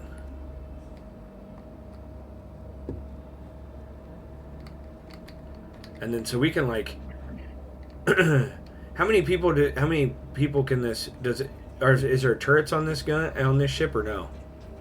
A turret that's controlled by a person underneath the pilot seat. OMG, And that was cool. a lot of guns available to the pilot. Because this is technically a vehicle dropship. What does that But mean? it works. It's a dropship intended for you to get ground vehicles to the war area, front lines. Okay. So all of the ground vehicles currently in the game are capable of fitting in this ship. You can fit a tank, you can fit the ballista, you can fit any of the big boys. That's crazy.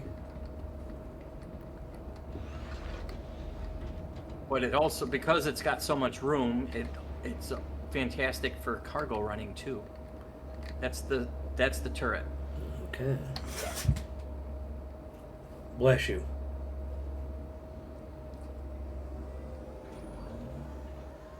Oh, bro, that's badass.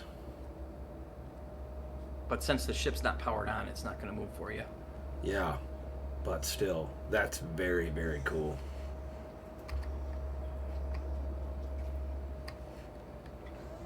I just love all the animations in this game.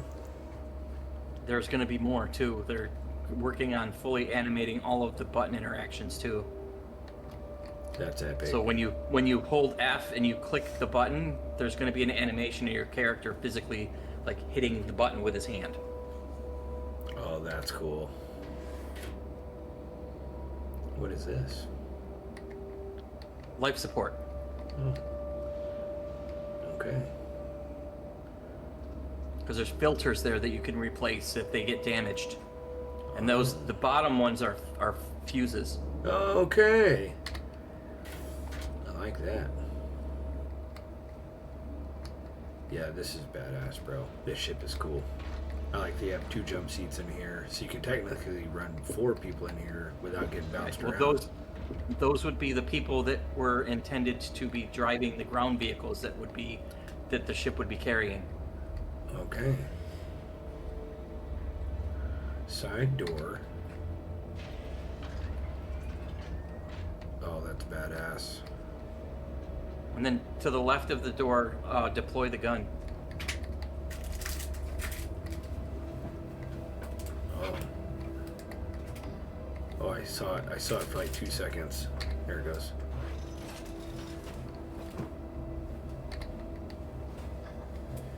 That is epic, bro.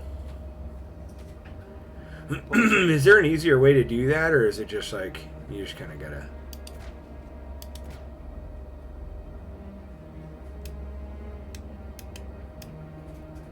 It says right click for aim down sights, but it's not aiming. Yeah. Hold I have left click. I. Oh. Nope.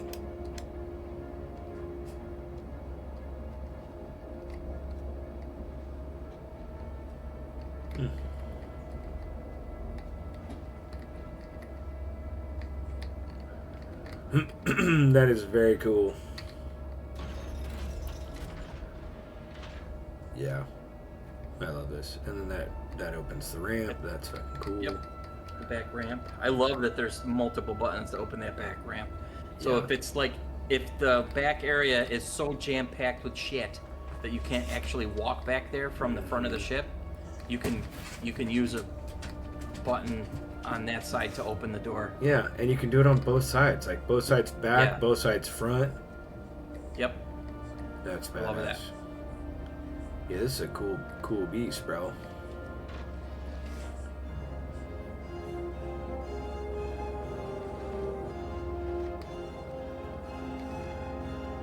Oh, interesting. Don't go And through it's the got roof. lots of shields too. Lots It's of tough.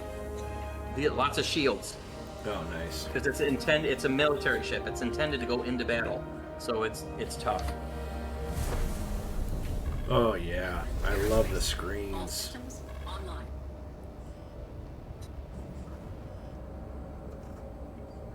Open exterior. What does that mean? Like all the doors and stuff? Yep, the same as what you mapped to your slash key. Okay.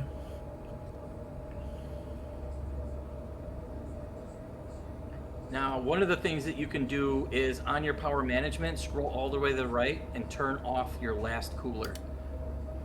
No, not that. Use the scroll wheel. There's 3 coolers. Turn off the last one and free up some power. And... oh, maybe they changed it. Add some shield power.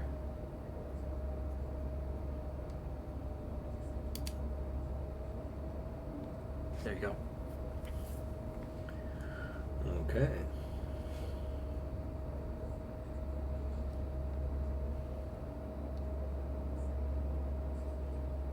Now you can do whatever you want to do. You can do yourself another mission.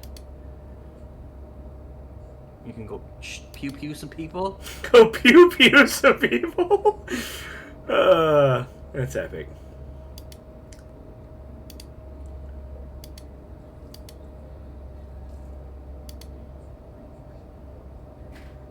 I like having my columns there. Yeah, that looks good. Okay, fire these engines up. All right, so we're at like They're already on. Oh, so did I turn them off? Yep. Okay, turn it back on. Okay. It's 9:30, so let's head back to. Do I need to go back to home base? Well, I mean, I'm going to turn the game off. No. It's going to spawn me back there, won't it? It'll spawn you here at Area 18. Oh, okay.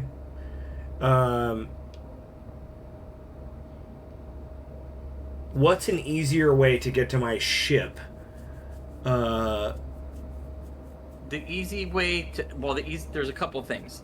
A lot of people like to set their spawn location at a space station because it's the fastest. Like when you die and you respawn at your respawn location, space stations don't have trams or long runs from the habs to the hangars.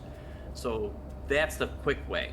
If you wanted to spawn in your ship, you could fly out away from Armistice area, like just get out of atmosphere into space and then go lay in the bed in the back of the ship and log out in the bed.